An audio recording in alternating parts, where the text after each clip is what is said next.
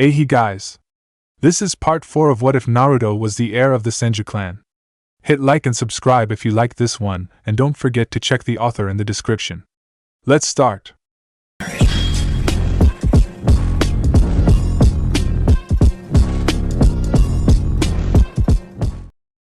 Chapter 14. Team's Training Ground 7. Upon leaving his previous team and becoming the apprentice of both Yamato and Kushina, the past 2 weeks had become fairly interesting for Naruto. For the first few days, both Kushina and Naruto had been stuck doing E-rank missions, as punishment for their pranking contest, which Naruto won by redesigning the entire ANBU division masks with ridiculous faces, where several of the members had to wear them as they chased after Naruto. Not to mention for all the damage they did during the contest, and for ruining the Hokage's private reading time with his Aika book. Yamato of course refused to help either of them, as he was still a bit peeved at how they left him holding the bill at the ramen stand. Eventually, though, things calmed down and Naruto got onto some hard training with his two senseis, Kushina of course decided that she would help train Naruto to further improve his kenjutsu, by teaching him her Arasujin no Mai, dance of the raging water goddess, sword style, which she created. The style itself involved using not only a sword but also water as a weapon as well, which was why the style was best used around a large nearby water source. But since Naruto could draw a large amount of water from the plants and air around him, he did not have this handicap. Yamato, on the other hand, started training Naruto to better use his Mokutan bloodline. During the course of the past few weeks, Naruto's skill in his bloodline improved, where instead of needing seeds to grow trees, he was able to create a fully grown one out of the ground by himself. Yamato also taught Naruto how to create wood binds, where Naruto could create wooden binds that would come from his body and wrap themselves around an opponent's body and subdue the person. But what amazed Yamato, when he was training Naruto, was that Naruto could not only grow trees and wooden objects, but also grow plants and manipulate them to a certain degree, something that he, Yamato, himself couldn't do. Hence, when Yamato informed the Sandaime, the old Hokage could not help but wonder if this was another mutation of Mokutan bloodline, or the next evolution to the bloodline, much like how the Sharingan can evolve to the Mangekyo Sharingan. But regardless of this, Yamato continued to help Naruto with his Mokutan abilities and in his plant abilities as well. "Nicely done there, Naruto!" spoke Kushina as she avoided another one of Naruto's slashes. "But try this!" she cried as she then stabbed forwards with her katana. Seeing this, Naruto did a backwards flip and landed on the small pond that was near them, where he channeled chakra to his feet so that he could walk on the surface. After Naruto avoided her attack, Kushina quickly jumped forward and onto the pond and attempted to slash at him again. Seeing Kushina coming towards him, Naruto quickly dipped his katana into the water underneath him and cried out, "Mizu no Jasho, rising water!"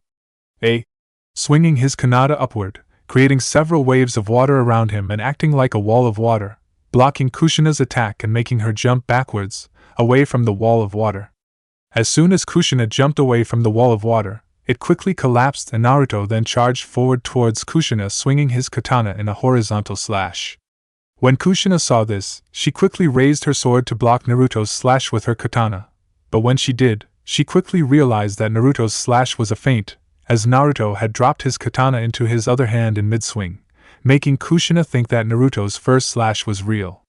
When the actual attack was the second slash, which Kushina could not avoid or block in time, where when Naruto swung his katana, he cried out, "Mizu no Atsuin, rolling water!" and slashed at Kushina's stomach. Thinking he had got Kushina, Naruto smiled, but it quickly faded when he saw Kushina revert into water, revealing that she had replaced herself with a Mizu Bunshin, water clone. "Pretty good, Naruto, you learned to use Mizu no Atsuin better than I expected you to, but still, you're lagging a bit when you're switching your katana from one hand to the other," spoke Kushina a bit away from behind Naruto, who quickly spun around to face his sensei. As soon as Naruto spun around to face her, Kushina quickly threw several kunais, with exploding notes, tied to them at Naruto. Seeing them, Naruto then quickly spun his katana and held it backwards and quickly started to spin around at high speed and drawing the water around him to create a swirling vortex of water around himself. As Naruto spun around, he quickly cried out the name of the technique. "Sekai no Mizu, swirling water!" Where when the kunais hit the swirling water barrier, they exploded. But thankfully, the swirling water shield did its job and protected Naruto from the blast. "Nicely done, Naruto. Now let's see how much you have improved these past 2 weeks," said Kushina before she then drew some water from the pond underneath her and coated her katana with it. After which she then charged forward with her katana thrusted forward at Naruto at high speed, where she cried out, "Takyo Yogi, treading water!" When Naruto saw Kushina coming at him with her water-covered katana thrusted forward, he quickly prepared to counter, where just when Kushina was only a few feet away from him, Naruto quickly swung his katana down onto the water and created a large wave of water that acted like a wall that separated himself and Kushina. The wall of water of course did little to stop Kushina's attack, but when Kushina struck through the wall of water and stabbed Naruto, the wall of water collapsed and Naruto collapsed with it, revealing that the Naruto behind the wall was just a reflection created by the wall of water. Mizu no Kagayaku, glittering water! When did he fully master that? I only showed him that move a few days ago, thought Kushina in surprise, as she had only shown Naruto that move once. But as Kushina was recovering from her surprise at Naruto mastering Mizu no Kagayaku so quickly and at how she had been tricked by Naruto, the real Naruto appeared from behind her, with his katana covered in water, charging at Kushina at his top speed with his katana thrust forward, showing that he was using Takyo Yogi. Sensing danger from behind, thanks to her many years in the ANBU division, Kushina quickly flipped backwards, just as Naruto was about to stab her, whereas she flipped over Naruto she kicked him in the back on the head slightly.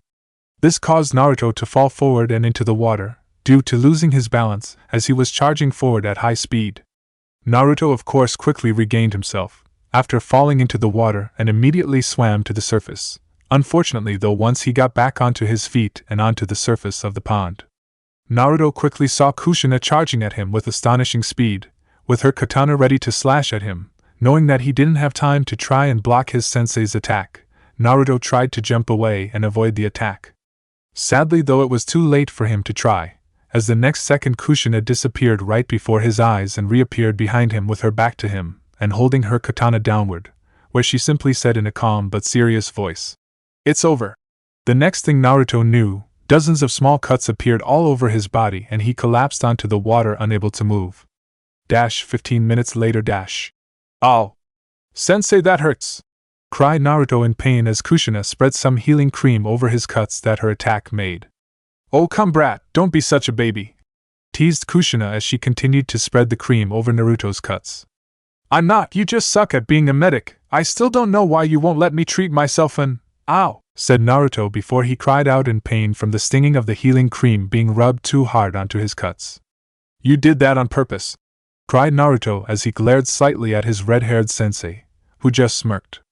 After Kushina had covered all of Naruto's cuts with the healing cream, Naruto turned to his female sensei. "Kushina-sensei, what was that last move you used on me?" "The move was called Jinsakumizu, Swift Water, It's one of my stronger moves, where I use my water affinity to gather tiny small blades of water from the moisture in the air and around my blade, allowing me to cut my opponents multiple times when I swing it. In a way I use the very air itself as my weapon." "Wow," stated an impressed Naruto. "Can you teach me that?" "Maybe later since that move is a little bit too advanced for you yet," replied Kushina, where Naruto got a disappointed look on his face upon hearing this. "Do not look so disappointed, Naruto-san. You've already shown impressive skills by mastering most of the basic moves in Kushina's Arasujin no Mai style," spoke Yamato, as he had been watching the sparring match between Kushina and Naruto. "He's right, Naruto. You've already progressed faster than I expected you to. You should be proud of what you have accomplished so far, but you should take your time to fully master the rest of the basic moves and then improve on them, before wanting to learn my more advanced moves. Since if you advance too quickly, you won't gain the experience needed to use the techniques to their full potential or the knowledge to later improve on them," spoke Kushina. Naruto of course nodded in understanding, as back when he was younger, Jiraiya had told him something similar, back when he was training him, stating that a man who has mastered using a wooden stick in a fight will always defeat a novice who is using a steel sword. "Although your spar battle was very impressive, I've to say it seemed to have gone a bit too far for my taste," spoke Yamato, where he stared at Kushina. "Humph. Don't look at me. I told the kid that if he wanted to learn my fighting style, it would be harsh and I wouldn't go easy on him. Besides, I held back when I used my Jinsakumizu, where all he got was a few cuts, for if I hadn't he would be in pieces right now," replied Kushina. Naruto of course reluctantly agreed with Kushina's comment, as he knew that Kushina could have beaten him easily at any time during their fight, since she was a former ANBU captain and had far more experience and skill than he had right now. Yamato also nodded, since he knew how strong Kushina was from several missions he had done with her over the years and knew she had held back a great deal during her spar with Naruto. But still, he had found that she might have went a little bit overboard during the fight, as regardless of how talented Naruto was, he was still only a young boy and a newly made genin, where he could have easily gotten seriously hurt. Very well then, but we'll finish training today, as it's time for your joint training with the other teams, as Asuma-san, Kakashi-san and Kurenai-san have sent their time schedules to me indicating when it would be best for them for you to train or work with their teams, spoke Yamato. So who will I be joining today, Yamato-sensei? Asked Naruto. Today you'll be working with Kurenai-san and her team, then tomorrow you'll be working with Asuma-san and Team 10, and the next day you'll be with your former team, Team 7, answered Yamato. Naruto of course was happy he would be working with Hinata and her team first, as he hadn't seen her since the team sortings. Although he wasn't too thrilled with being Kiba and could only hope he matured a bit, although it was unlikely, he didn't mind working with Team 10 much, as he didn't really know them all that well other than that girl Ino, who he crashed into a while back and who had been following him not too long ago. Although what got Naruto slightly worried about her was that he had the sneaking suspicion that she was becoming or had already become another one of his fangirls, given how she was following him a while back. This of course was the last thing Naruto wanted or needed, given how he had enough trouble with the ones he already had and didn't need anymore. But as annoyed as Naruto was about having the possibility of another fangirl and having to work with her, the thing that bothered him most was that he would be working with Sasuke, Sakura and Sai. Sure, he was happy he would get to train a bit with the famed copycat ninja Hatake Kakashi, but even he wasn't too thrilled with having to work with Sasuke, Sai and Sakura. Sasuke of course annoyed him the least of the three, as he was strong and a serious shinobi at least, but he refused to work with others, believing that they just hold him back. Not to mention the fact that he was too busy brooding in his own personal little world to even talk to someone like an equally, always believing that they were just a waste of time and space. Next there was Sai, who although Naruto had only met once, still disliked, since Naruto found him to be a jerk, despite his friendly-like appearance. There was also the fact that there was something that was off about him, which made Naruto not trust him, despite the obvious clues. Since to Naruto he seemed like some kind of human doll doing the bidding of another. Then finally there was Sakura, who Naruto found the most annoying, as it was obvious that she was infatuated with Sasuke, and wouldn't agree with anything with anyone unless Sasuke said it. What annoyed Naruto even more was that she wasn't even a serious shinobi, as she obviously only became a ninja in the hopes of getting close to Sasuke. This was of course unacceptable to Naruto, as people like Sakura get herself and her team killed on a serious mission, given how her physical and other skills were minimum at best, and the only thing she had going for her were her book smarts, which would only get her so far in the real world. The only thing Naruto could do was hope that at some point she would get a serious wake-up call before it was too late. After Naruto had rested a bit and ate a bit of lunch with his two senseis, he headed off to meet Kurenai and the other members of Team 8. With Kurenai currently waiting at Training Ground 2 was the Jonin sensei of Team 8, Yuhi Kurenai, who was currently waiting for her 3 students and her new part-time student Senju Naruto. As she quietly waited for her student's arrival, she soon saw Naruto walking towards her. As he came closer, Kurenai noticed that Naruto had several cuts on his clothes and on his arms, which were nearly healed.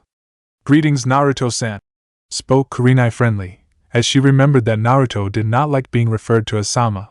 Plus, since he was her student now, she would treat him like any of her other students. "Oh hey, Kurenai-sensei," greeted Naruto with a friendly smile. "I hope nothing serious happened?" asked Kurenai, as she indicated at the cuts on Naruto's clothes and the slight healed cuts on his arms. "No, not really, just training with Kushina-sensei," answered Naruto, where Kurenai just nodded as she heard how during spars or training Kushina could be a bit rough. "Well, Naruto, since we've a few minutes before the others arrive, I believe I should tell you how exactly I'd be training you. Now, as you know, the Hokage has asked me to help in you training in Genjutsu, but I can only train you part-time, as I have my own team to train. But during the time that you're with my team, you'll also work on missions with us." "Sure, that fine by me, Kurenai-sensei. Good. Now I would like to know what kind of Genjutsus you know, so that I will know where to start with your training." "Well, I know only a couple of Genjutsus like Magen, Kokoni Erase no Jutsu, Demonic Illusion, False Surroundings Technique, Magen, Nijuko Koni Areza no Jutsu, Demonic Illusion, Double False Surroundings Technique, Megan, Narakumi no Jutsu, Demonic Illusion, Hell Viewing Technique, Kori Shinshin no Jutsu, Sly Mind Effect Technique, Megan, Jibaka Satsu, Demonic Illusion, Tree Binding Death. And I also know how to detect and release myself genjutsus. At hearing this, Kurenai raised her eyebrow, as she was impressed with Naruto's skill level in genjutsu, and only wished he had been as skilled when she was his age. Naruto and Kurenai continued to talk for the next few minutes, until Koreanese team arrived. Senju, what the hell are you doing here? Asked annoyed Kiba, when he came up to Naruto and Kurenai. Kiba, be respectful, as Naruto here will be working with our team from time to time, where he will be training with us and doing missions with us as well. Spoke Kurenai. What? Cried Kiba in surprise. At the same time, upon hearing this, Shino raised an eyebrow and turned to look at Naruto, while Hinata smiled at having the chance of working with her friend and training with him. Why the hell is he working with our team? He has his own team, spoke an angry Kiba.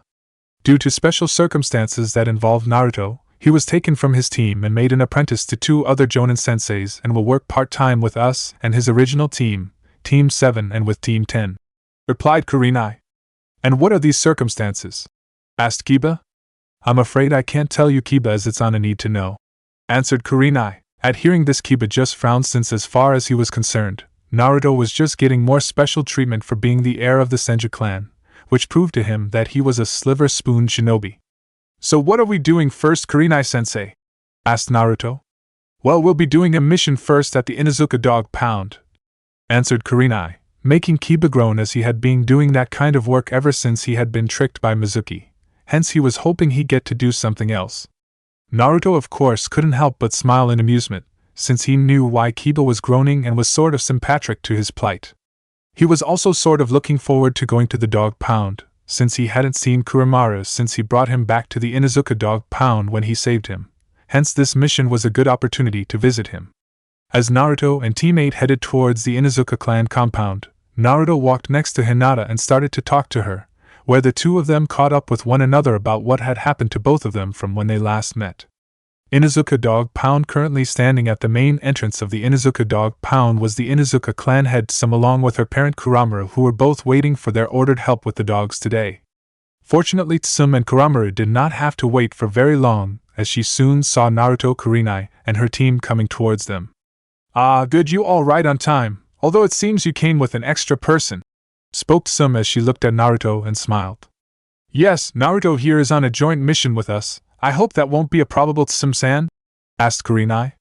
Nonsense, the more the merrier, as many hands make light work, spoke the Inuzuka clan head before she turned to Naruto again. It's good to see you again, pup. Same here. Tsum-san, is Kuramaru here? Yep, he's here, and I'm sure he'll be happy you see you, answered Tsum, before she then turned to Kurenai and the rest of the team. Now then, I'm sure you all want to get started, so I won't hold you off any longer, spoke Tsum, where she then looked at her son. Kiba, since you still have your punishment chores, you can do them now.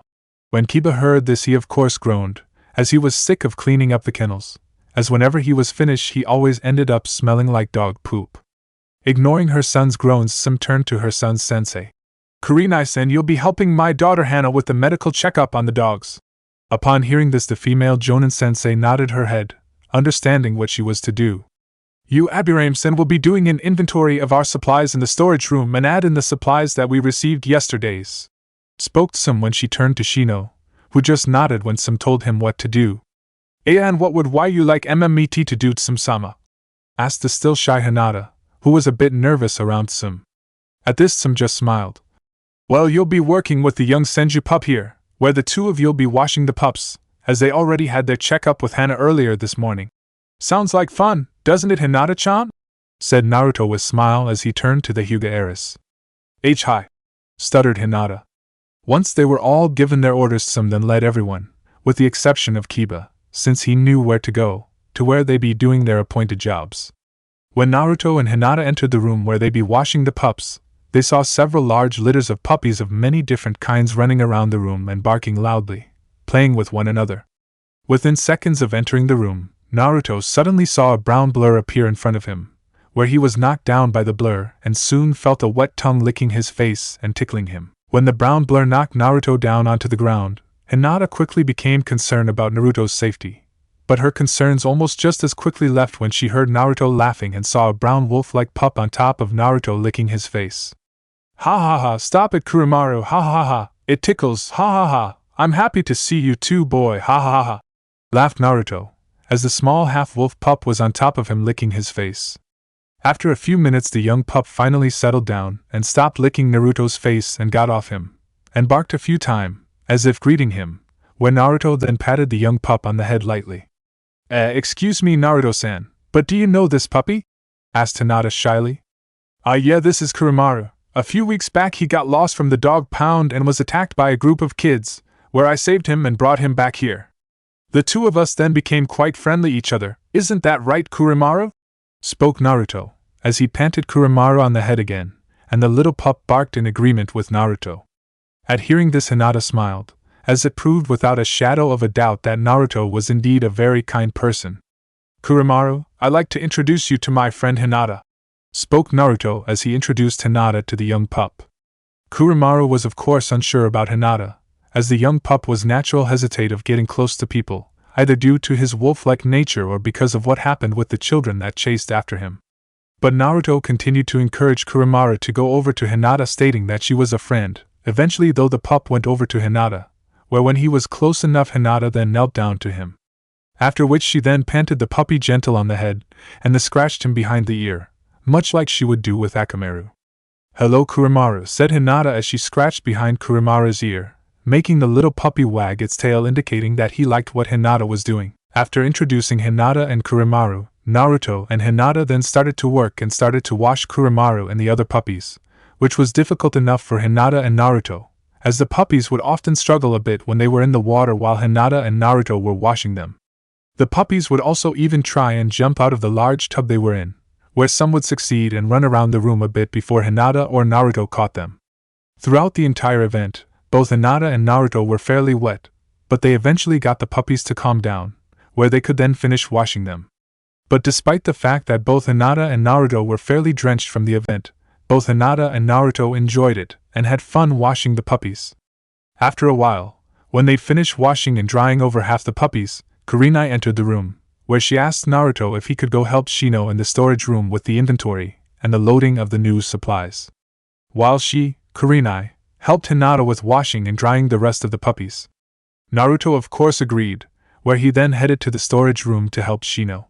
When Naruto entered the storage room he saw that Shino was having difficulty with carrying a large box filled with dog food.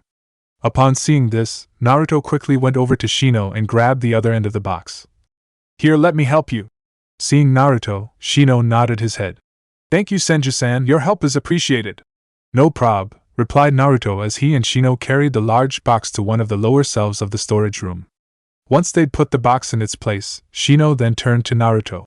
If it's not too much trouble Senju-san, would you be able to handle sorting the rest of the boxes and crates, while I finish the inventory?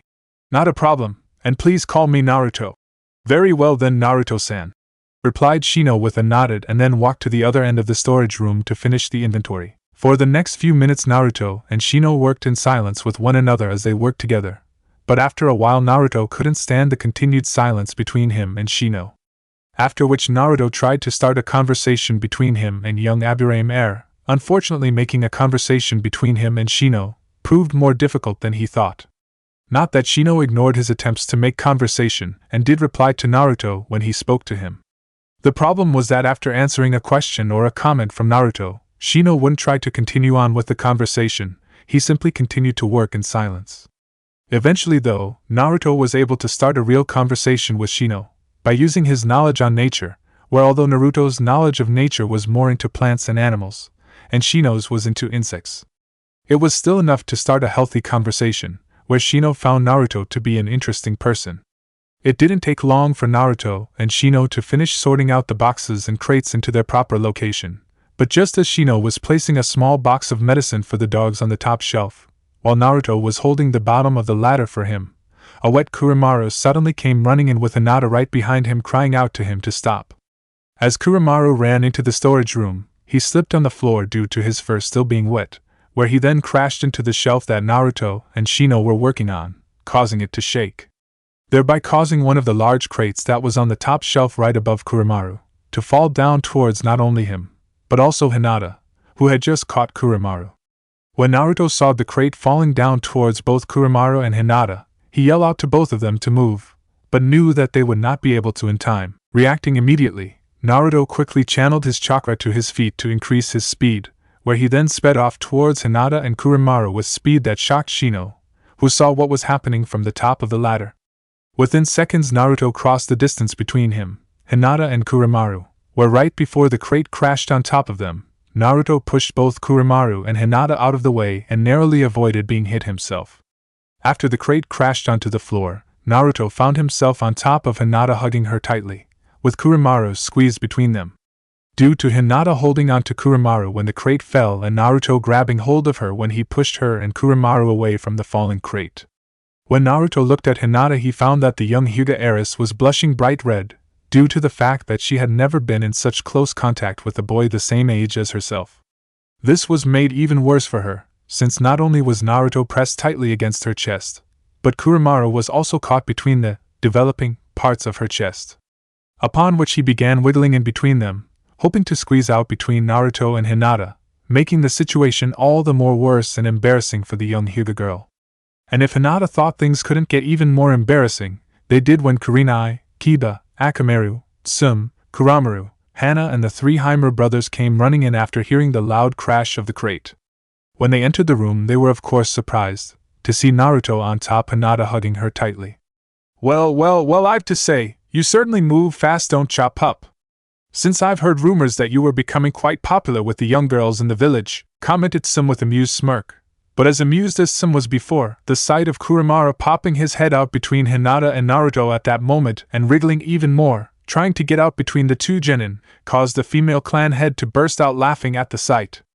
Even Hana and Kurenai chuckled slightly at the sight, at how funny it was. The only one who wasn't laughing was Kiba, as from the look of things, Kiba's point of view that is, it looked like Naruto was trying to force himself on his teammate. Senju! What the hell are you doing to Hinata? Cried Kiba angrily. When Naruto heard some comment, he naturally became embarrassed and turned red much like Hinata, although nowhere as near as red as she was. But after Kiba's angry accusation, Naruto quickly let go of Hinata and jumped onto his feet, waving his hands in denial. Wait. It's not what it looks like, I swear, said Naruto, worried at what Kurenai and the others were thinking. Well then, why don't you tell us exactly what happened? Asked Kurenai with an amused smirk, as she was certain there was a reasonable explanation, as she highly doubted Naruto would do anything inappropriate. Once Naruto had helped Hinata back onto her feet, who were still very red, and he had finished explaining what happened. Kiba was as always skeptical of Naruto's explanation, but thankfully Shino backed Naruto up as he had seen what had happened, hence Kiba had no choice but to believe Naruto. Once Naruto finished his explanation as to what happened, he turned to Hinata and asked if she was okay. Hinata of course stuttered out how she was fine and thanked Naruto saving her. Kuramaru also thanked Naruto for saving him by jumping onto Naruto again and licking him. Once Naruto got Kuramaru to settle down again, Naruto then apologized to Tsum as to what happened to the crate and for the stuff that was broken in it. But Tsum told him that it was alright and that she'd rather have what just happened now than have somebody getting hurt. Once the matter was then settled, Shino and Naruto cleaned up the mess, after which Naruto and the rest of the team finished off the rest of their duties, where Tsum thanked them and that they could leave. Well, good work all of you. Since the mission is now done, you all have the rest of the day off, spoke Kurenai. Upon hearing this, the four genin all nodded their heads in understanding and went their own separate ways. But before Naruto could walk very far away, he suddenly heard his name being called out by someone. When he turned up, he saw a blushing Hinata slowly walk up to him. What's up, Hinata-chan? Asked Naruto, where he heard her mumble something, while at the same time pressing her index fingers in and out. Author's note, you know that thing Hinata does. But since she was mumbling, Naruto couldn't quite hear what she was saying. I'm sorry, Hinata-chan, but I can't hear you. What did you say? Asked Naruto. I want to thank YUA again, as YUCC could be been hurt when YYU saved MME. Stuttered the still blushing, shy young girl. At this Naruto smiled. No problem, Hinata-chan, since that's what friends are for, and I'm sure you would have done the same for me. At hearing this, Hinata couldn't help but blush a deeper shade of red, as few people ever really complimented her in any way, where she thanked Naruto again, after which Naruto told her it was not a problem and then shunshined, body flickered, away. Currently standing not far away from where Naruto and Hinata were just talking, was the team sensei Kurenai, who could not help but overhear Hinata thanking Naruto again. As she listened to the two genin talk, Kurenai also noticed how Hinata was blushing an even darker shade of red when Naruto complimented her, and was mumbling a lot more, not to mention that every time Hinata looked at Naruto she blushed a little more. When she saw this, Kurenai couldn't help but smile, as it didn't take a genius to figure out that the young girl was developing a crush on Naruto, especially considering how Naruto put himself in harm's way when he saved her and the young puppy. "You certainly live up to your reputation, Naruto-san," thought Kurenai, as she remembered hearing from Kushina several days ago that Naruto had developed a little habit of saving princesses and gaining their attraction. Since she had heard from Kushina that Naruto helped protect and save the daughter of the former high priestess of Oni no Kuni, Demon Country, from a group of enemy shinobis. She also heard from Kushina that Naruto even saved the fire daimyo's granddaughter from a wild bear. Hence Naruto lived up to his reputation by saving Hinata, as she was the heiress of the Hyuga clan and was basically a princess of the clan, due to being the daughter of the clan head Hyuga Hayashi. When Naruto left, Kurenai then walked up to Hinata and smiled to her. Pretending to know nothing, Kurenai asked Hinata if she would like her to walk her, Hinata, home, which Hinata too agreed. As they walked to the Hyuga compound, Kurenai started a conversation with Hinata. "Naruto is quite an interesting young man. Hi, Naruto-kun is a very kind person," replied Hinata with a slight blush, which was the final confirmation Kurenai needed, when she heard Hinata's suffix and saw the blush at the mention of him, which of course made Kurenai smile again. After which the two silently walked together to the Hyuga compound. Next day at Training Ground 5, currently standing in the middle of Training Ground 5, smoking a cigarette, was the leader of Team 10, Sararobi Asuma, son of the Sandaime Hokage. Asuma was currently waiting for the arrival of his team, along with a new addition Senju Naruto, who was doing joint training with them today. As Asuma waited for the four genin to arrive, he soon sensed a presence coming up from behind him from the tree line. Asuma could tell that the person had some skill, as the person hid their presence well and made sure not to make any sound and keep hidden. But even still, Asuma wasn't a jonin of Konohagakure for nothing and could sense the person coming, thanks to many years of being a shinobi. "You might as well stop hiding, I know you're there," spoke Asuma as he waited for the person to show himself. At hearing this, the person knew the jig was up and jumped out of the tree he was hiding in and appeared in front of Asuma, revealing the person to be none other than Naruto. "I guess I should have figured you would have sensed me coming," stated Naruto, as he had wanted to see how good his stealth skills were and who better to test them against than a jonin, who also happened to be a former member of the Shugenin Junichi, 12 Guardian Ninjas. "I admit you're pretty good, but you're still a long way off before you're able to sneak up on a jonin-level shinobi without them sensing you," replied Asuma, where Naruto just nodded. "So where are the others?" asked Naruto. "They should be here soon, but before they arrive I thought I should tell you what I have planned to do today," said Asuma. "Today I'm basically going to have a mock battle, where you will face against my team by yourself." "Why? Would you want that, Asuma-sensei? Wouldn't it be better that I face off against them one at a time or have us split up in pairs?" asked Naruto. "Normally that would be true, but you see I've been having a little trouble with getting my team to work together, as Shikamaru lacks any real motivation to do much, despite the fact that he has the ability to be an excellent shinobi. Choji also doesn't have any real motivation either, and easily loses confidence in himself, where he would much prefer gorging himself than train or fight," said Asuma, when Naruto nodded in understanding, after which Asuma continued on.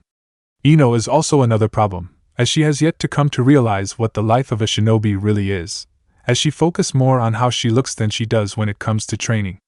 She avoids eating much and is constantly on some kind of diet, and frets over her clothes and hair, worrying that they get dirty, which of course is linked to Ino's biggest problem," stated Asuma. "She a fangirl?" stated Naruto bluntly before Asuma could finish, who just nodded. "Yeah, hence why I'm hoping that if you fight against them you can get them to work together or at least see the value of working together as a team," spoke Asuma. "Plus I'm hoping that if Ino is forced to fight you, she might become a little more serious in her training instead of fretting over her looks, after fighting her new crush," continued Asuma with a smirk. Since when he mentioned this, the young blonde groaned loudly and slapped his forehead with annoyance, as Asuma had confirmed what he had already suspected: Ino had become his newest fangirl. After a minute or two, Naruto soon got over the annoyance of having another fangirl and then spoke to Asuma. Well, I've no problem in that, but I'll have to hold back on them a lot, as I can't use most of my abilities. Asuma of course nodded at this, as he knew that his father had ordered Naruto keep his abilities hidden for as long as possible, or at least until the Chunin exam. This was because the Hokage feared that if people knew what Naruto could do, then word might leak out to the other shinobi villages, who would then most likely send assassins after Naruto, to prevent him becoming a threat to them in the future. That's not a problem, as I wouldn't want you to go all out on them to begin with. All I want you to do is basically get them to work together, answered Asuma, where Naruto just nodded. Now before they arrive, there's something else I would like to ask you. Sure, what is it, Asuma-sensei? Asked Naruto. Well, I heard from Kakashi about a wind technique that you created and I was wondering if you could show it to me? Asked Asuma, as he was interested in seeing the technique with his own eyes. Sure, said Naruto, as he liked to show off a little every now and again, since for most of his life he had to keep hidden due to fear of his parents' enemies coming after him. Plus he sort of liked getting attention for something he did and not because of whose son or descendant he was. Naruto then drew out his katana from his back and then started to channel his wind chakra to the tip of his blade and swung it in a horizontal slash while crying out, Surashifu, wind slash! Where a crescent-shaped blade of wind erupted from the katana blade tip. The blade of wind flew at a nearby tree with frightening speed, where the blade of wind sliced through the tree and continued onto another tree behind the first, cutting right through it as well. After which the crescent blade of wind dissipated and the top halves of the two trees fell to the ground at roughly the same time together. When Asuma saw the technique, he could not help but gap at it. Sure, he knew all about it, as Kakashi had told him about it. But seeing it with his own eyes, instead of hearing about it second hand, was another story. After getting over his surprise, Asuma then turned to Naruto. Pretty impressive, kid. How did you come up with it? Well, I created it by accident, when I was training in using Hien no Jutsu, flying swallow technique. Back when I was practicing in using it, after Ero-sennin taught me how to do it, I accidentally added too much chakra and lost focus of the wind chakra around my katana when I was swinging it. I then lost control of it, where I created a rough wind-like blade and did some damage to a nearby boulder. When I saw what I did, I came up with the idea of Surashifu, whereby channeling a concentrated amount of wind chakra into the tip of my blade, and firing it with exact timing in the shape of a crescent moon as I swing my sword, spoke Naruto. After hearing this, Asuma couldn't help but shake his head in amusement and puff out a puff of smoke from his mouth as he took his cigarette out. Even after hearing about this and seeing the technique with his own eyes, he still found it little hard to believe that Naruto could create something so simple, yet so brilliant and deadly. But then reminded himself that Naruto was the son of Tsunade, the slug princess of the Densetsu no Sannin, legendary three ninjas, and the Yandame Hokage, better known as Konoha no Kiroi Senko, Yellow Flash of the Leaf. The two strongest shinobis of their time, hence the kid had the potential to be great with his pedigree alone. I'm also guessing it's a lot harder to do than it sounds?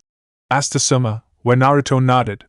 Yeah, it is, as it took me a while to master the technique before I finally got the hang of it, and even then I had to master the Hien no Jutsu first, stated Naruto, where Asuma nodded in understanding.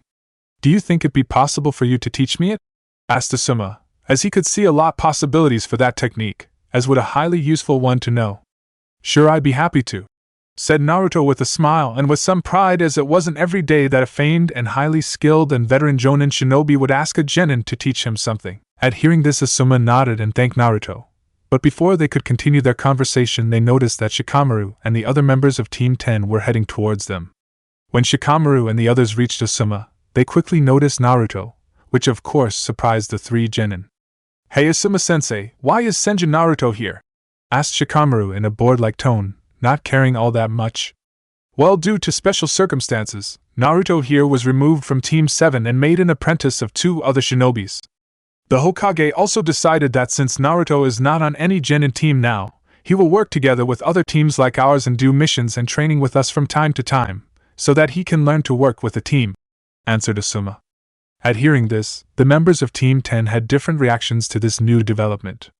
Shikamaru raised an eyebrow, but then just shrugged his shoulders and sighed. What a drag, knowing Asuma-sensei he'd probably work us twice as hard as normal now. Hopefully though, Senju here would be a troublesome person, thought Shikamaru. Choji of course didn't mind much and just kept eating the crisps that he was munching on. Ino on the other hand was ecstatic at hearing that Naruto was going to be on her team. Yes! Naruto-kun is going to be on my team now! Take that, Sakura, you're not the only one that has her man on her team now, thought Ino. I guess that's okay, said Shikamaru. But what happened over there? Indicating at the two falling trees. Well, I was just doing a bit training, while I was waiting for all of you, and I got a bit carried away, lied Asuma, not wanting to put Naruto in the spotlight. Shikamaru of course narrowed his eyes as with suspicion at this, as he found it difficult to accept his sensei excuse. But before he could ask further on the matter, Asuma spoke again. Now then, since that matter is settled, I think we should have a little introduction with each other. What exactly would you like us to say to one another, sensei? Asked Ino. How about we tell each other our names, what we like, what we dislike, our dreams for the future, and our hobbies? Spoke Naruto, taking a page out of Kakashi's book. At this Asuma nodded, seeing as the best way for Naruto to get to know the rest of the team. That's fine, I start things off. My name is Sarutobi Asuma, my likes are soda, sausages, Tororo and smoking my cigarettes. My dislikes are people who make a fuss over my smoking, people who are always in a hurry, and those who betray their oaths. My hobbies are playing shogi, and my dream for the future is that I can one day have a family of my own.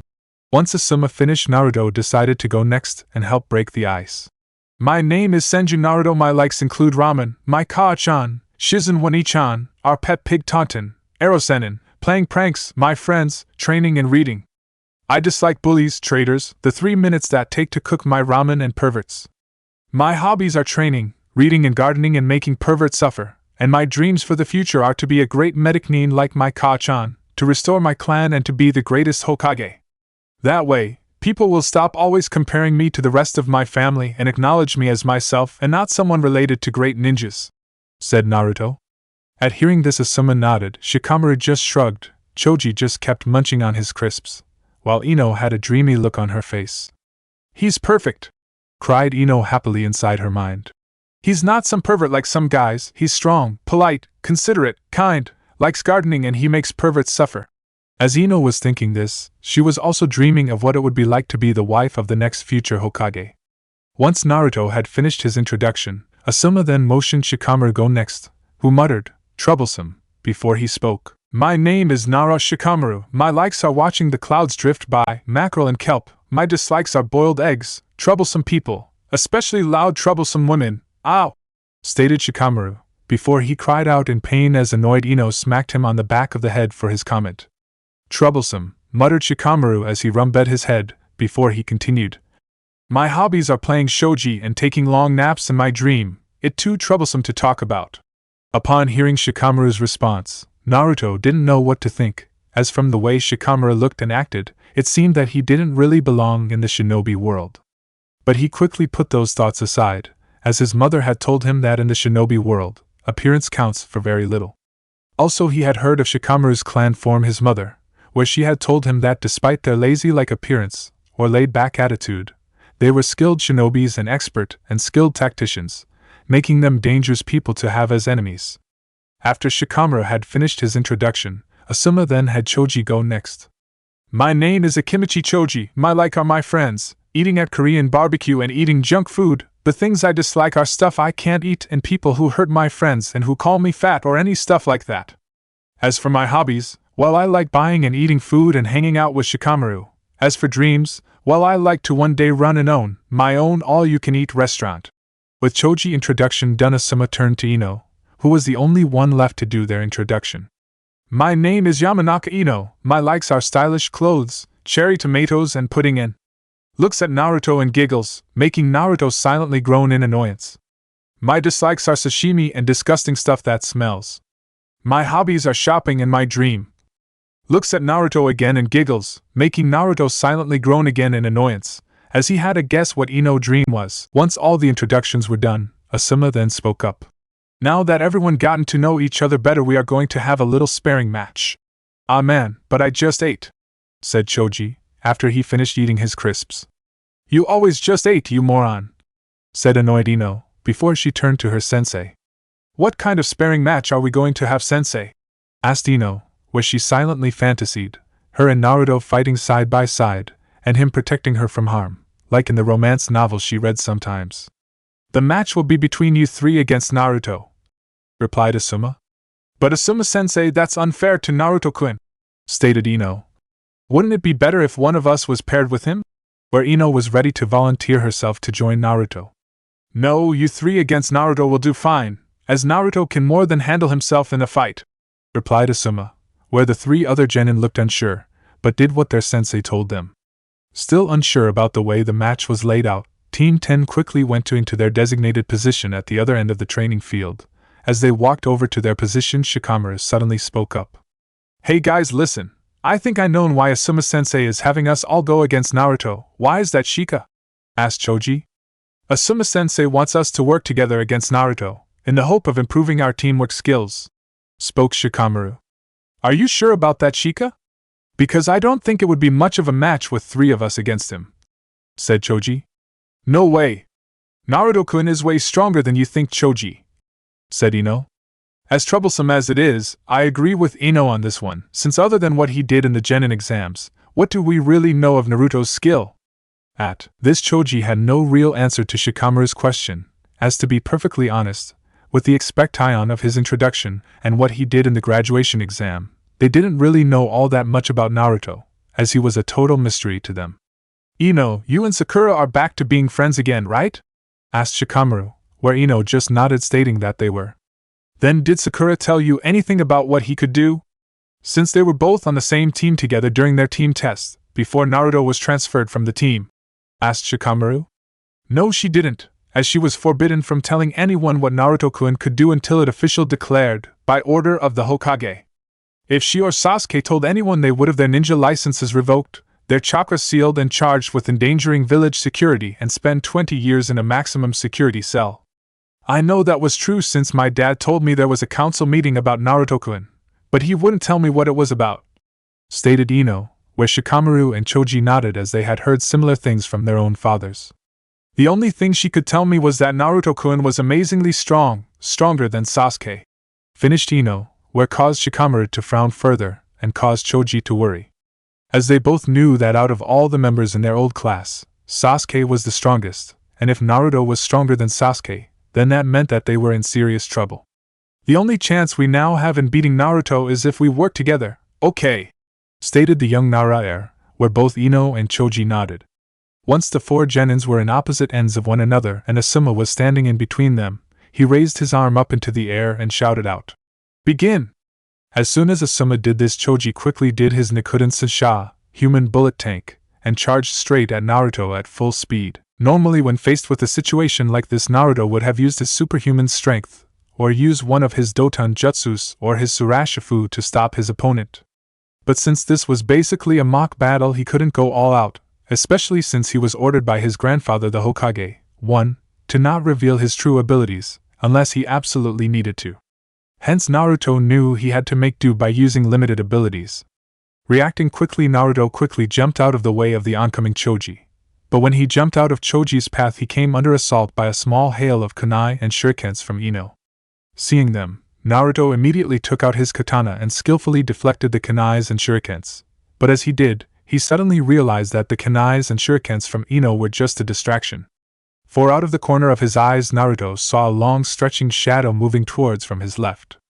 Upon seeing the stretching shadow, Naruto knew it was Shikamaru's, where he quickly jumped backwards, high into the air. When Shikamaru saw this, he quickly stretched his shadow forward, hoping to get Naruto when he landed. But when Naruto landed back onto the ground, he realized that Naruto was too far away to his shadow to reach him, upon which he called his shadow back. When Naruto saw this, he began to wonder why Shikamaru did not have his shadow go after him, but after thinking it over for a minute, he quickly realized that there was a limit to how far Shikamaru could stretch his shadow. This was of course something Naruto knew he could use in this fight, but he would have to figure out how far exactly Shikamaru could stretch his shadow. Knowing that Shikamaru was the most dangerous of the three, Naruto knew he would have to take him out quickly, where with Shikamaru down, Ino and Choji would then quickly follow. Taking out several shurikens, Naruto then threw them at Shikamaru, who quickly moved out of the way to dodge them. But what he didn't know was that Naruto used Kage Shuriken no Jutsu, Shadow Shuriken technique, and threw twice as many shurikens than he appeared to, where they hid within the shadow of the first wave of shurikens. So when Shikamaru moved out of the way of the first wave of shurikens, he was hit by the hidden wave.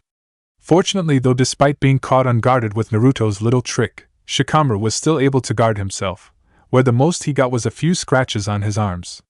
With Shikamaru temporarily distracted, Naruto quickly charged straight at Shikamaru with his katana, but as he headed for Shikamaru he had to deflect several shurikens thrown by Ino with his katana, who tried to stop him, but failed in doing so. Seeing that her attack failed to stop, Ino quickly jumped in front of Shikamaru with the kunai out forward to try and block Naruto's attack. When Naruto saw Ino jump in front of Shikamaru, he could tell that she wouldn't be able to stop him, as he could clearly see the nervousness and hesitation in her, by the way she took her defensive stance. Not wanting to really hurt the young Yamanaka heiress, nor wanting to have to deal with her and give Shikamaru a chance to capture him in his Kage main no jutsu, Shadow Imitation Technique, Naruto quickly disappeared in a blur right before Shikamaru's and Ino's eyes and reappeared right behind Shikamaru with his sword raised, where all Ino and Shikamaru could think was fast. When Naruto reappeared behind Shikamaru, he quickly spun his katana around so that the back of the blade was forward, where when he hit the young Nara, he would be just knocked out. But before Naruto could swing his katana fully and knock Shikamaru out, he suddenly heard a loud rumbling sound, where when he turned around he saw Choji in his human meat tank form rolling towards him, and shouting out, "OHNO you don't!" Seeing this, Naruto quickly jumped away from Shikamaru and into the air to avoid Choji's attack, after which he then quickly threw several kunais at the ground around Choji, embedding them deeply into the ground. Thinking Naruto was trying to hit him with kunai, Choji tried to move out of the way, but when he tried, he found he couldn't move. "What's wrong with Choji? Why doesn't he move?" asked Ino. "He can't look more closely," stated Shikamaru, as he saw with his keen eyes what had happened to his best friend. When Ino narrowed her eyes to look more closely, she noticed the thin steel wire wrapped around Choji, keeping him from moving. "Shinobi wire!" stated Ino with surprise, where Shikamaru just nodded. "Yeah, Naruto purposely missed Choji with his kunais so that he could trap Choji in the shinobi wire, which was wrapped around the kunais. Where when Choji saw the kunais thrown at him, he would try and move away, thereby fully tangling himself in the shinobi wire. Also, the more Choji moves, the tighter the wire will get, keeping him from moving altogether," stated Shikamaru, where he had to silently complimented Naruto, as it was good move. When Naruto landed back on the ground, he was quickly put on the defensive by Shikamaru, who had used his Kage main no jutsu to stretch his shadow towards Naruto. Seeing this, Naruto began to jump backwards to keep ahead of Shikamaru's shadow, while at the same time, he was also trying to see how far Shikamaru could stretch his shadow, so that he could have an estimate of his safe and danger zone with Shikamaru. After jumping back a couple of meters away from Shikamaru, Naruto then found the limit to the stretching of Shikamaru's shadow. But after finding out the limits of Shikamaru's technique, Naruto then saw Choji free himself from the shinobi wire by deactivating his Nikuden Sasha and returning to his original form. After seeing this, Naruto then decided it would be best to make a tactical retreat, so that he could plan out his next move against Shikamaru and the others, where he quickly jumped into the tree line to hide. After Naruto went into the tree line, Shikamaru and the others decided not to go after Naruto, for fear of being ambushed by him. They then quickly took up a defensive stance formation, where they had their backs to one another, and could see any kind of attack that Naruto would make from any given angle. As they waited, Shikamaru began to plan out what to do and figure out what Naruto would do next. After a few minutes of waiting, they soon came under attack from Naruto, who appeared in the air above them and dropped down several kunai and shurikens down on them, forcing them to break apart. "Shit! He's trying to break us apart and take us out one at a time," thought Shikamaru as he avoided the kunai and shurikens from above. After avoiding the failing projections, Shikamaru started to look around for Naruto, and where he would appear next. As he looked around, he saw Naruto suddenly appear behind Ino, and was about to knock her out. "Ino, watch out!" cried Shikamaru to his female team members. After hearing Shikamaru cry, Ino quickly tried to spin around to face Naruto with her kunai, but when she tried, Naruto caught her arm, which held her kunai, as she was in mid-spin, stopping her from fully facing Naruto. "Sorry, Ino-chan, but this is where it ends for you," spoke Naruto, as he was about to deliver a chop to the back of her neck to knock her out. But before he could do this, Shikamaru threw a kunai at Naruto, forcing him to jump away from Ino, where Choji then steam-rolled his way towards Naruto from his left-hand side in his Nikuden Sensha form.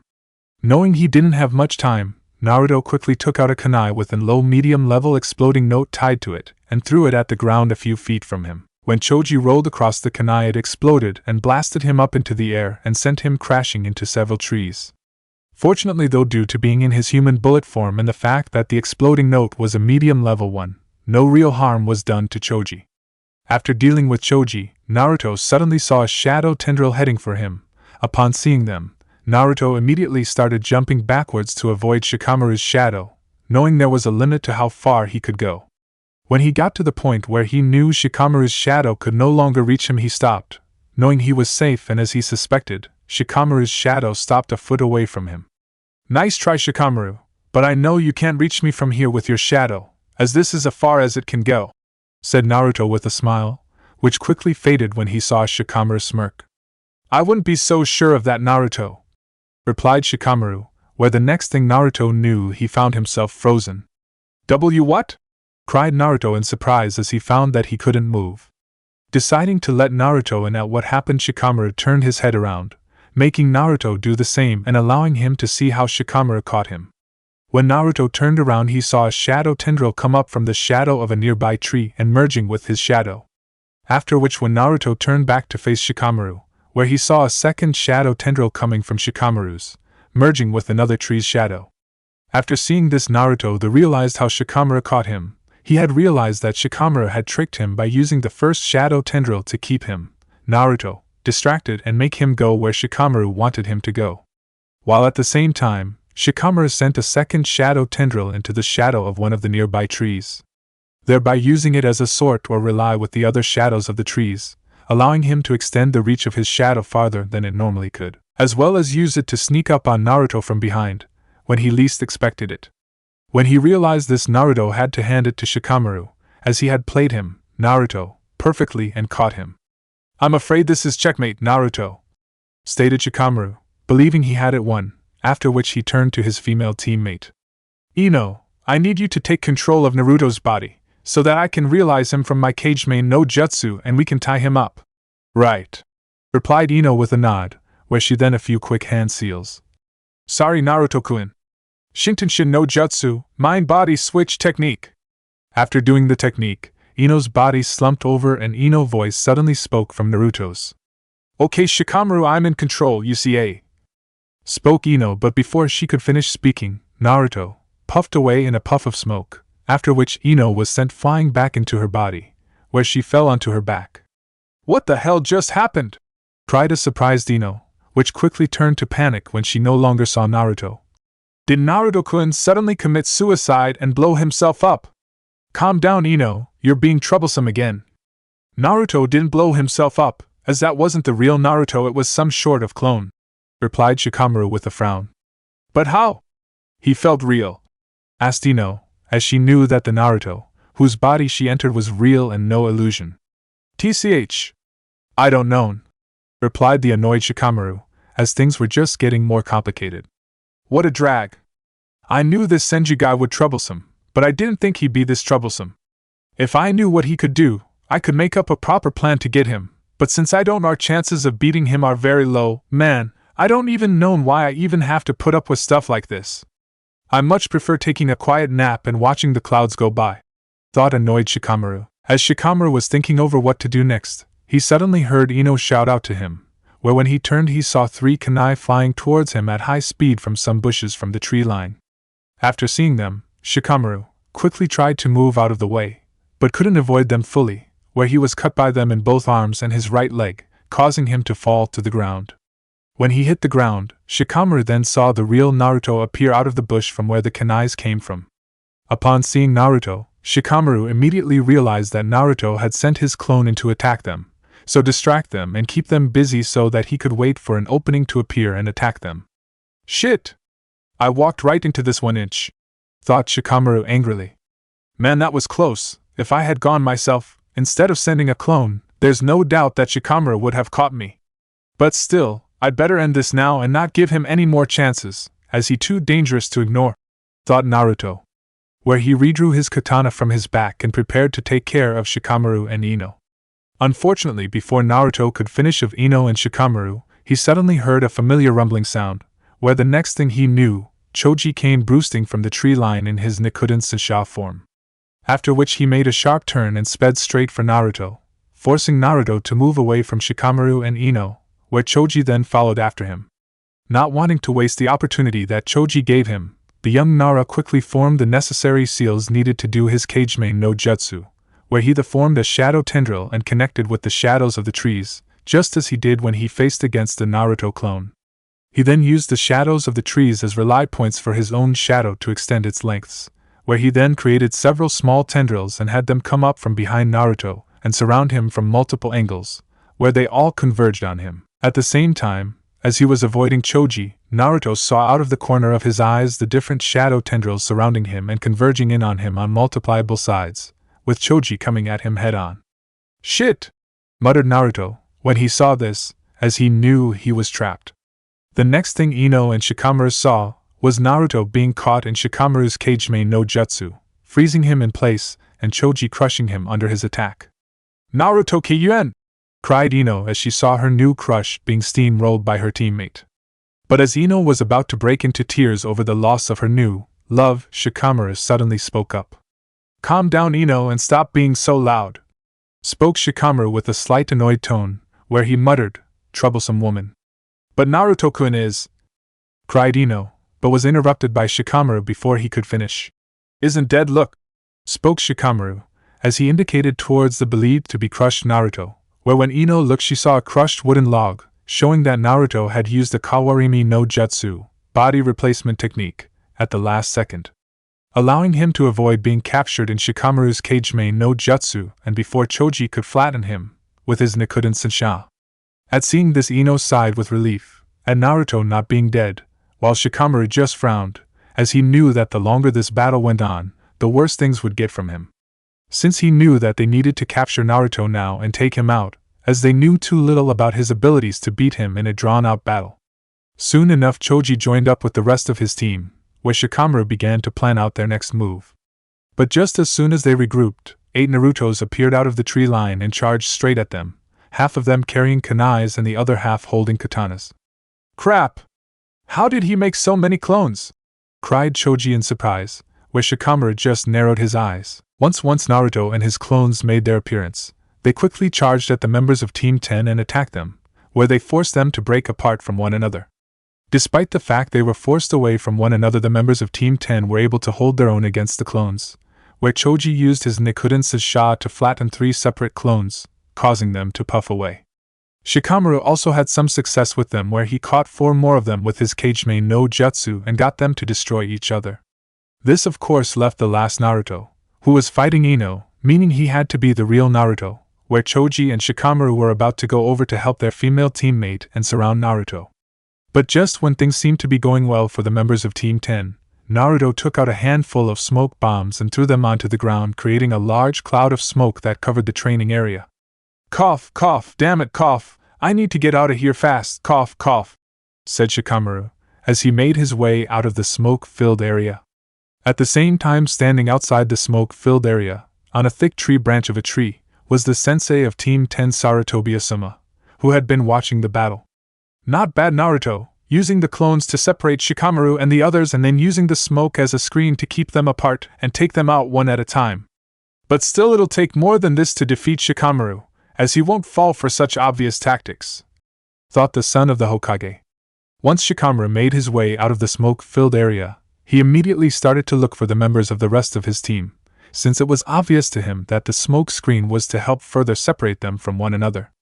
Hence he had to hurry and find the rest of his teammates. Fortunately, it didn't take him long for him to find Ino, who had emerged from the smoke coughing heavily. "Ino, are you okay?"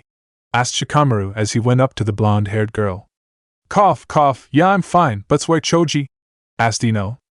"I don't know, but he can't be far, we have to hurry, as Naruto's plan is to separate us and break us apart, so that it would be easier for him to beat us," replied Shikamaru, where Ino just nodded in understanding. Luckily though, Shikamaru and Ino didn't have to look far, as Choji quickly came running towards them, panting slightly. "Choji, you okay?" asked Shikamaru. "Yeah, I'm fine, just a little tired," replied Choji. Do you want something to eat?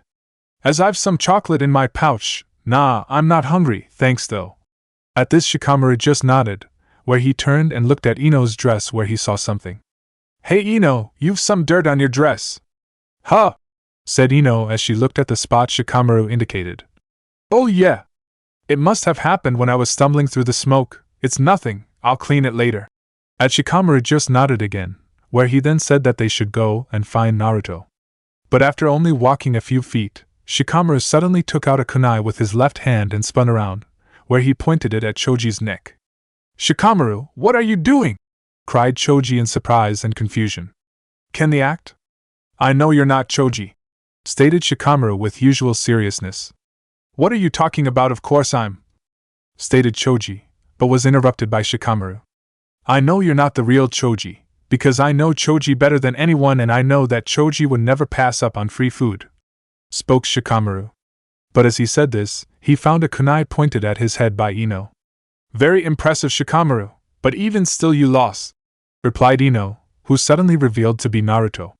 TSK, I don't think so, replied the Nara heir, where Naruto suddenly found that he couldn't move, where when Naruto looked down, he saw that Shikamaru had caught him in his Kage main no jutsu. Kage main no jutsu? But when? Said Naruto with clear surprise. Since when I met you, back when you were disguised as Ino and came out of the smoke, before you saw me. But how did you know that I wasn't the real Ino? I didn't, at least not until I asked you about the dirt on your dress, where you said it was nothing. Ino would never say that if she saw dirt on her dress, as she would yell and complain about something like for the rest of the day. At hearing that, Naruto could only shake his head, and would have smacked himself for getting that, as Asuma had mentioned Ino being like that earlier. Pretty good, but still, how did you know that I disguised myself as your teammates?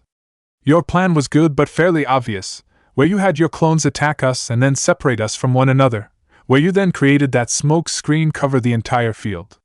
If your goal had been really to separate us from one another and take us out one by one, you could have done so without the large smoke screen. While Choji and I were dealing with your clones, you could have taken out Ino and fled. But instead you waited till we had destroyed your clones and before we could gang up on you. You then used the smoke screen to quickly take out Choji and Ino, where you used the henge to turn into Ino, and you created a clone to turn into Choji, which would increase your chances in taking me out. Since you calculated that even if I was suspicious of your plan, I wouldn't suspect that you had taken out both my teammate, allowing you to take me by surprise. Upon hearing this, Naruto could only smirk, as his mother was indeed right about the Naras being dangerous enemies to have and being skilled tacticians, given how Shikamaru had figured out his plan.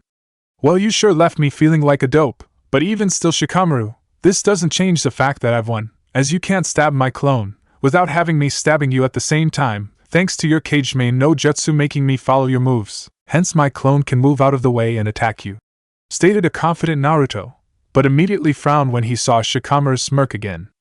I wouldn't be so sure of that, answered Shikamaru, where Naruto suddenly found his right hand lowering. But how? You forget the kunai that's pointing at your clone's neck is in my left hand, while your kunai that's pointed at my head is in your right. During our battle I noticed that you mainly hold your katana, kunais in your right hand, and mainly throw your shurikens and kunais with your right hand as well. Meaning that you're right-handed, which was why I held my kunai in my left, as I knew I could most likely end up in a situation like this, and you would most like hold your kunai or katana in your right hand like the other times. That's why this time I have you for certain, and this is indeed checkmate, stated Shikamaru. After hearing this, Naruto could only smile, as he really was impressed with how brilliant Shikamaru really was. Pretty observant of you, you're definitely a sharp one. Asuma-sensei was right about you, Shikamaru, as you really do have the ability to be a great shinobi. At this, Shikamaru just nodded. So do you surrender or do you? Spoke Shikamaru, but stopped in mid-sentence as he suddenly felt weak, where he could no longer focus his chakra to hold Naruto, and he could no longer keep holding his kunai in his hand. As Shikamaru was wondering what was going on with him, he suddenly realized what happened. Poison. He muttered out loud. Like I said, you're a sharp one, Shikamaru, as you're correct, said Naruto as he stood over Shikamaru, who was now on his knees due to being so weak. With Shikamaru now disabled, Naruto then deactivated his clone, where when he did, Shikamaru suddenly spoke again. But when did you poison me? It couldn't be from the smoke, as you would have been poisoned as well, and even if you were immune to it, you wouldn't have had to use that ruse with disguising yourself and your clone as Ino and Choji. As you could have waited till we all collapsed from the poison. So when did you poison me? Asked Shikamaru. Back when I had cut you with my kunais after you and Ino took out my first clone, as I coated my kunais with the poison, where it entered your bloodstream when the kunais cut you and spread throughout your body. The poison that I used was a slow-acting one, where it doesn't take effect until it spreads through your entire body, through your bloodstream, where it messes up your chakra control and weakens your body. Normally it takes a few hours to stream through your body, since it's slow to spread, but since we've been fighting for so long, the adrenaline from fighting speeds up the process greatly. Explained Naruto. You may have figured out my plan, Shikamaru, and caught me, but it's always best to have a hidden ace in the hole, which is why I won this fight. As I knew it would most likely come down between the two of us. Stated Naruto with a smirk. At this Shikamaru could only sigh and mutter, troublesome. But even still he smiled a little, as he held no hard feelings to Naruto, as he had outwitted him fair and square. With Shikamaru now disabled, Naruto knew the fight was over, as he had already dealt with Choji and Ino. But before Naruto could go looking for Asuma and tell him the battle was over, he and Shikamaru suddenly heard someone clapping nearby. When they looked around, they saw Asuma standing on a thick branch of a tree clapping. Nice going, you two, that was close battle. Asuma-sensei, how long have you been there? Asked Naruto. Long enough. I've been moving from place to place as the battle went on, so that I could get a better view of your battle, and I've to say your fight could have gone either way. At this Naruto only nodded, as he knew that the battle was close, as the main reason he only won was because Shikamaru didn't know what he could do. If he had known what Naruto could do, the battle might have turned out differently, especially if he had to keep holding back like the way he was. With the battle now over, Naruto took out a small bottle full of pills and took out a single pill and gave it to Shikamaru and told him to take it, telling him it was antidote to the poison. When Shikamaru took the pill, Asuma decided to get rid of the remaining cloud of smoke that covered the training area, by using a wind technique to blow the smoke away. When the smoke was blown away, Shikamaru saw the rest of his team lying on the ground unconscious, but relatively unharmed. Once Shimakaru had recovered from the poison, he and Naruto along with Asuma went over to Choji and Ino, where Naruto used some smelling salts to wake them up. Once Choji and Ino were awake, Asuma went on to explain what happened after Naruto knocked them out. When the two heard what happened, Choji was of course naturally impressed with what happened and how Naruto was actually able to outreach Shikamaru and be one step ahead of him, which was something Choji had never seen or heard before. Ino of course cheered loudly at how Naruto-kun won, despite the fact that it was her team that lost, where she then jumped forward and hugged Naruto tightly. This then caused Naruto to fall backwards onto the ground on his back with Ino on top of him, who was still hugging him tightly, saying how she knew he would win. At this Choji and Shikamaru could only sigh at the antics of their teammate, where Shikamaru just muttered, troublesome women. Asuma of course just smirked, as he found the whole situation rather funny, especially at seeing Naruto trying to get Ino off him, but failing at doing so, since Ino was latched on tightly around Naruto. He was also pleased at how his plan worked, for even though his team had lost, they had all shown good cooperation and teamwork with one another, where they saw how well they could do by working together. After eventually getting Ino off of Naruto, Asuma declared that they would call it a day and that they would go and have barbecue to celebrate how well they all fought today, where he would treat the team. At this Choji cheered at having barbecue. Shikamaru just sighed, as he didn't mind all that much, while Ino squealed a little. Since as far as she was concerned this was like a miniature date with her and Naruto, minus the fact that her team would be with them, where she latched onto his arm tightly as they headed for the barbecue. When Ino latched onto his arm, Naruto of course just sighed, as Ino fangirl antics were getting a bit annoying. But even still, they were at least not as bad as Sakura's was, and despite this little annoyance, he was starting to like working with Team 10 and being a part of it. Next day, with Team 7 following the events after his mock battle with the members of Team 10, Naruto joined up with Team 7 the next day, where they were doing a mission together. As expected, he did not receive too much of a warm welcome from his former team, with the exception of Kakashi, who greeted him with a wave and his traditional smile. Sasuke pretty much ignored him, as he brooded by himself. Sakura was too busy with trying to talk to Sasuke and asking him out on a date, while Sai just looked at Naruto with his friendly fake smile, which creeped Naruto out and made him all the more suspicious of Sai. After joining up with one another, the team then set out on their first joint mission together. This is Cherry Blossom, I'm in position. This is Artist, I am also in position. This is Hard Fist, no sign of the target. This is Raven, have sighted the target, moving in to capture. Roger, Raven, move in. Cherry Blossom, you move in from the north to support Raven. Received, copycat, and will do. Hard Fist, Artist, you'll move to the south and stay in position there. Should Raven and Cherry Blossom fail and the target escape, where you can then intercept it and capture it, will do, copycat. Confirmed, and will do. As Sasuke neared his target, he thought how worthless this mission was, where he would much prefer doing a mission of more worth, or at the very least do some serious training, than doing kiddie mission like this. After thinking this, he finally sighted his target, which was a brown cat with red ribbon on its right ear. This cat was of course no ordinary cat, as it was the pet cat of the wife of the fire daimyo Madame Shirjimi. The cat in question was named Tora, meaning tiger, which was fitting, consider the cat was as wild and as dangerous a tiger was, or at least that was according to the other genin teams that were set after him before. Finally found you, you mangy furball. Now maybe I can finish this dumb mission and do something more worthwhile, thought Sasuke as he closed in on his target. Sasuke then silently sunk up on and grabbed the cat from behind, where it began to hiss widely and struggle as he tried to free himself from Sasuke's grip. Quiet down, you furball, as there's no point in struggling, spoke Sasuke. He tried to get the cat to settle, but as he did, Tora bit down hard on his right hand, with his sharp teeth. This caused Sasuke to yell out in pain and drop Tora as he held his bleeding hand in pain. After seeing that he lost sight of his target, Sasuke quickly made contact with the others on his short band radio.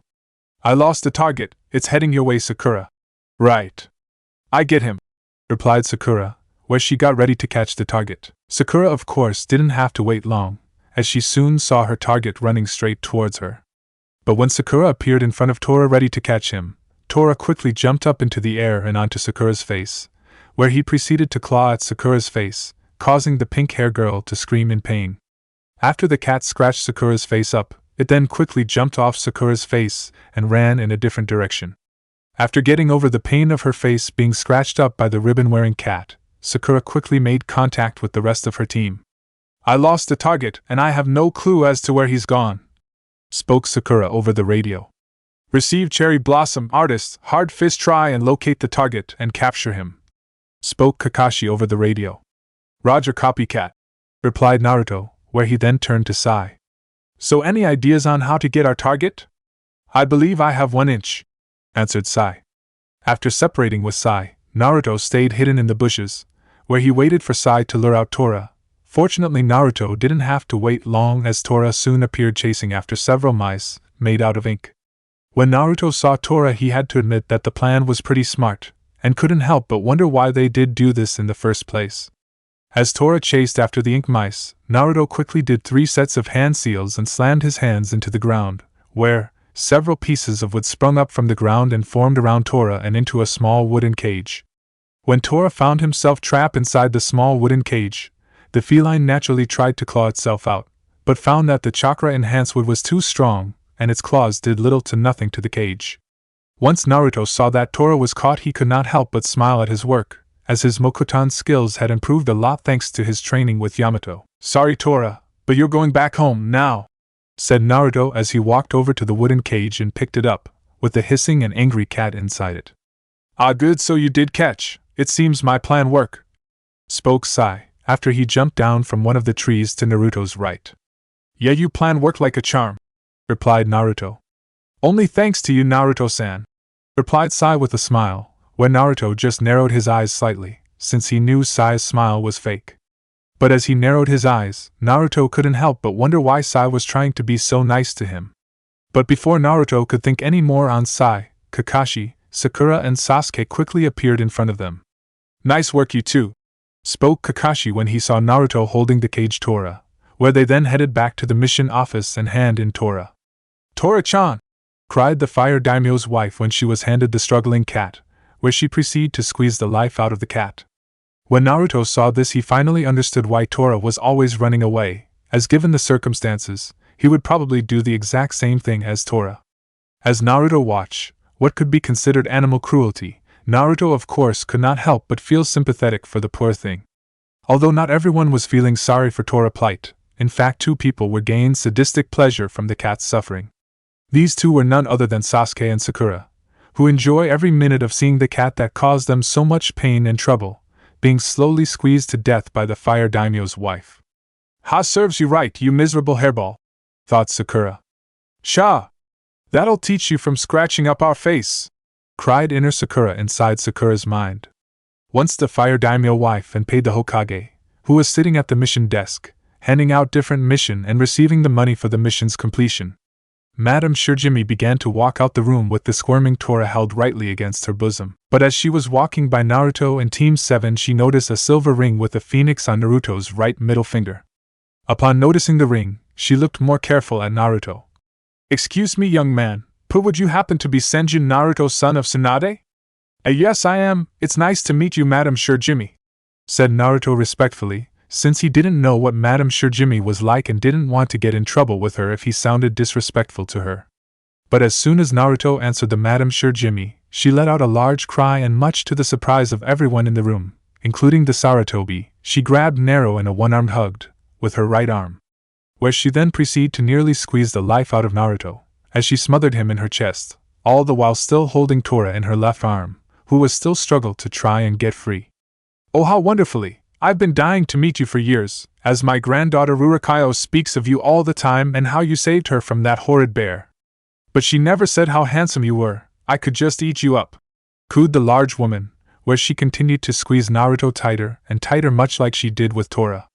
Eventually, after a few more minutes of this, Sarutobi finally decided to intervene on his surrogate grandson's behalf, before the woman smothered poor Naruto to death, where he was able to get her to let Naruto go, who after being let go fell to the ground breathing for dear life. Once Naruto regained himself, Sakura suddenly spoke up. "And Naruto is what Madame Shirjimi? Did you really save the fire daimyo's granddaughter?" "Yeah, it's true. A while back while I was traveling with my mom, the fire daimyo's son became ill and the fire daimyo asked for my mom's help. That's when I met Irurakayo-chan, where she was staying at the fire daimyo's estate outside the capital," said Naruto. "While I was staying there, Rurakayo-chan left the estate on her own, where she was attacked by a wild bear that she accidentally ran into. Fortunately, before the bear could hurt her, I arrived, as I went looking for her, when her personal guards told me she was missing. When I found her, she was being attacked by the bear, where I knocked it out and brought her back to the estate, after which we became friends." After hearing Sakura, Saki and even Sai were surprised, as they had no idea that Naruto was on such friendly terms with the royal family of their country, and that he saved the life of the fire daimyo's granddaughter. "So how is Rurakayo-chan doing, Madame Shirjimi?" "Oh, she is fine, and I'm sure she will be overjoyed when she hears that you are here," replied Madame Shirjimi. "Also tell me, Naruto-kun, are you in a relationship with anyone?" No, why?" "Oh, good, as several good friends of mine in the royal court, who have several daughters, who would be just perfect for you." "Huh!" stated the dumbstruck Naruto when he heard this. But before he could respond to this, the Madame Shirjimi spoke again. "Or better yet, how about you and Rurakayo, as the two of you together would make the cutest couple? Yes, that would be perfect," spoke Madame Shirjimi. For the next few minutes the fire daimyo's wife continued on with her rabblings on how Naruto and Rurakayo would be perfect for one another, since playing matchmaker was a hobby of hers. All the while ignoring the stunned look on Naruto's face, who just stood still with his mouth open, at hearing what Madame Shirjimi was suggesting. Naruto was the only one that was surprised at Madame Shirjimi's suggestion, as when Sakura heard this, her jaw dropped, as she couldn't believe that the fire daimyo's wife was actually trying to arrange a marriage between her granddaughter and Naruto right in front of them. Sasuke, Kakashi and even Sai were also surprised Madame Shirjimi's idea, although they were able to mask their surprise much better than Sakura, where the only sign of their surprise was that the three of them had raised eyebrows. "So tell me, Naruto-kun, what do you think of my idea about you and my granddaughter Rurakayo?" Well that is, I think that, stuttered a tongue-tied Naruto, as he didn't know what to say to Madame Shirjimi's idea. Deciding to intervene again on the youth's behalf and save Naruto from the awkward situation that the daimyo's wife had put Naruto in, the sandaime coughed loudly, gaining everyone's attention. Pardon me, Madame Shirjimi, but if I may interject, I'm afraid I have important briefing that I need to discuss with young Naruto now." "Oh, but of course I understand," spoke Madame Shirjimi, where she then turned back to Naruto. "Well, it was a pleasure talking to you, Naruto-kun, and I hope we met again soon.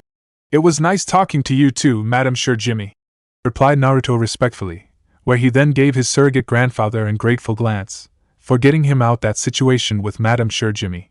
At this the daimyo's wife smiled kindly to the young blonde and proceeded to walk out of the room, although before she fully left she quickly stopped and turned around slight.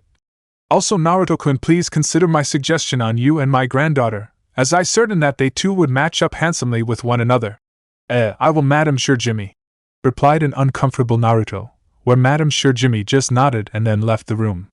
Upon which Naruto let loose a large sigh of exhaustion, as he hoped his mother never hears about this, as he knew she'd have a major fit over it. Sarutobi on the other hand smiled in amusement, and some pity of Naruto's previous situation. Thanks Gigi, I owe you one, anytime Naruto-kun, replied the Sandaime with a smile. Are you sure you wouldn't want to take up Madam Jimmy up on her offer, Naruto? As being the grandson-in-law to the Fire Daimyo would have its advantages. Plus I hear that Rurakaioheim is quite the looker, spoke Kakashi with a slight chuckle as he saw the annoyed Naruto glare at him. Once the excitement from the conversation with the Fire Daimyo's wife died down, the Hokage dismissed Team 7, stating that they were done for the day. But instead of leaving the mission office with the others, Naruto remained in the room with the Sandaime, stating he wanted to talk to the old Hokage about something. Seeing the serious look on Naruto's face, the Hokage dismissed the other shinobis that were working in the mission's office with him, leaving Naruto and the Sandaime alone together. So Naruto, what is it that you wish to speak to me about? What can you tell about Sai? The one who replaced me on Team 7 when I left it? Asked Naruto. Upon hearing this, a slight frown appeared on the Sandaime face. Why do you ask this, Naruto? There's just something off about that guy that puts me at odds with him, plus he seems too skilled to be just another ordinary genin. Not to mention I can tell there's more to him than he's letting on, as if he's working for someone. Upon hearing this the Sandaime frowned further before he let a tired sigh. Sigh, very well then, tell me Naruto, has either your mother or Jiraiya told you anything about an organization called the Foundation, otherwise known as Root? Asked Sarutobi. No, I never even heard of it, very few people have, as it was a branch of ANBU that used work outside normal operations and was led by a man named Shimura Danzo, who is one of the 3 shinobi elders of the council and one of my leading advisors. Danzo? Said Naruto in surprise. You've heard of him? Yeah, Ka-chan told me he is a very dangerous guy and that I was to keep as far away from him as possible. And she is correct, as Danzo isn't someone you can take lightly. So how does Sai fit in with Danzo and his Root organization? Sai is one of the last members to be trained in Root, before I had the organization disbanded due to their training methods and how it would recruit orphans for the organization and conducted several illegal operations. What kind of training methods did they use that would cause you to have the group disbanded? Asked Naruto. Naruto, has your mother ever told you about the history of Kirigakure, Hidden Mist, or to be more precise, why it was once called the Bloody Mist? Yes, Shizune-chan told me about it during a history lesson of the different shinobi villages. She told me that Kiri used to have a special graduation exam, where they would have the class members fight each other to the death, so too, said Naruto until he suddenly realized what the Sandaime was telling him. Wait. Are you telling me that this Danzo character used the same kind of graduation test as Kiri used to do? Asked an appalled Naruto, as he found the very idea of forcing classmates and friends to fight or kill each other, just to try and have a better quality of shinobi's ludicrous. Correct, that was one of the main reasons why I had the group disband, as well as because it seemed that Danzo was brainwashing the young oppans along with the other members into becoming his loyal followers, replied Sarutobi. As Naruto heard this, as he starting to like Danzo less and less and was beginning to see why his mother detested him so much. But why is Sai in Team 7, if he was trained to be an elite shinobi under Danzo command? I believe that Sai was placed on Team 7, so that he would have the chance to observe you, Naruto. Me? But why exactly? It's not like I ever met Danzo before or done anything to him. You forget, Naruto, that you've a great deal of influence in Konoha, whether want to admit it or not, as you are the sole heir to the Senju clan, the main founders of this village. You're also your mother's son and as well the descendant of the Shodai and Nidaime Hokage, which can hold a great deal of sway over many people in Konoha. Not to mention you possess the Mokutan bloodline of the Shodai, where you could possibly pass it on to any children you may have in the future, and at the same time restore the Senju clan in Konoha. Those reasons by themselves are enough for Danzo to want to keep an eye on you, and one day find a way to gain control of you. so to use you to either help him take my place as Hokage or at the very least, influence you to turn Konoha into the type of place he wants it to be, by having you becoming Hokage, where I'm sure you can guess what it would be like. At hearing this, Naruto just nodded, but then spoke again. But if you know that Sai is working for Danzo, why did you allow him on Team 7? I'm afraid I had little choice, since Sai was originally supposed to be on Team 7 along with Sasuke and Sakura, but I had him removed when you arrived, although that changed back when I had you moved to be trained with Yamato and Kushina, as Danzo was able to arrange for Sai to take his place back on Team 7, in chance of the Sandaime. But I thought he only wanted Sai to be on Team 7 because he wanted to observe me, so why did he arrange to have Sai place on Team 7 before people knew I even existed? Asked Naruto, as that part didn't make sense to him. It's because originally you weren't the target, Sasuke was. Sasuke? Was it because of the same reasons he wants me? Asked Naruto, for although he didn't like to admit it, Sasuke and him were a lot alike in many ways. Both were the last heirs of their individual clans, both called prodigies by people, due to their great skills, both were from the two clans that lead to Konoha being formed, and both possessed powerful bloodlines. Along with that, they also had several other things in common. I'm not exactly sure, but it is possible, although I'm willing to bet that Sai's orders are to monitor both you and Sasuke now, answered Sarutobi. Although what he wasn't telling Naruto was that he believed the main reason that Sai was ordered to monitor Sasuke was in case he tried to leave or betray the village, in the hopes of gaining a chance to kill his brother Itachi, as Danzo had brought it to the Sandaime's attention on more than one occasion, that Sasuke could one day become a threat to Konoha. But still, why didn't you deny him to be part of the team to begin with? Asked Naruto. Sadly, Naruto, things aren't that easy, as Danzo is quite powerful and has a great deal of influence in Konoha. Not to mention, even if I did deny Sai to be a member of Team 7, Danzo will just find another way to monitor you both. This way allows me to monitor Sai and his actions, while he monitors you and Sasuke, replied Sarutobi. Meaning you're having Kakashi-sensei watch Sai when he's training or doing missions with Sasuke and Sakura, as well as have Kakashi-sensei along with Kushina-sensei and Yamato-sensei do the same whenever I'm training with Team 7. Thereby letting you limit or control what Danzo may learn from Sai, as he monitors me and Sasuke, as well as give you a chance to try and find out what Danzo is doing, since he's obviously up to something, said Naruto. Sarutobi of course could not help but smirk when Naruto figured out what his plan was so quickly, as it showed that Naruto was quite astute for his age.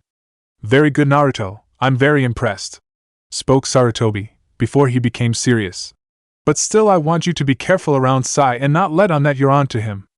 Let him monitor you, without revealing anything important about yourself, as Danzo is a dangerous man and I've reason to believe that Root is not truly disbanded, as Danzo may let on. Naruto of course just nodded, understanding, after which he then left the room and headed home, but as he did, he planned that he would also keep a close eye on Sai, as you can never have too many eyes on a person.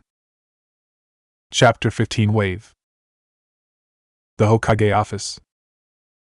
Several days after the events with the Fire Daimyo's wife, Naruto along with his senseis Kushina and Yamato were called in by the Hokage for a mission. You called for us, Hokage-sama, spoke Yamato after he, Kushin and Naruto entered the room. Yes, I did, thank you all for coming so quickly. So what is it that you need us for, Hokage-sama? Asked Kushina. I called you all here because I've an important mission that I need you for. At hearing this, Naruto immediately got excited as he was getting pretty tired of all these D-rank missions, and wanted to do something a little more exciting, where he could put the results of his training with Kushina and Yamato to use. Kushina and Yamato of course remained a little more sober, as they knew there was more to this than a simple mission, given how serious the Hokage was. And what exactly is the mission, Hokage-sama? Asked Yamato. The mission involves sending you to Nami no Kuni, Wave Country, and support Kakashi and his team on their mission in helping to protect a bridge builder named Tsunade, answered Sarutobi. At hearing this, Kushina raised her eyebrow in curiosity. Excuse me, Hokage-sama, but why are you sending us to support Kakashi and his team on a mission that is clearly a C-rank mission? Surely Kakashi can handle anything that could happen in a C-rank mission, spoke Kushina. Normally I would agree with you, Kushina, but this is not your ordinary C-rank mission, for you see, it seems that the client Tsunade lied to us when he requested our assistance, replied the old Hokage. How so, Hokage-sama? Asked Yamato. According to the message that Kakashi sent to me, It seems that Tsunade is being targeted by a man named Gato. Gato? As in the wealthy shipping magnate and leader of the shipping company, Gato Corporation? Asked Kushina. The very same, although from what recent intelligence has told me, Gato's export and import business is actually a front for smuggling illegal goods and selling drugs. This has resulted in Gato becoming one of the richest men in the world as a result. At this, Kushina, Yamato, and Naruto all nodded their heads in understanding, after which Naruto then spoke up. But how is he involved with this mission, Gigi? Asked Naruto. Well, seemingly, Gato has set up his headquarters in Nami no Kuni, as the country is in a key position for sea trade between Hai no Kuni, Fire Country, and most of the other island nations. He then used his monopoly over shipping to take control of the country's economy, which is allowing him to slowly take control of the country itself. But Tsunade is threading all this with the bridge that he is building to connect Nami no Kuni to the mainland, which would destroy Gato's monopoly over Nami no Kuni. Hence he has hired a group of Nukenins to eliminate Tsunade. Spoke the Sandame. If that is true, Hokage-sama, why didn't he tell the truth? Where we could have sent a team more suited for the mission than a team of genin and their sensei. Spoke Yamato.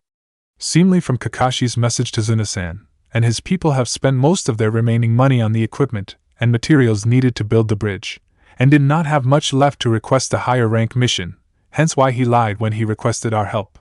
So what did Kakashi go against on the mission, to make him call for backup? Asked Kushina, as she knew Kakashi was no pushover and it would have to be something dangerous for him to need help. Well, it seems that when Kakashi and his team were traveling to Nami no Kuni, they were ambushed by the Oni Kyodai, demon brothers, Gozu and Meizu. Kakashi and his team easily dispatched them and left them to be arrested by our forces, after sending word of what happened. Upon which he and his team then continue on with the mission, but after they landed on Nami no Kuni they encountered Momochi Zabuza, the famed Kirigakyu no Kijin, demon of the hidden mist. Upon hearing this, the eyes of Yamato, Kushina suddenly widen, as they had both heard of the infamous Nukenin of Kiri. Even Naruto had heard of the former member of the Kiri no Shinobigatana Shishinin Shu, the 7 shinobi swordsmen of the mist, who had led a failed revolt against the Yondaime Mizukage and was forced to flee afterwards. Naruto only knew about him since his mother had made certain that he knew all the high-rank Nukenins in the bingo books on the chance that he encountered one. The demon of the hidden mist. No wonder Kakashi called for backup, muttered Kushina to herself. You need not worry about Zabuza, as Kakashi reported that he defeated him, thanks to the help of his team, after which Zabuza was killed by a hunter nin who had been tracking Zabuza. Spoke Sarutobi.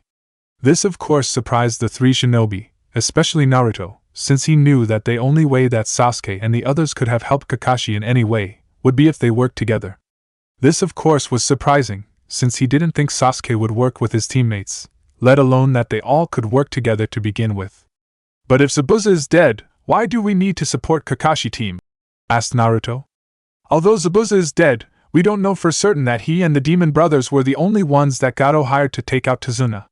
This is why I'm sending you all to support him and Team 7, since after his battle, Kakashi was left gravely weakened and even with Zabuza dealt with, who was most likely the greatest threat.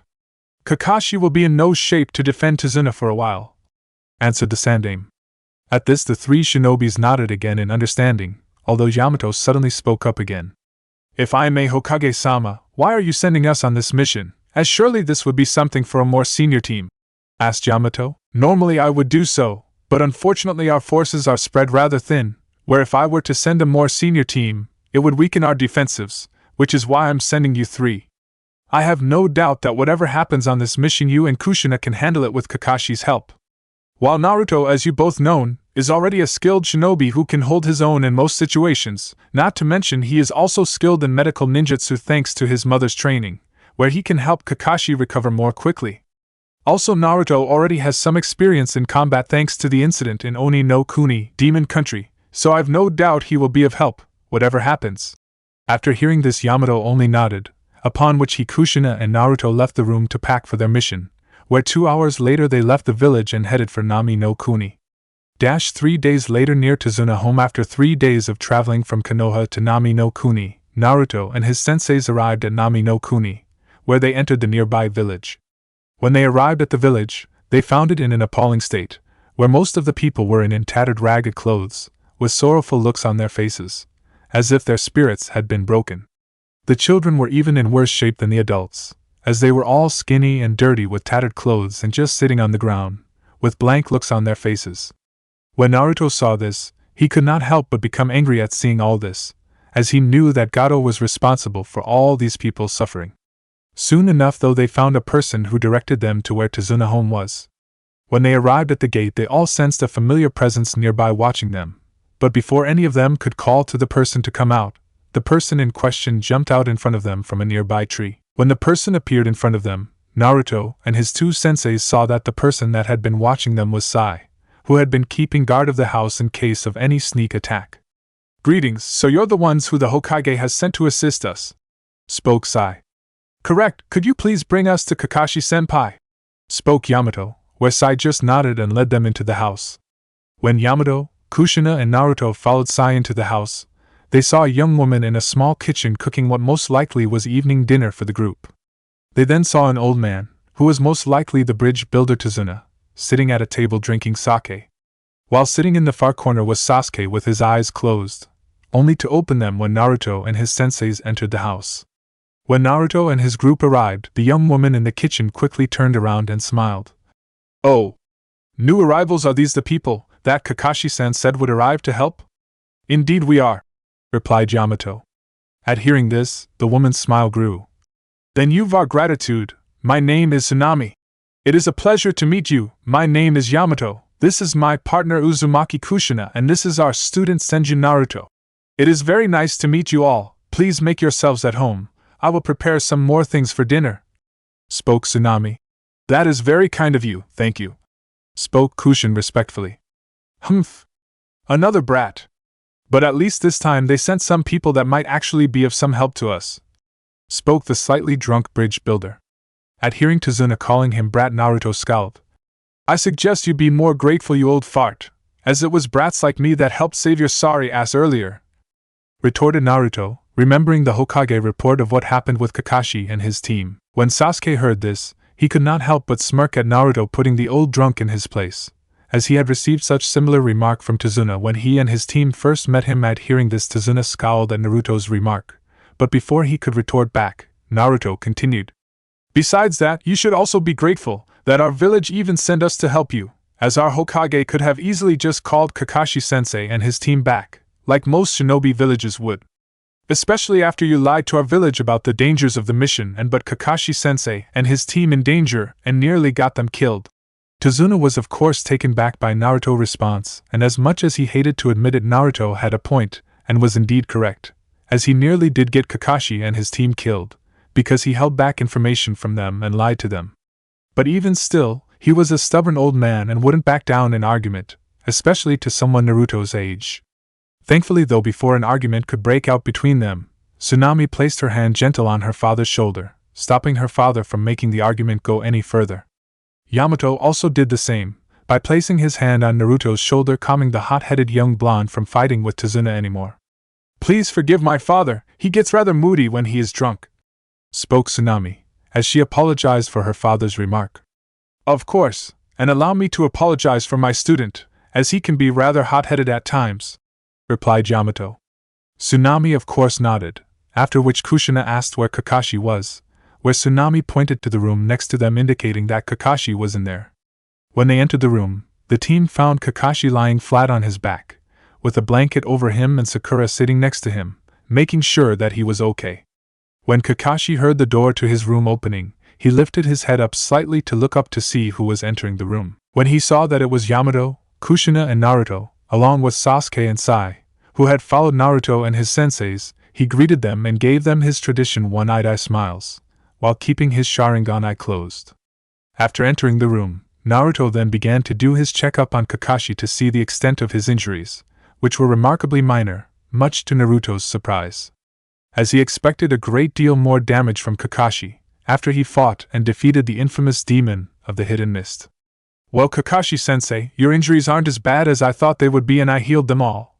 But your main problem is that you're suffering from chakra exhaustion, most likely from using your Sharingan for a long period, correct?" stated Naruto.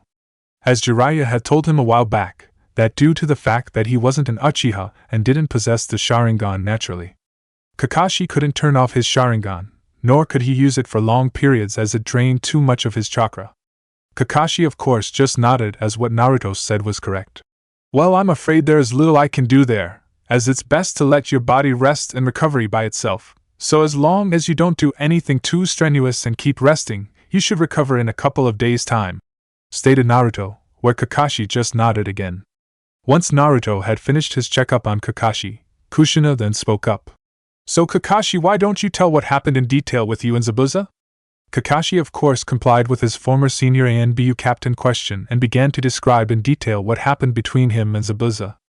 Throughout the explanation, Kakashi told them how he had fought Zabuza and was tricked and trapped by him in a Suiro no Jutsu, water prison technique, where he only to escape thanks to Sai and Sasuke working together to free him, Kakashi, where Sai used his Choju Giga, Super Beast imitation picture, to create several ink birds, which distracted Zabuza, allowing Sasuke to fire a barrage of shurikens and kunai at Zabuza, forcing him to move and freeing Kakashi, who re-engaged Zabuza and defeated him.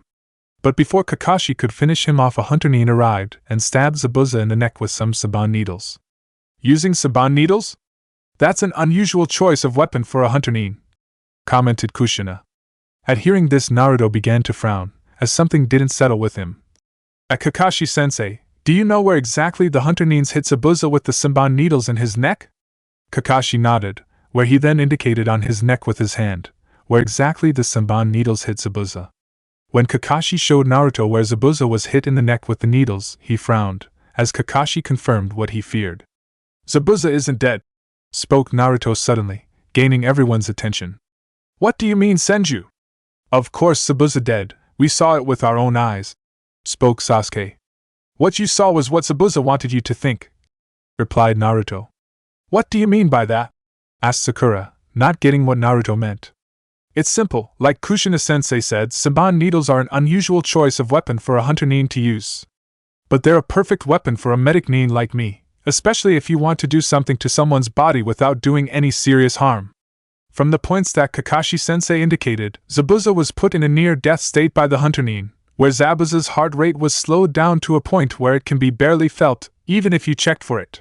When Kakashi heard this, he felt like he could slap himself, where he would have if he could, as he couldn't believe he had forgotten that or hadn't noticed it earlier. Kakashi-sensei, is what Naruto's saying true? Is Zabuza really alive?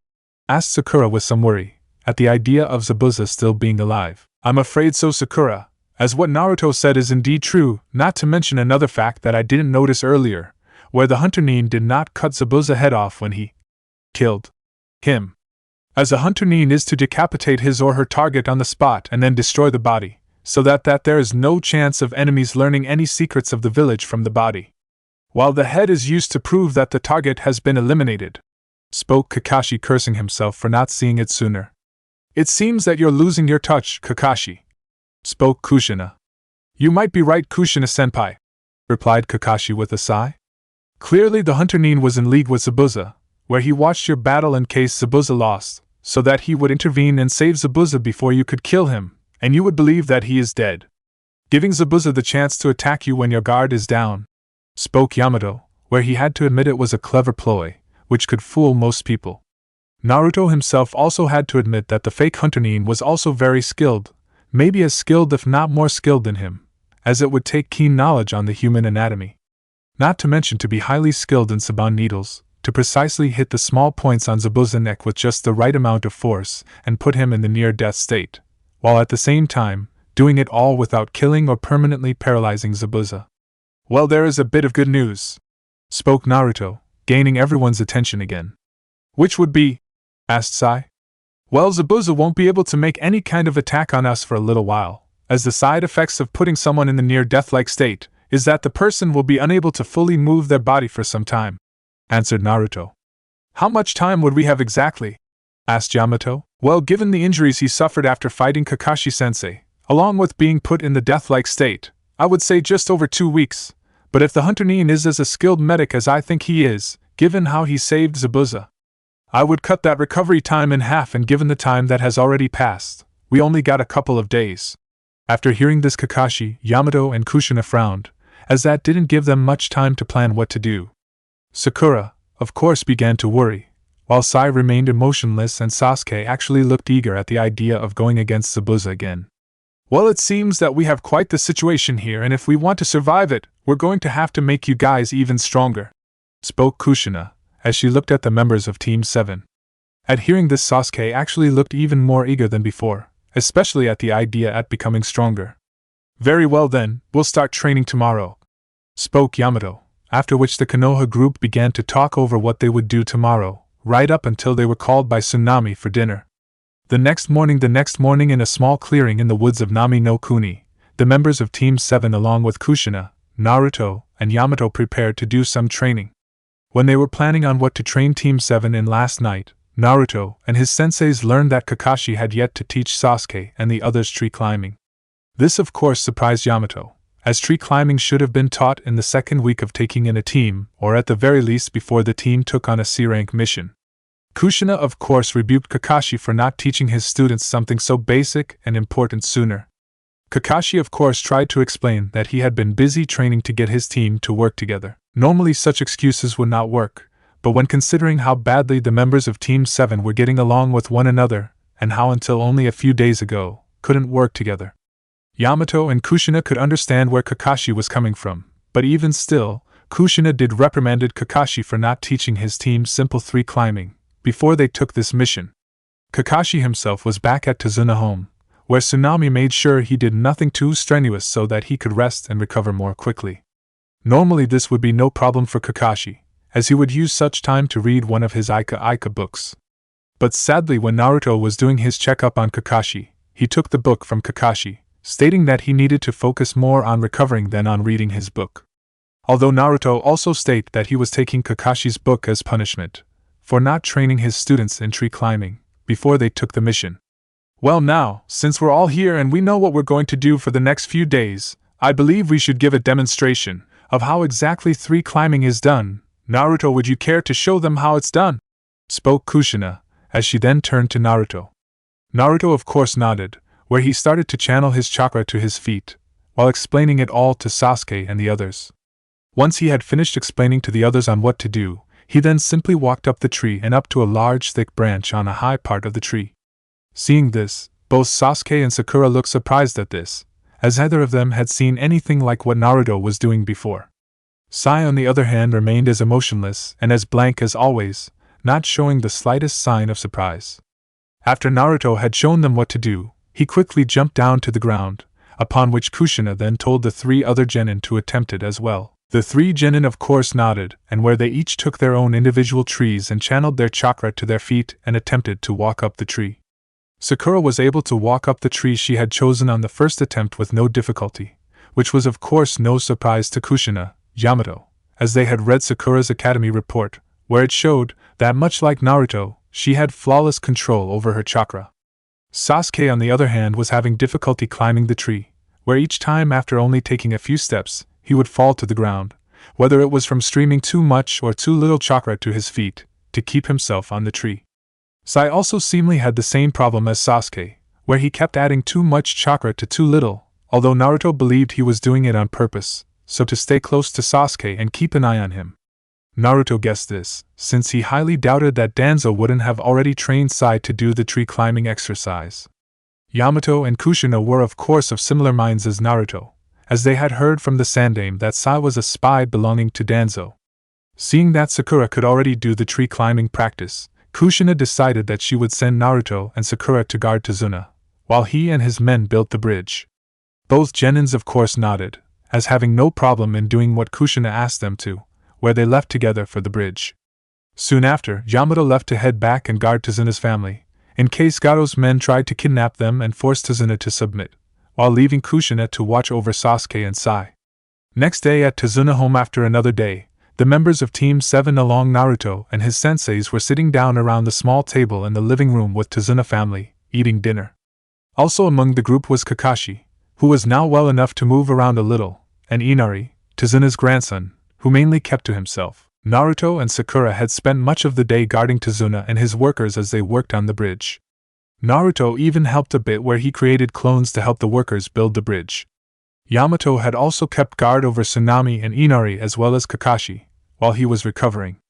Kushina also kept watch over Sai and Sasuke as they trained in the tree climbing practice, where Sasuke was making good and steady progress, where he had already gotten halfway up the tree before falling. Sai was also at the same level, but Kushina guessed he was only doing that so that he could keep an eye on Sasuke for as long as possible. Throughout the past few days, Inari had kept his distance from Naruto and all the others. Naruto, Sakura as well as Kushina had each tried to befriend or talk to the young boy. But each time any of them tired, he would yell at them to go away and would then run away crying. When they asked what was wrong with Inari, Tsunade went on to explain the sad story involving Inari's stepfather Kaiza, who had tried to stand up to Gato and his goons, but was beaten and executed in front of everyone by Gato's men. As they all ate dinner together, Sakura decided to try and start a conversation and ask Kushina how Sasuke and Sai were doing in their training. Kushina of course answered saying that they were both making progress, but neither of them had reached the top. As Sakura and Kushina continued to talk, Inari suddenly spoke out. "Why are all even bothering? You're all going to die anyway. None of you can beat Gato, he's too strong." After hearing this, Sasuke frowned at Inari's little rant and was about to retort about how a weakling like him wouldn't know anything about them, but before he could, Naruto suddenly spoke up. "Don't act like you know anything about us, brat, as we're a lot stronger than you think we are and we've no intention of dying to scum like Gato," replied Naruto. "No, you're wrong, you're all going to die, as you've no idea what it's like for us here. No one can beat Gato," cried the young boy. At this, Naruto just frowned further, at hearing how Inari telling them all that it was useless and that they were all going to die. Naruto of course despised people like Inari who gave up on something without even trying and let bullies like Gato walk all over them and others. "You're right, I don't know what's it like to live under Gato's rule, but I sure as hell know that your stepfather Kaiza is probably turning over in his grave as we speak, at seeing how much of a whining cry-baby and coward you've become. Your grandfather is risking his life right now trying to build this bridge, all because he wants to save this country and give you a better life. While you're just sitting there crying, telling everyone it's hopeless and that they should give up without even trying yourself," retorted Naruto harshly. When Naruto said this, Inari quickly broke into tears and then ran off the next room, where Naruto just scoffed, after which he stood up from the table and began to walk out the front door. "Naruto," spoke out Yamato, when he saw his student getting up from the table, as he was about to rebuke Naruto for losing his temper with Inari. But when he spoke out to him, Naruto ignored Yamato and continued to walk out of the house. "Naruto, where are you going?" asked Yamato, where Naruto simply replied, "Out," before shutting the door behind him. Yamato was of course going to follow after him, but was stopped by Kushina, who placed her hand on his shoulder. "Easily there, Yamato, leave him be, he come back when he cools off a bit." Yamato of course just nodded, knowing that Kushina was right, after which he turned to Tsunade. "Please accept my apologies for my student's outburst towards your son, as he can be rather hot-headed at times." Tsunade of course nodded in acceptance. "It is all right, Yamato-san, as Inari can be rather difficult at times, ever since my husband's death, as it had an awful effect on him. But even still that did not excuse him for what he said, so I hope you can accept my apologies as well." Yamato naturally accepted Tsunade's apology, although was still planning to have a talk to Naruto about controlling his temper better. Deciding to change the subject a bit, Tsunade decided to ask Yamato something that he had been wondering for a while. "If you don't mind me asking, but I've been wondering, why is it that kid has you two as his senseis? Why isn't he on a team like this group?" asked Tsunade as he indicated towards Kakashi and Team 7. "Naruto is a special case, where due to certain abilities he has, Kushina-senpai and I were assigned to help train in him. Although another reason why we were assigned to train him was also to help protect him as well," answered Yamato. "Protect him? But why?" asked Tsunade. "You see, Naruto is the heir to the Senju clan, who were the main founders of our village and were said to be the strongest shinobi clan in the world. Naruto is also the descendant of both our Shodame Hokage and Nidame Hokage, who led the building of Konoha. Not only that, but Naruto is also the son of Senju Tsunade, the Slug Princess, credited of being the greatest medic and strongest kunoichi in the world, and is a member of the Densetsu no Sannin, the 3 legendary ninjas. The 3 strongest shinobis that our village has ever produced," spoke Kushina. "So the kid is basically like royalty in your village, since he the descendant of your village's first 2 leaders and is the heir to the clan that founded your village," replied Tsunade. "One could look at it that way, But the reason as to us protecting him isn't for what you may think, for you see, as I said, Naruto has certain unique abilities that make him a special case, ones that if certain people found out that he had them, they would hunt him down relentlessly. Also being the heir of the Senju clan and the descendant of both the Shodaime and the Nidaime Hokages, along with being the son Tsunade, puts a very large target on Naruto's head once the rest of the world learns of him. For many groups and rival villages would target Naruto, either due to grudges they may have against Naruto's mother or his clan or because of the potential threat he represents to them once he is older. Stated Yamato before he continued. It's because of these reasons that Naruto had to start training to be a shinobi at a very young age, so that he would have a chance of surviving later on in his life, when those who would target him come after him. Also it because of these threats that Naruto had to grow up constantly on the move with his mother, so that no one could discover him. This also resulted in Naruto growing up with very few friends. Also when he was 7, Naruto had to kill an enemy shinobi in self-defense, when the shinobi attacked Naruto and a young girl that he was defending. Naturally, after hearing the last part about Naruto, everyone in the room gasped in surprise, minus Kushina and Kakashi, who already knew about that event. You mean that kid actually had to kill a person when he was just 7? Asked Tsunade in surprise as he found it hard to believe. Yes, although it was unintentionally, I can assure you, replied Yamato. I guess the kid has it harder than I thought, muttered Tsunade, as he felt kind of bad for Naruto. Tsunade, of course, was not the only one, as Sakura felt equally as bad, as she doubted she could have dealt with the fact that she had killed a person if she had been in Naruto's shoes. Even Sasuke felt somewhat sympathetic towards what happened to Naruto when he was 7. Indeed, which is why I believe that Naruto acted so harshly towards your grandson. As to Naruto, giving up without even trying to defend the people you care about, goes against everything he'd been raised to believe in, spoke Yamato. As everyone in the living room thought over what they had heard, Inari, who had been silently listening to the conversation, also mulled over what he had heard, where he could not help but remember what his stepfather Kaiser told him. If something is truly important to you, even if it's heartbreaking, even if it's sorrowful, you keep on trying and trying. Even if you lose your life, you keep on protecting it with these 2 arms. Then, even if you die, you leave behind the proof that you are a man, forever. Tu-chan, what do I do? What would you do?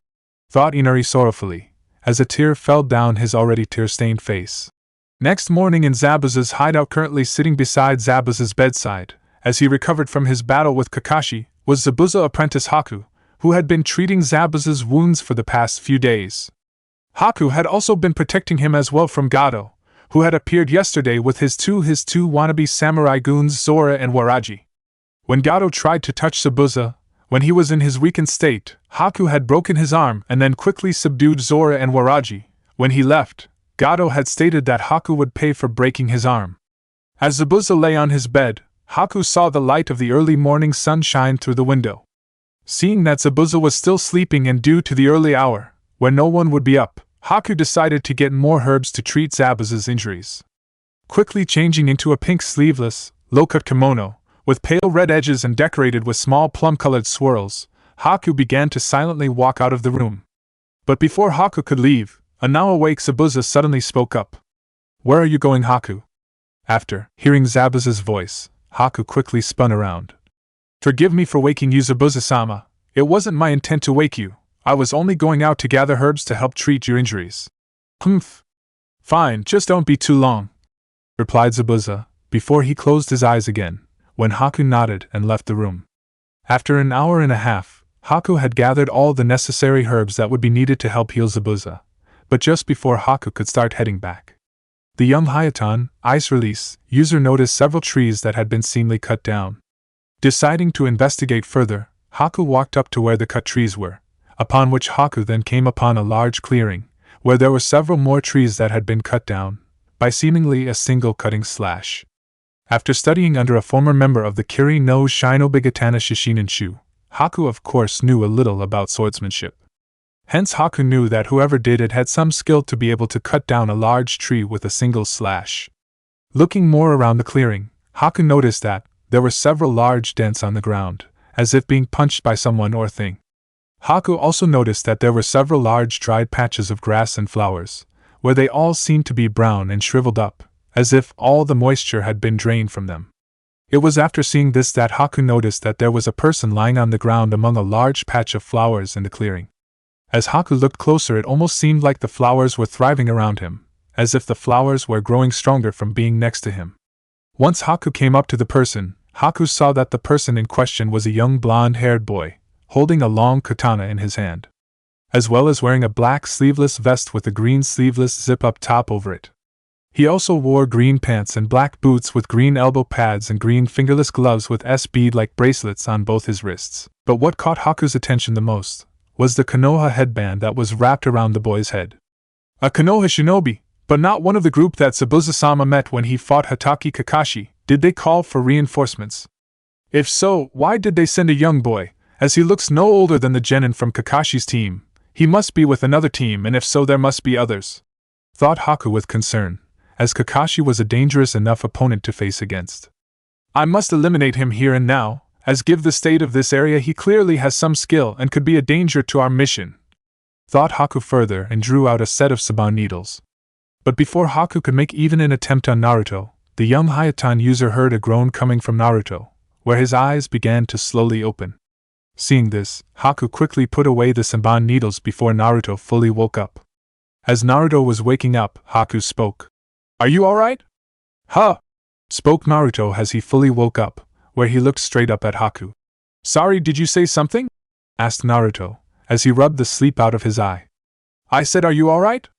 I saw you lying on the ground and I didn't know what was wrong with you, spoke Haku. Oh, sorry, I guess I must have fallen asleep when I took a break from training last night, replied Naruto, who was a little embarrassed. You should be more careful, as if you sleep on the ground outside you'll catch a cold or get sick, warned Haku.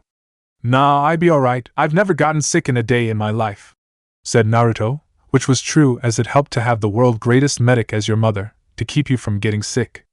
At this Haku just nodded and stood up. When Haku stood up, he noticed a basket full of herbs next to Haku. Oh, are you collecting healing herbs? Slightly surprised at Naruto knowing that the herbs were for healing, Haku just nodded at first before speaking. Yes, I am. A friend of mine had an accident, and I was collecting some herbs to help heal him, answered Haku with a half lie. Hearing this, Naruto just nodded, where he continued to look through the basket full of herbs. You seem to have a good collection of herbs needed to heal injuries. Although there is one that you're missing that would be quite useful, what would that be? Asked Haku, generally curious. Here I show you, it's not a hard plant to find, spoke Naruto, where he led Haku to some trees and began looking for the plant. As they looked for the plant, Haku and Naruto got to talking. As the two talked, Haku asked Naruto a question. Tell me, Naruto-san, how is it that you know so much about herbs for healing and medicine? Well, my mom is a medic, who taught me a lot about medical techniques, and my Nachan taught me about herbs and how they were used for different types of injuries. Haku of course nodded in understanding as it made sense, where the young Hayatan user also found it interesting. Soon enough, though, Naruto found the herb that he was looking for and showed it to Haku. The plant itself was a small weed-like plant, with small white flowers top. This is milfoil. It's an excellent herb for treating wounds and injuries. It's also a good digestive aid for treating menstrual cramps, and is a mild sedative, spoke Naruto, after which he explained how to make it into medicine correctly. After showing Haku the plant, Naruto helped the young ice user to gather more of the weeds and place them in the basket. As they gathered the weeds, Naruto could not help but notice that despite her age, Haku was a very beautiful young girl. By just looking at her, Naruto knew she was maybe only a year or two older than him. Yet she was already extremely beautiful, showing that in a couple of years' time, when she has grown into full adulthood, the girl would most likely be a major knockout on the level or Kurenai, or his mother. Naruto of course quickly got out of his staring when he heard Haku suddenly speaking to him. Tell me, Naruto-san, do you have anyone precious to you, someone you would want to protect? At this question, Naruto thought for a moment before answering. Yeah, I do. I have my Ka-chan, my Nei-chan, our pet pig Tonton, my Gigi, even my perverted godfather Ero-senin. At this, Haku smiled a little, as it was clear at the way Naruto spoke about them that he cared for them all deeply. Why do you ask? Well, I believe that when a person has something important they want to protect, that's when they can become truly strong, replied Haku, where Naruto could not help agree. Soon enough, Haku had gathered enough of the milfoil and decided to head back to Zabuza. I think I have enough now. Thank you for your help, Naruto-san. It was nice talking to you, spoke Haku. It was nice talking to you to Haku-chan. I hope your friend gets better soon, said Naruto, where he then shook hands with Haku. Haku of course just nodded and then started to walk back towards Zabuza's hideout. As Naruto watched his new friend walk away, he soon saw Haku stop and turn around slightly. Oh, and Naruto-sen, I think you should know I'm a boy. After which Haku continued on towards Zabuza's hideout, leaving a stunned Naruto behind. SSH Shiahi! I was actually attracted to a guy, cried Naruto in horror as his face turned deathly white when he realized this. I can't believe I was actually attracted to a boy. But he looked like a girl and even sounded like one. He must be one of those pretty boys Shizune-chan told me about, but I thought they were only a myth, ranted Naruto in his mind, as he felt like he wanted to have a shower. Not that he had anything against guys who like guys, it was just that he was straight. Sai or Sasuke might be those type of guys considering how they showed no interest in girls, but wasn't certain, as considering the types of girls that were around them. But still Naruto could not help but be weirded out by what Haku said. He was also slightly grateful that his godfather wasn't around, as knowing Jiraiya he teased Naruto to the end of days about it. Although then again, if Jiraiya really thought Naruto went for guys, he'd probably beat Naruto until he went straight, as he was certain that Jiraiya would not stand for a godson that went to the other side. At the same time, when Naruto was coming to terms to what Haku had said to him, the young ice user in question was walking slowly back to the hideout with a solemn look. I would prefer if you and I were to not meet again, Naruto-san. For the next time we meet, I fear we'll meet as enemies, something I would greatly dislike, as I would not want to fight someone like you, but I fear it is inevitable and only one of us will most likely walk away. The next day in Tazuna House, currently sitting around the living room table, after eating dinner the 7 Konoha shinobis planned out what they were going to do next, since they knew that Zabuza would most likely recover in the next few days and attack. So what exactly should we do? Asked Kakashi. Well, we can't just wait for him to attack whenever he wants, replied Kushina. Why not, since he doesn't know about you or Yamato-sensei, where together the two of you along with Kakashi-sensei could beat him, spoke Sakura. We can't be certain that Zabuza doesn't already know about us, as Gato could have people watching us, where he could have then told Zabuza about us, said Kushina. But we don't know that, replied Sakura. True, but it's always best to assume the worst situation, so that we can prepare for it, answered Yamato. But even if he does know about you three, it would still be all of us against him and his partner, spoke Sasuke. You're right about that, but even still you four are all just genin, and although you're all pretty skilled, you're still no match for someone like Zabuza, as any one of us would have trouble with him. Besides, we don't even know if Zabuza doesn't have more subordinates or partners with him. Not to mention as well, Zabuza is a master in using Serento Kiringu, soundless murder technique, in conjunction with Kirigakure no Jutsu, art of hiding in the mist, where he wouldn't have much difficulty using that to fight against all of us, which would put us at a disadvantage, spoke Kushina. So what should we do, sensei? Asked Naruto. I think we should strike first at Zabuza, before he can recover, while at the same time take out Gato, since Zabuza would most likely be hidden someone near where Gato is, answered Kushina. But how do we even do that? As we don't know where they are? Asked Sai. Kakashi, can't we use your dog summons to track Zabuza? As I remember you saying that you found a piece of cloth that belonged to Zabuza, after you defeated him, spoke Kushina. I suppose that you could do that, but I do not think we should all go, as some of us should stay here in case Tazuna or his family is attacked by Gato or his men. Agreed. I believe Kushina and I would be enough, while the rest of you stay and protect Tazuna and his family, replied Yamato. The rest of the group of course agreed with the plan, believing it was the best thing to do, as it would be the best way to protect Tazuna and his family without endangering any of them. Hence it was decided that Kushina and Yamato would go and track down Zabuza tomorrow with Kakashi's dog summoned Pakken. At Zabuza's hideout, currently sitting up on his bed, the nearly recovered Zabuza was eating an apple, while Haku finished checking him to see if he'd fully recovered. It seems that you've just about regained your strength, Zabuza-sama, spoke Haku. Yes, and tomorrow we will strike at Kakashi and the bridge builder and kill them, spoke Zabuza. But what about the possible other team that I mentioned to you? Asked Haku.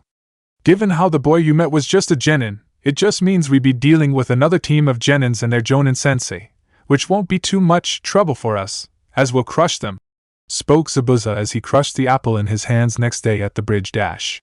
Hold on, what the heck is going on here? What happened? spoke Tsunade in surprise as he saw his workers, all on the ground hurt and unable to move, as they groaned in pain from their injuries. Someone was here, someone got to them. Could it be? Thought Kakashi, as he saw the injured men, but just as he was thinking of this a thick mist began to roll in. This mist? Thought Kakashi, before he quickly cried out to his students, where they took up a defensive stance around Tsunade. So Naruto was right, he was alive. I guess he couldn't wait till round 2, but why did he have to attack now of all times, when Yamato and Kushina were away? Thought Kakashi, as he kept his senses on alert. It's Zabuza, isn't sensei? Naruto was right about him still being alive, spoke Sakura. So you knew I was alive. Sorry to keep you waiting, Kakashi, spoke Zabuza as he stayed hidden in the mist. I see that you still have those brats around you. It looks like that one is still trembling, pitiful. It was after saying this that several Zabuzas suddenly appeared surrounding the group.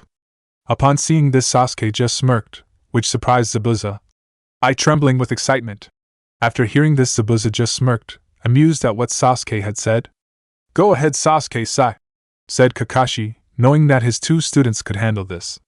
Acknowledging the go-ahead from Kakashi, both Sai and Sasuke attacked.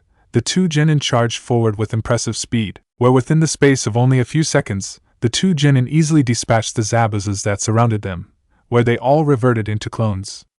Not bad, it seems the brats are improving, and it seems that you've some rivals in speed, Haku, spoke Zabuza, as he and Haku appeared in front of Team 7. So it seems, spoke Haku without an emotion. Well, so Naruto had it right, it was all an act, spoke Kakashi. An act? Asked Tsunade in surprise. Yes, and it was all done with a simple little mask. So you mean to tell me that all that stuff that guy said about being a hunter and protecting his village was a bunch of bull? Asked Tsunade. Correct, replied Kakashi. And I'm willing to bet that those 2 have played this little trick a few times before.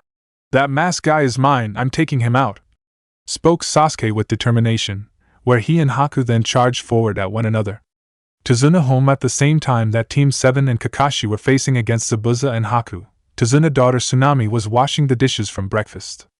As she was washing the dishes, she suddenly heard the door opening. When she turned around, she saw Gato's 2 bodyguards Zore and Waraji entering the house.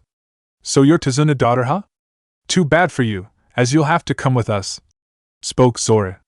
Upon seeing them, Tsunami tried to run away, but she could not, as Zora quickly grabbed hold of her arm and pushed her into the nearby wall.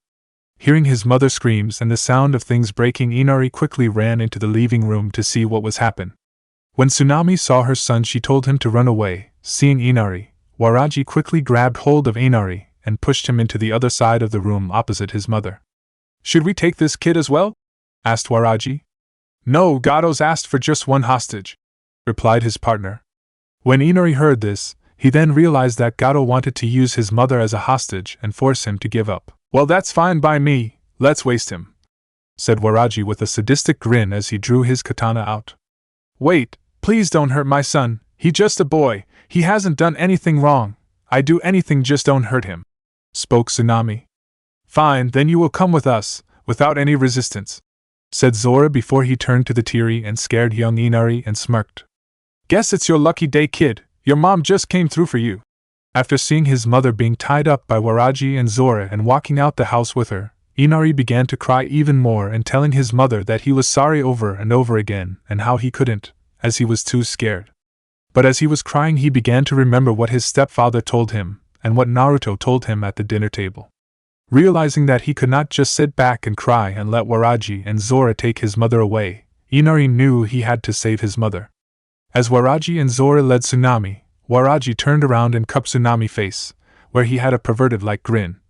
Don't worry your pretty little head, we're going to treat you fine. Come on, Waraji, we don't have time for this, spoke Zora, but before they could walk on, the 2 men and Tsunami suddenly heard Inari from behind telling them to stop. When they turned around, they saw Inari coming out of the house charging straight at them. Seeing Inari charging at them, the 2 men just smirked unafraid at the young boy. No, Inari, don't, run away, cried Tsunami, but after saying this, Zora just hit her at the back of the head and knocked her out, not wanting to deal with her anymore. Let's finish this, said Zora as if he was bored, where he and his partner drew their katanas and charged straight at Inari and slashed at him. But just when they had slashed at Inari, he quickly turned into a log. "A Kawarimi no Jutsu, body replacement technique," said Zora in surprise, recognizing the shinobi technique. "The woman, she gone," said Waraji, when he turned around to Tsunami and saw that she was gone. "What the hell is going on here?" "Well, looks like Kushina-sensei was right on the money about what Gato would try," spoke a new voice, causing the two men to start looking around and try and find who had just spoken. When they turned around to look behind them, they saw a young blonde boy in a green outfit, putting Tsunami gently on the ground, all the while still holding on Inari. "Naruto, what are you doing here?" spoke Inari, as Naruto put him down. "Kushina-sensei always suspected that there was a good chance that Gato might try and kidnap you or your mom, so to use against your grandfather. Hence she, Yamato-sensei or me, would take turns to hide in the trees and watch the house, in case Gato did try this," spoke Naruto. "Also sorry I was late. When I saw those guys enter the house, I didn't want to fight them in there where your mom and you could have been caught in the crossfire. So I waited until they came out, but before I could act you came out charging," continued Naruto, where he then smiled at the young boy. "And I've to admit that you were pretty brave there and you did great, as when you distracted them, it gave me the opening I needed to rescue your mom without them knowing." "Humph. This must be one of those shinobi brats that Tazuna hired," commented Waraji, when he saw Naruto. "Get him," spoke Zora, where he and Waraji redrew their swords and charged at Naruto. Seeing the two goons charging at him, Naruto quickly threw some shurikens at the men, who quickly blocked the shurikens with their katanas. But what the two wannabe samurai didn't know was that the shurikens were just a distraction, where Naruto suddenly appeared right in front of Zora and punched him the gut, while using his superhuman strength. After Naruto punched him, Zora was then sent flying into a large tree several meters and caused the tree to crash right on top of him. "What the?" thought Waraji, when he saw what happened to his partner, but before he could think about it anymore, Naruto quickly spun around and delivered a powerful roundhouse kick and sent Waraji flying into the water, a few meters away. When Inari saw this, he was of course shocked at Naruto's incredible strength, as he had taken out the two men with little to no trouble. With Inari and Tsunami now safe, Naruto then told Inari to take care of his mom, while he went to check up on his friends at the bridge, as he guessed that if Gato was trying to kidnap Tsunami, then he was no doubt making his move on Tazuna at the bridge. At the bridge dash. Clang, clang! Were the sounds that echoed around the bridge, where Kakashi and Zabuza fought one another. As the two Jonin shinobis broke apart from one another, Kakashi glanced slightly at the dome of ice mirrors that now surrounded Sasuke and Sai. At the beginning of the battle, Haku and Sasuke had fought each other in a fierce battle, where the two of them ended in a stalemate, with each of them blocking the other attack, where neither could use either jutsu, or at least that was what Sasuke thought. For as soon as they had reached this deadlock, Haku had revealed the ability to do one-handed hand seals, much to everyone, minus Zabuza's surprise. Where after doing the hand seals, thousands of ice needles formed around them and floated in midair, ready to strike.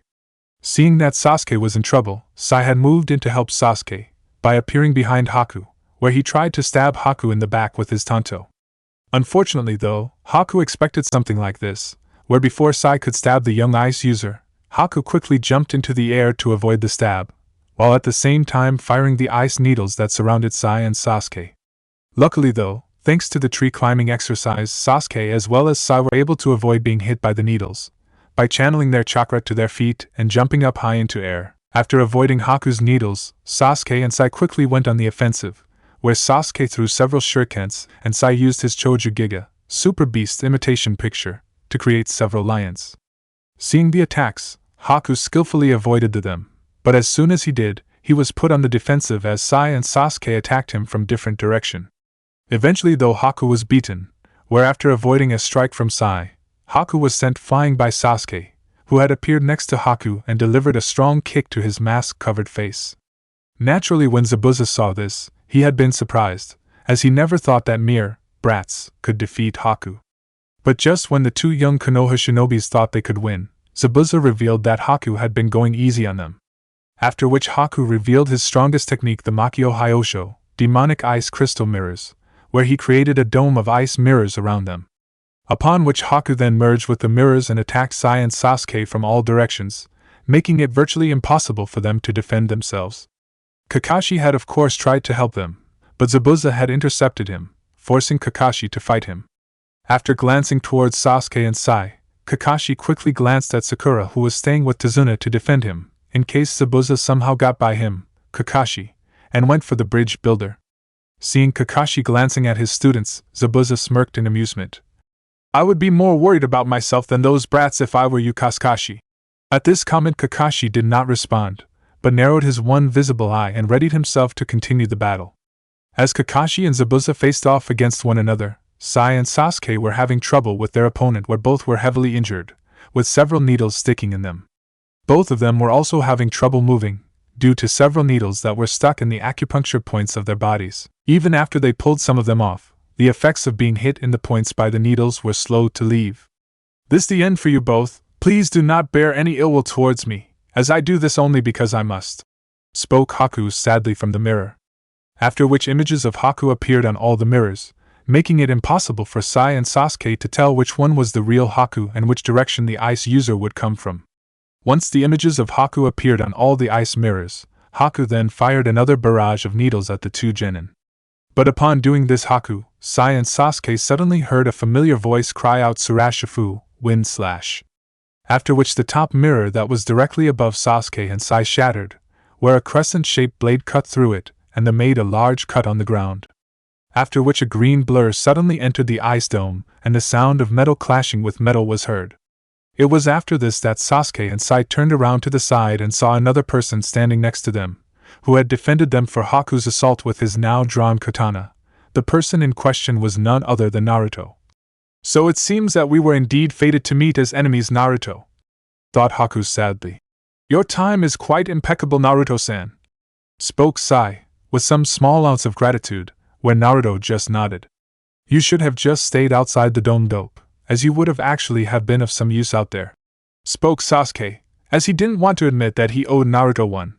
TSK, I would have, but I had to save your sorry ungrateful ass team, scoffed Naruto, as he kept his eye on Haku, who had remerged with the ice mirror. So I guess this is the guy who pretended to be the hunter that killed Zabuza, right? Asked Naruto, where Sai and Sasuke just nodded in confirmation. Correct, and as you can see he can use some kind of ice techniques, spoke Sai. He's a Hayaton user from the Yuki clan of Kiri then, stated Naruto, surprising Sasuke and Sai and even Haku. You know about him? Asked Sasuke in surprise. Only bits and pieces that I heard from Ero-sennin. From what I heard from him, the Yuki clan was a small clan in Kiri, who possessed a bloodline that allows them to use Hayaton, where they can create ice techniques that only they can do. Although until now I thought the clan was extinct, as the clan was said to have been wiped out a few years ago back when Kiri went under an upheaval, where people began to turn against bloodline-holding clans, because they feared their great power on the battlefield and because they believed that the bloodline holders were the cause of all the war and infighting that was going on in Kiri, spoke Naruto, which of course surprised his teammates when they heard this. You are well informed, Naruto-san, as you are indeed correct and I'm indeed the last living member of the Yuki clan, spoke Haku. When Naruto heard Haku's voice, his eyes suddenly widened in recognition. Haku, is that you? At this Haku let out a sad sigh before speaking. Yes, it is me, Naruto-san. When Haku said this, Naruto began to think over when he met Haku and remembered how the young Hayaton user had told him that he was looking for herbs for healing a friend that was injured. When he remembered this, he cursed himself for not noticing this earlier, and how he should have realized who Haku really was. You met him before, Naruto-san? Asked Sai. Sort of. Back when I left the house to train I met him, as he was picking herbs. I didn't know who he really at the time, so I helped him a bit, replied Naruto as he stared coldly at Haku. I would prefer not to fight you, Naruto-san, so I ask you only this one time, leave now. My object is only the bridge builder, not you. Can't do that, Haku. Tsunade hired Konoha shinobis to protect him, and as one I will protect him with my life, spoke Naruto as he raised his katana up, where both Sai and Sasuke nodded in agreement and smirked slightly, where they prepared to continue the fight. Very well then, but know that none of you'll leave this place alive, spoke Haku, before attacking with another barrage of needles. Seeing the needles, Naruto quickly turned his katana around, so that he was holding it backwards, after which he then told Sai and Sasuke to stay close to him. After which he then started to gather the water around him and spin around at a high speed, where he then cried out, Senkai no Mizu, swirling water, and created a vortex of water around him and the others, protecting them from Haku's needles. Naturally, when Haku saw this, The young ice user was surprised, but as surprised as Haku was, Zabuza was even more surprised. He knew that technique and the style that it came from. That style! That's the Arasujin no Mai, Dance of the Raging Water Goddess, fighting style, thought Zabuza in surprise as he recognized the sword style. But how on earth can a mere brat use that fighting style? Also, what was that technique he used to break Haku's ice mirror? It looked like some kind of wind technique. Just who the hell is that brat? Could he be actually a student of her? Once the water vortex around Naruto, Sai and Sasuke died down, Sasuke quickly turned to Naruto in surprise. What the hell was that? It's called the Sekai no Mizu, swirling water technique. It's a kenjutsu move that Kushina sensei taught me not long ago, replied Naruto as he kept his eye on Haku, who was in front of him. Upon hearing this, Sasuke frowned again in frustration at seeing how even after a few weeks Naruto had become even stronger. Most impressive, Naruto-san, you're indeed skilled, just as I thought, spoke Haku. Naruto of course did not reply to Haku's praise, where he just readied himself for battle along with Sai and Sasuke, where after a minute or two they attacked. As the battle with the three genin and Haku waged, Zabuza and Kakashi continued with their battle, but soon enough they broke apart again from one another. After breaking away again from Kakashi, Zabuza quickly glanced over at where Haku was fighting Naruto and the others. When he looked over, he could see that despite their situation, the three genin were able to still hold their own well.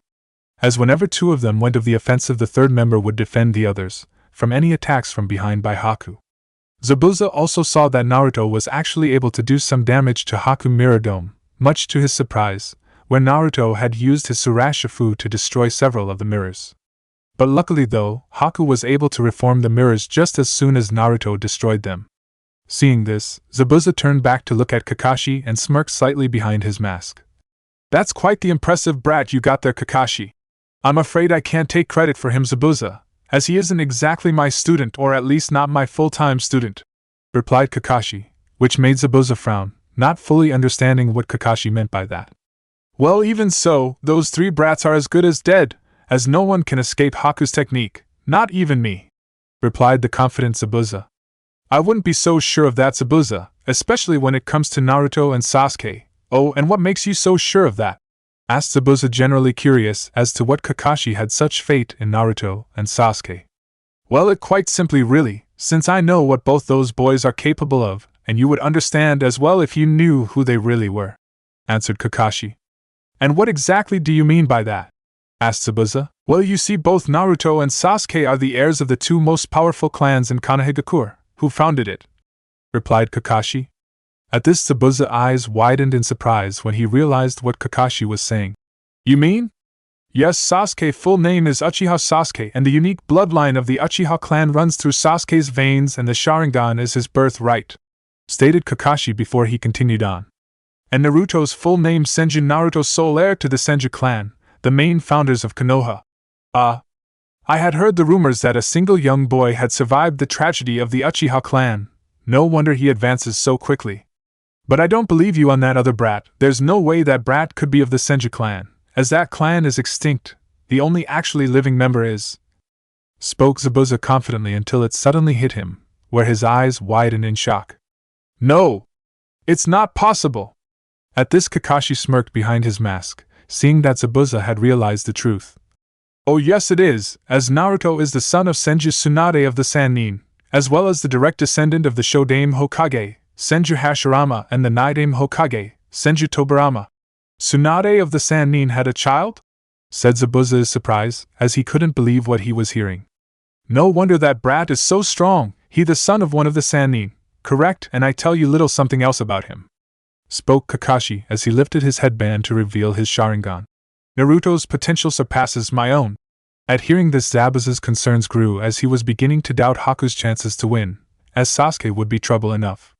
But given Naruto and his revealed heritage along with Sai, he was beginning to wonder if Haku could really win, especially after Kakashi stated that Naruto's potential surpassed his own.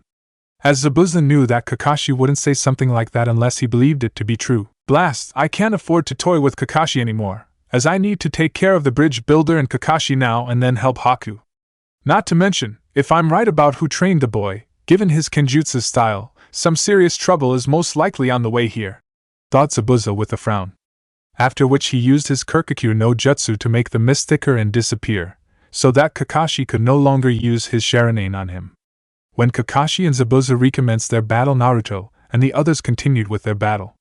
As the battle raged in the ice dome, Sai quickly deflected several Senbon needles fired at him by Haku from one of the ice mirrors. But as soon as Sai deflected the Senbon needles, Haku appeared out of another one of the ice mirrors behind Sai, and tried to stab him with some Senbon needles in the back of the head.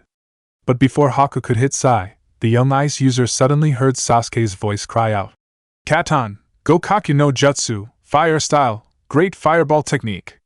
When Haku glanced to the left, the young ice user saw a large ball of fire flying towards him. Upon seeing the large fireball, Haku quickly avoided the attack, but after avoiding Sasuke's attack, Haku then saw Naruto appear next to him with his katana in mid-swing ready to slash him. Seeing this, Haku quickly spun to the left to avoid the slash, but even though Haku avoided Naruto's slash, the young ice user still received a slash mark on his mask. When Haku avoided Naruto's attack, Haku then quickly merged with another one of the ice mirrors, right before Sai's ink beasts could hit him. After avoiding both Sai's and Naruto's attacks, Haku quickly transported to a different ice mirror near Sasuke and tried to attack the young Uchiha by using his high speed. But when Haku stuck, Sasuke spun around and blocked Haku's strike with his kunai, much to the young ice user's surprise. "Impossible! There's no possible way that normal human eyes could keep up with my speed, so how did he see me coming?" thought Haku with surprise. Although Sasuke could not see Haku's face, he could tell that the young ice user was surprised. "You're not the only special one here," spoke Sasuke with a smirk, where when Haku looked directly at Sasuke's face, the ice user's eyes widened slightly in surprise as he saw Sasuke's eyes. For instead of black eyes, Sasuke's eyes were now red with two tomos in his right eye and one in his left. "The Sharingan," muttered Haku in surprise. "It's not complete, but it's still enough to keep up with your speed," spoke Sasuke, after which he then tried to kick Haku in the side, but was unable to hit Haku, as the young ice user was able to jump back. But just as Haku avoided the kick, Naruto appeared from above him and attempted to slash Haku again with his sword. But once again Haku avoided Naruto's slash and merged with one of the ice mirrors. When Haku merged with the ice mirrors again, Naruto quickly glanced at Sasuke and smirked. "Pretty good moves there, team, and I see that you've finally acquired the Sharingan. Yeah, now I can keep up with his moves, and you weren't too bad yourself there, Senju," replied Sasuke. After Sasuke said this, Haku then appeared in the ice mirror in front of them. "It seems that I have greatly underestimated you all, especially you two," stated Haku, where the ice user looked at Sasuke and Naruto. "I had no idea that you were of the Uchiha clan," said Haku when the ice user looked at Sasuke, before turning to Naruto. "Let alone that you, Naruto, were of the Senju clan, as I was under the impression that your clan died out." "Well, you find that I'm full of surprise, Haku," replied Naruto with a smirk. "Indeed," replied Haku, as the young ice user knew that he could no longer let this battle continue on, as the Makio Hyosho used up a great deal of chakra and took even more to maintain, meaning that if this battle continued much longer he would run out of chakra. Deciding to end this now, Haku quickly went on the offensive, where images of Haku once again appeared all around the three Konoha genin. After which a barrage of Senbon needles were fired from all directions, forcing Naruto and the others on the defensive. But even though Naruto and the others were able to deflect most of the Senbon needles, they were unable to deflect them all, due to the sheer number of them and the speed they flew at. But what Naruto and the others didn't know was that this barrage of needles was just a distraction to keep them occupied, which allowed Haku to appear from the ice mirror directly above them and jump down between them. When Haku suddenly appeared behind them, the three boys quickly spun around to face their opponent, after sensing him, unfortunately though it was too late for both Sai and Sasuke, as Haku quickly hit them with several Senbon needles, where both boys fell to the ground in a dead-like state. Naruto, although was able to avoid being hit, by raising his katana up in time, but when he did this, some needles were able to hit certain points in his arm, making it go numb and worthless and causing him to drop his katana. Seeing what happened, Haku quickly moved forward on Naruto so to finish the job on him and take advantage of his disability. Seeing this, Naruto quickly flipped backwards, just as Haku struck at him, where he then threw several shurikens at Haku, forcing the young ice user to jump back to avoid them, upon which Haku then merged back in with the ice mirrors. After forcing Haku back, Naruto then quickly went over to Sai and Sasuke to see how they were, where when he checked their pulses, he couldn't feel anything at first, but Naruto quickly realized that they were in a death-like state, much like Zabuza was in earlier on, when he saw the positions that the needles were in on their bodies. Sighing slightly in relief, Naruto turned around to face Haku, who had just appeared in one of the ice mirrors. Your friends are now dead, Naruto-san, and you are all alone, and you have lost the use of your right arm. You've lost this battle, spoke Haku, although became curious when Naruto just smirked. Can the act, Haku? You know as well as I do that neither Sasuke nor Sai are dead. They're just in a death-like state, just like the one you put Zabuza a while back, and you're no killer. As for my right arm being useless, I wouldn't be so sure of that, said Naruto, where he then pulled the needles out of his arm and was able to move his arm again, much to Haku's surprise. But how, even if you pull the needles out correctly, the effects should still take hold of you for some time, spoke the surprised ice user. Well, let's just say that I heal fast and leave it at that, replied Naruto, as this was one of the rare occasions that he was glad he had the Kyuubi in him. I see, but even if you can use your right arm again, you still cannot win as you are alone, replied Haku. I wouldn't be so sure of that either, replied Naruto with another smirk, where the then did a single hand seal and cried out, Kage Bunshin no Jutsu, Shadow Clone Technique, where several dozen suddenly appeared around Naruto, much to Haku's surprise. Upon which Naruto then had all his clones attack the ice mirrors at the same time, reacting quickly to Naruto's attempts to escape the ice dome. Haku quickly used the technique that projected images of him on all the mirrors and attacked the clones, destroying most of them within a few seconds. Unfortunately, Haku was unable to destroy all of them, where one of the Narutos was able to shatter one of the mirrors with his bare fist, much to Haku's surprise. Impossible! How can he have the strength to be able to destroy one of my mirrors with just his bare hands? Thought Haku's surprise, but quickly got over it, as the young ice user then quickly transported to one of the shattered pieces of the ice mirror that Naruto destroyed and emerged from it and attacked Naruto from behind and stabbed him in the back. But as soon as Haku had done this, Naruto puffed into smoke, revealing that he had been a clone. Realizing that he had been tricked, Haku tried to renter one of his mirrors. But before the young ice user could, he felt a hand grab hold of him, stopping him from moving. When Haku turned around, the young ice user saw that it was Naruto who had grabbed hold of him, upon which Haku realized that Naruto had used the clones not to break out of the ice dome, but as bait to lure him out of the ice mirrors. This is where it ends, Haku, stated Naruto, where he then quickly raised his arm and used his enhanced strength, not at full power, and punched Haku right in his mask, causing it to break into pieces, as well as sending the ice user flying straight through one of the ice mirrors and shattering it. After being sent through the ice mirror, Haku continued fly through the air a bit, due to the power that Naruto put in his punch, before crashing to the ground in a heap. Where after landing, Haku tried to pick himself up, but was unable to due to the punch that Naruto gave the young Yuki clan member. When Haku looked up, the ice user could see the ice dome falling apart into pieces, due to him being out of chakra, as well as Naruto coming towards him, with his katana in hand. Forgive Zabuza-sama, I am no match for this boy, thought Haku sadly, as Naruto stood over him holding his katana in front of Haku's face. As Naruto held his katana over Haku's face, the young ice user spoke. Why do you hesitate? Kill me. I've lost my purpose in living. I've failed Zabuza-sama. I am no longer fit to be his weapon. What kind of fucked up crap are you talking about? You're not a weapon, you're a human being. You have your own life and your own free will. Why the hell would you want to die, simply because I defeated you? Asked Naruto. What Haku was saying didn't make any sense. For the next few minutes, Haku went on to explain his life in Mizuno Kuni, Water Country, and how when his father discovered that he and his mother were bloodline holders, he gathered a mob and killed Haku's mother, and then tried to kill Haku, but were killed themselves when Haku accidentally used his bloodline to kill them. After which he roamed the cold streets of Kiri during the dead of winter until he was found by Zabuza and made him his weapon, thereby giving him a purpose in living again. When Naruto heard this, several different thoughts ran through his head as he was unsure what to say or think at what Haku told him.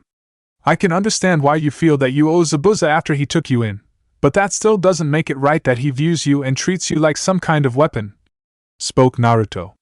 But is what I am his tool to use in whatever way he wishes, spoke Haku. Stop being such a baka, Haku, cried Naruto angrily, which surprised the young ice user.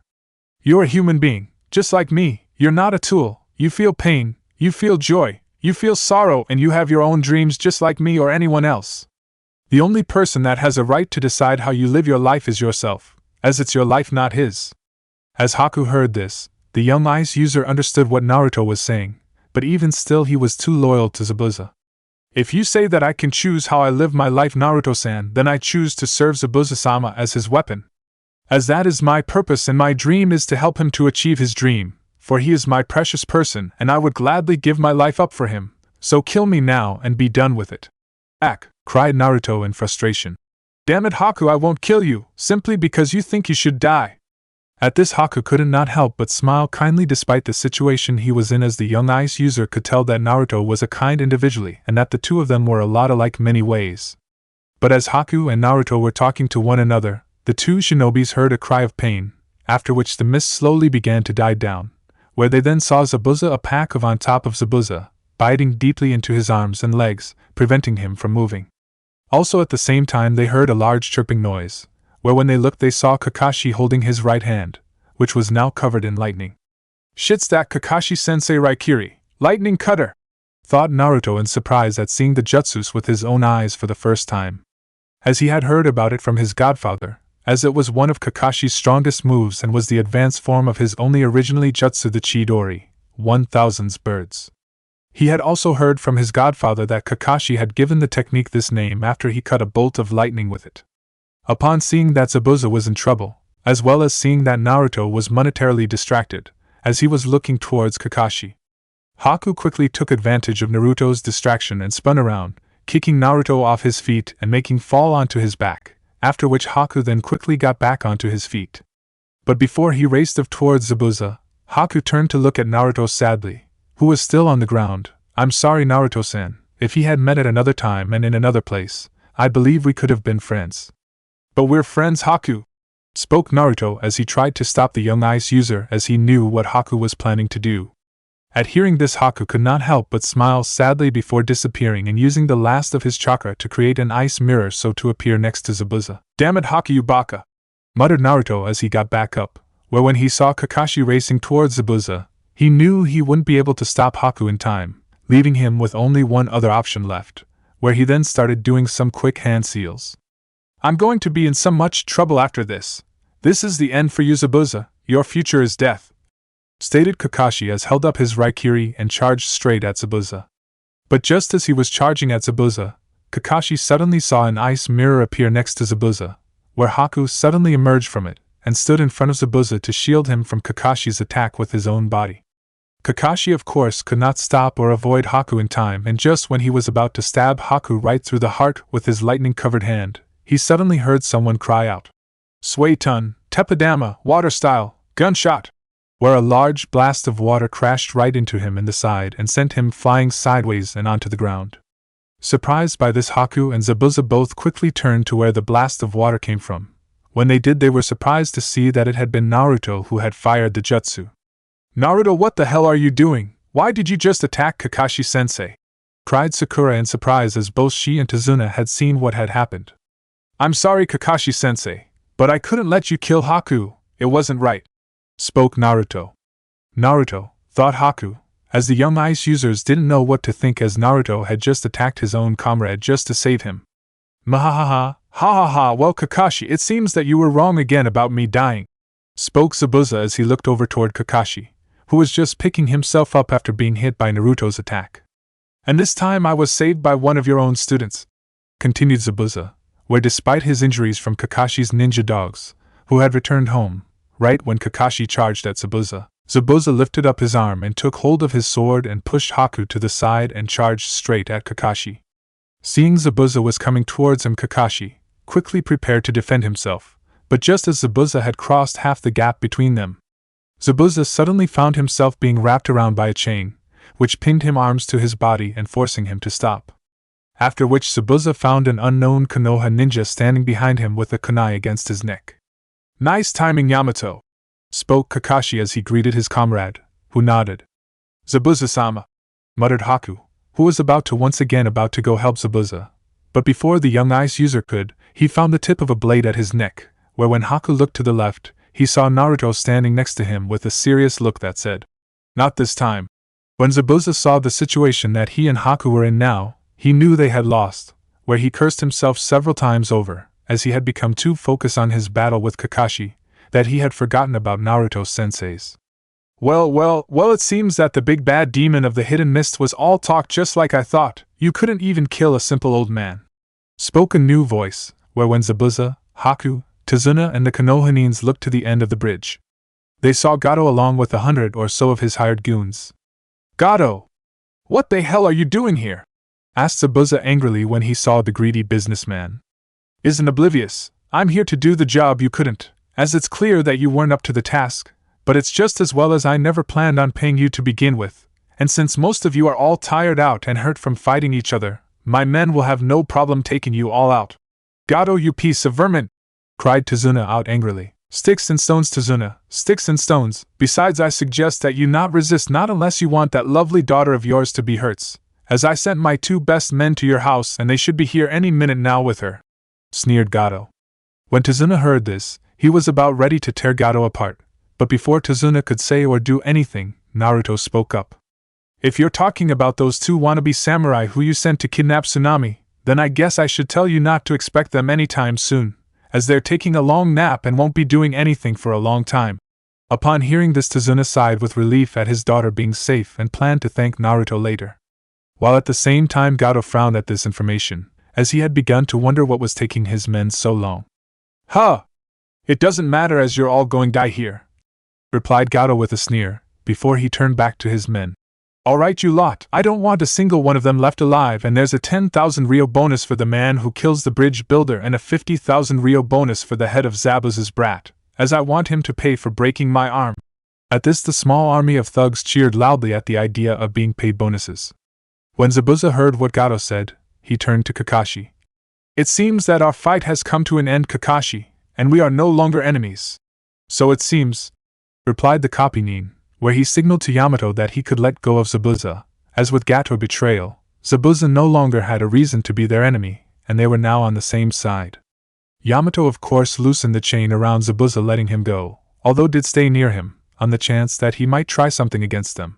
Seeing Zabuza and the others were going to resist, Gato just sneered, as he was certain that with the number of men that he on his side, he would win. But before Gato could give the order to attack, an arrow suddenly flew right past him, barely missing his head. What the? Spoke the short businessman when he saw the arrow and looked to the other end of the bridge, from where the arrow came from. When he looked, he saw all the villagers gathered at the edge of the bridge, right behind Zabuza and the Konoha shinobis, and were being led by a young boy, who was wearing a stir-fry pan on his head like a helmet, and was holding a crossbow in his head. That's as far as you go, Gato. We're not going to let you take on step into our village, spoke Inari, where all the villagers behind him cheered, as they were all ready to fight to defend their home. Tazuna of course was amazed at the sight, as he never thought he would see something like this, as ever since Kai's death, the people of Nami no Kuni, Wave Country, had lost their will to fight. Yet now he was seeing his entire village here standing up to Gato and his men and willing to fight for their homes. But what shocked Tazuna even more was that it was his own grandson who was leading the villagers and rallied them to stand up and fight Gato. When he saw this, the old bridge builder could not help but wonder what happened to his grandson to cause this kind of change in him. At the same time, Naruto could not help but smirk at seeing Inari leading the villagers of Nami no Kuni against Gato. Nice going, Inari. When Gato saw this, he became furious at how the people of Nami no Kuni were raising up against him. He got even angrier when he saw that some of his men looked worried, as these weren't the same broken villagers that they had been used to dealing with. What are you lot doing? They're only a group old men and women, with pitchforks and rusted tools, being led by a brat, cried Gato, whereupon hearing this, his men regained what little courage they all had to begin with. Now kill them all and don't leave us in, Eric, spoke Gato, but cried out in pain, before he could finish speaking, when a sword sprung out from his chest. After which the blade retreated back into Gato, where the greedy tyrant fell to the ground dead, in a small growing pool of his own blood. Finally the bastard shut up, muttered the person who had stabbed Gato. When the men saw their leader fall to the ground dead, they immediately took notice of the person who had appeared out nowhere right behind Gato and killed him. The person in question was a tall, attractive young woman, with long bright red hair, wearing an Anbu outfit and holding a long katana in her left hand. 1. After stabbing Gato, the woman in question then quickly shunshin, body flickered away and reappeared right next to Naruto and Haku. Nice timing, Kushina-sensei, but sure took your sweet time, spoke Naruto with a smirk, when he saw his female sensei. Kushina of course smirked back at the remark, before speaking. Yeah, sorry about that. By time we found Zabuza's hideout the entire place was empty, and we realized that he and Gato must have left to attack Tazuna and the rest of you, so we raced as quickly as we could here. But by the time we got here, we saw that Kakashi was about to finish off Zabuza, only to be stopped by you," stated Kushina, where she stared at Heir's student with a serious look. At this, Naruto started to sweat a little with worry, as he knew he was in trouble with his sensei. Yeah, about that," spoke Naruto nervously. "We talk about it, once things are settled here," interrupted Kushina with a serious tone, where Naruto just gulped, not looking forward to that talk. At the same time that this was happening, Zabuza was staring at the newly arrived Kushina intently. "So I was right, the brat is the student of the Baratie Shinku no Akari, Bloody Crimson Fury. I knew he had to be, as she's the only one that could have taught him the Arasujin no my fighting style," thought Zabuza, as he had heard of Kushina. Back when he was still with Kiri and Anbu, she was especially famed in Kiri for the unique kenjutsu style that she created and used. Zabuza's attention although soon turned back from Kushina to the army of thugs that were in front of them, as the thugs were unhappy at how Kushina had just killed their meal ticket. "What the hell are we going now?" spoke one thug. "I say we kill this lot and take whatever is worth taking from the village," spoke another thug. "Yeah, and if we take Zabuza's head along with his partners to Kiri, maybe we can a reward for it," said third thug. "Dibs on the redhead there, as she looks like she could be fun," said the first thug, as he eyed Kushina with lustful eyes, which made the red-headed kunoichi feel dirty and want a shower. Upon hearing this, Naruto became furious, where he slowly walked forwards towards the thugs. Since being raised by two women for most of his life, Naruto had naturally had a strong hatred of rapists, or those who abused or beat women. Hence, after hearing on what one of the thugs wanted to do to his sensei, not to mention what they were thinking on doing to Inari's home, Naruto wasn't planning on showing these guys any mercy. When Kushina saw Naruto walking forwards towards Gato's thugs, she called out to Naruto, telling him to stay back and let her and Yamato deal with them, as both of them were fresh and could easily deal with them. While Naruto and Kakashi were both tried from their battle and neither Sai nor Sasuke were in any condition to fight. Naruto of course ignored Kushina as she called out to him, and continued to walk towards the men. After walking a few meters away from Kushina and the others, Naruto stopped. Well, look at this, boys, it seems that this brat is going to take us all on by himself," spoke one of the thugs, where the others just laughed. Naruto of course ignored the thug's laughter and began to slowly crack his knuckles, whereupon seeing this, the Konoha shinobi quickly realized what Naruto was going to do. "He isn't going to do what I think he's going to do?" asked Sakura, slightly worried. "I'm afraid so," replied Yamato, with a slight sigh. "Oh boy," spoke Kushina. When Zabuza, Haku and Tazuna heard this, all of them had confused looks on their faces, along with most of the villagers of Nami no Kuni, as none of them could understand what the Konoha shinobis were talking about. "Hey Tazuna!" cried Naruto as he looked over his shoulder to look at Tazuna, "do you've any spare building material for the bridge?" "Yeah, plenty of it, why?" asked the old bridge builder. "Good, because I'm afraid that I'm going to be putting you behind schedule a bit," answered Naruto. At this, Tazuna became even more confused at what Naruto was going to do, but before he could ask what Naruto meant, one of the thugs suddenly cried out, "Enough of this crap, let's kill them!" Upon which the 100 or so thugs charged forward at Naruto and the others. Begin Himataru Tushir soundtrack. As the thugs came towards him, Naruto just smirked, where he then quickly channeled an immense amount of chakra inside his body, and a moment later gathered it into his fist. After which Naruto then slammed his fist into the ground and cried out, "Chikakuhendo, Earthshaker Impact," and released the chakra into the ground, where thanks to Naruto's superhuman strength the entire section of the bridge that the thugs were on began shake, causing the thugs to stop in their tracks. After which, cracks began to appear on the bridge section, where the ground underneath the thugs' feet rose up and the entire front section of the bridge fell apart into pieces into the water below, along with the thugs themselves, where many of them drowned due to either being unable to swim, or because large pieces of the bridge fell on top of them, while the rest quickly swam back to the boat from which they came from with Gato, and quickly sailed away never to come back. Naturally, after seeing this, all the non-Konoha shinobis were of course completely blown away at seeing Naruto destroying the entire front section of the bridge with just a single punch. When Inari and the rest of the villagers of Nami no Kuni saw this, every single one of their jaws literally hit the ground, while their eyes were the size of saucers. Tsunade himself was dumbstruck, where he planned to get himself plastered later on, as he couldn't believe what he had seen. Zabuza himself was equally as stunned, as he couldn't believe the strength that Naruto had, especially at so young an age.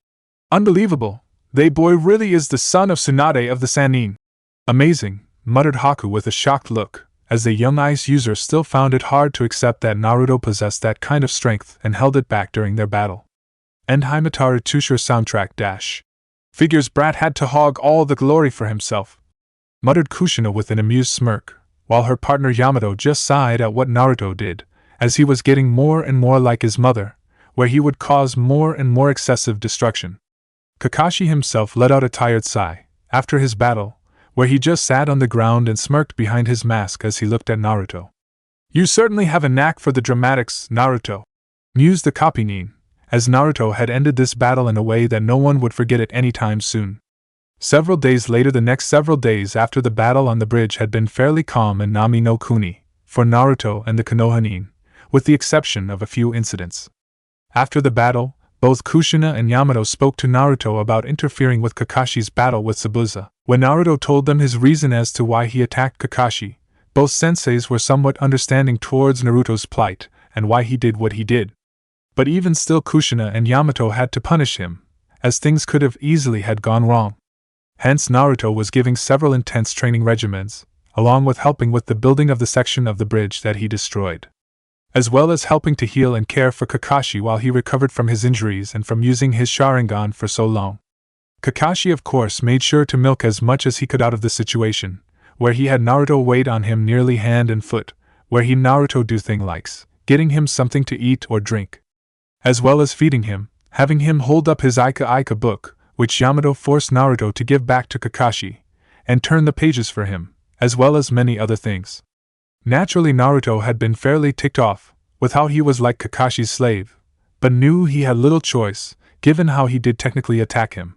But eventually Naruto reached his limit when Kakashi called him Nurse Naruto, after which Naruto then force-feed Kakashi with the worst-tasting medicine that the copy-nin had ever tasted, thereby ensuring that Kakashi would never call Naruto nurse again. Kakashi of course was not Naruto's only patient, as he also has Sai and Sasuke, along with Haku and Zabuza, who despite being former enemies, were allowed to stay. Both Sasuke and Sai were of course bedridden for a couple days, due to being in the death-like state that Haku put them in with the Senbon needles. When Sakura found them, she had naturally be distraught, when she thought that her Sasuke-kun was dead and even tried to attack Haku, believing that the ice user killed Sasuke. Naruto of course stopped her and explained to her that neither Sasuke nor Sai were dead, and that they were put in the same kind of state that Haku had put Zabuza a while back, where once Naruto correctly pulled the needles out, both Sai and Sasuke awoke. When Sakura saw that Sasuke was alive, she naturally became teary-eyed and hugged Sasuke tightly, much to the young Uchiha's discomfort, where he tried to get her off him. Naturally, after the battle of the bridge, things had been a bit unsettling for Tsunade and his family, when Naruto and the others brought the injured Zabuza and Haku into the house. This was of course understandable given how they had been hired to kill Tsunade, where the members of the family were of course nervous to be around Haku and Zabuza. Even after Kakashi and Naruto assured them that neither of Zabuza or Haku had any reason to harm the bridge builder or his family anymore. Eventually though things calmed down, where Tsunade even became friendly with Haku, where they two would often work together to make meals. But even so, not everyone was as forgiving towards Haku as Tsunade, as Sasuke still held a slight grudge against the young Yuki clan members, due to Haku defeating him. This defeat was made all the more bitter to the young Uchiha, when he learned that after Haku had knocked out him and Sai, as well as Naruto defeating Haku and then later taking out Gato gang of thugs by himself. But even still, Sasuke took some solace in the fact that he finally awoke in his Sharingan, where upon recovering he began to practice in using it, so that he could activate it when he wanted it. Haku's injuries had been of course minor, despite the slight injury that Naruto had given the young ice user when he punched Haku in the head, where thankfully the mask had protected him from much of the harm. Naruto had of course offered to give Haku a full check-over to make sure that the young ice user had no other injuries, but Haku stated that he was fine and he could check himself over. Zabuza's injuries were of course a bit more serious, where much like Kakashi he was bedridden for a while, where the two men were left in the same room together. This was to make sure that Zabuza would not try anything, for even though Zabuza had no reason to go after Tsunade and his family, it did not state that he wouldn't try anything against Kakashi or the others, hence either Yamato of Kushina would always be on guard in the house, whenever everyone was gone to work on the bridge or asleep at night. "Well, Zabuza, it seems that you're healing quite nicely," spoke Naruto after checking on the former Miss Swordsman injuries. "TSK. Yeah, well, when can I finally be able to move and get out of here, as unlike Kakashi over there, I don't like spending days on end lying down and doing nothing," spoke Zabuza, as he looked over at the sleeping Kakashi.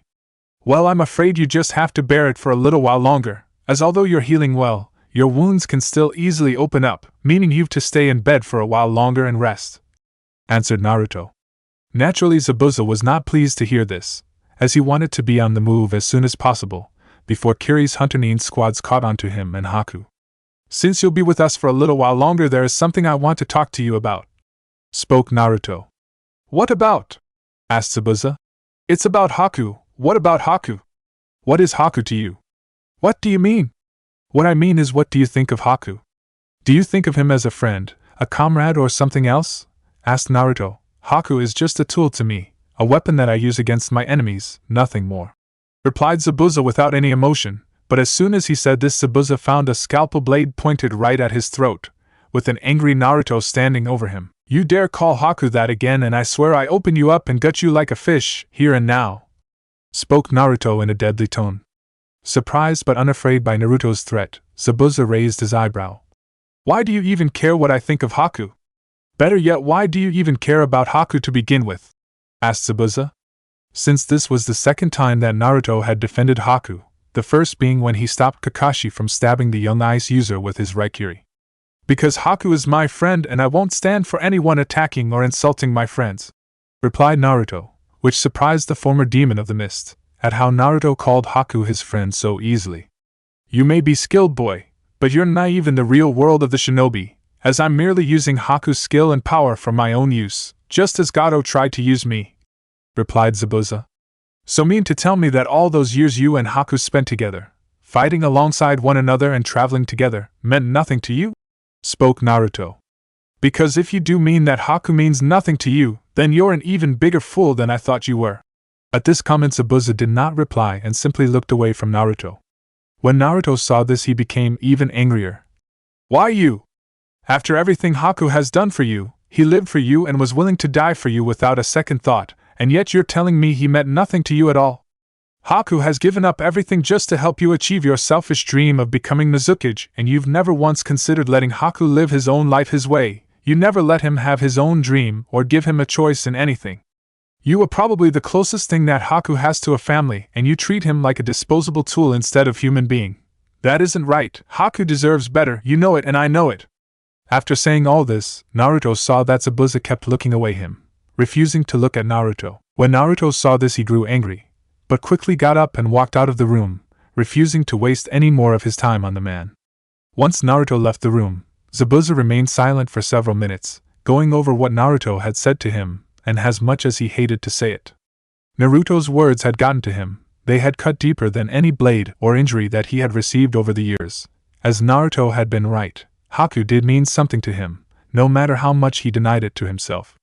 Zabuza had also realized how badly he had treated Haku, and how Naruto was indeed right, at how Haku did deserve better. "He got to you, didn't he?" spoke Kakashi suddenly, causing Zabuza to turn to the Kapinin. "So you were awake," stated Zabuza. "I'm guessing you heard everything?"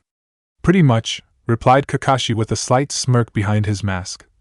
"As it's not every day that one would get to see the famed Kirigakure no Kijin at a loss of words after arguing with a young genin." At this, Zabuza just scoffed and turned his back to Kakashi, who just smirked further, knowing that he was right about Naruto getting to Zabuza. He also guessed that Zabuza had a lot to think over the next few days now, after which Kakashi decided to leave Zabuza bin and closed his eyes to get some rest. A few days later, in the early morning, as the early morning sun rose over the horizon and it shone through the window of the room that Naruto, Sai and Sasuke were sharing, the rays of the sun shone down on Naruto's face, due to him being nearest to the window, where he slowly woke up. After fully awakening, Naruto looked out the window and saw that it was going to be another beautiful day. Not wanting to wake either Sasuke or Sai, who were still sleeping, Naruto quietly sunk out of the room and headed to the bathroom to wash and change, as he wanted to do some early morning training before everyone else got up. When Naruto reached the bathroom, he quickly opened the door, believing that he was the only one up and that there would be no one in the bathroom. But upon opening the door, Naruto's eyes nearly popped out of their sockets in surprise, for when he opened the bathroom he saw Haku stepping out of the shower with a towel being the only thing covering the ice user's body. Normally this would not be a surprise or be an issue with Naruto, but the thing that caught Naruto by surprise was the fact that the wet towel that covered Haku's body clung tightly around the ice user's body, showing 2 medium-sized lumps on Haku's chest along with a slightly curvy figure and long feminine legs. Why yo, you're a girl!" stuttered Naruto in surprise as he pointed at Haku.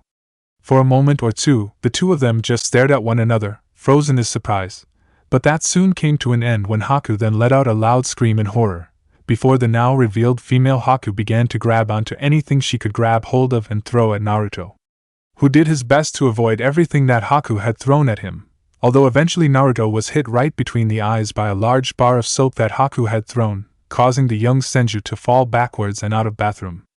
After which Haku then created several ice needles and sent them flying at Naruto, who couldn't avoid them in time and was pinned against the wall behind him. Still in full feminine fury and outrage and not able to fully think on what she was doing, Haku quickly took hold of a plunger, which was nearby, and planned to beat Naruto over the head with it.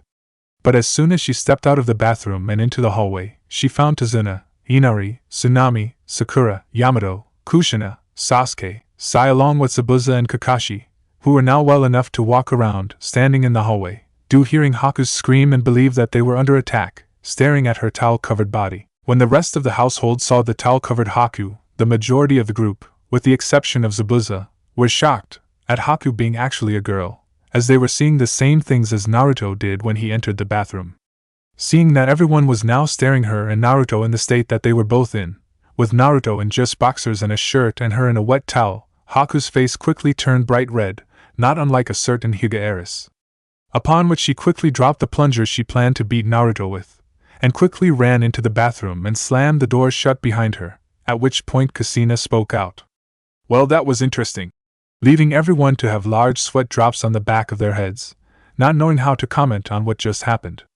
Eventually though, things calmed down from the escapade of the early morning, where the mortified Haku eventually came out of the bathroom, in her usual attire, although both she and Naruto had trouble looking at one another, as Haku was still very much embarrassed at Naruto seeing her right after she came out of the shower, while Naruto had trouble looking at Haku without turning red and remember seeing her all wet, as she came out of the shower and with just a towel, where it clung tightly around her body.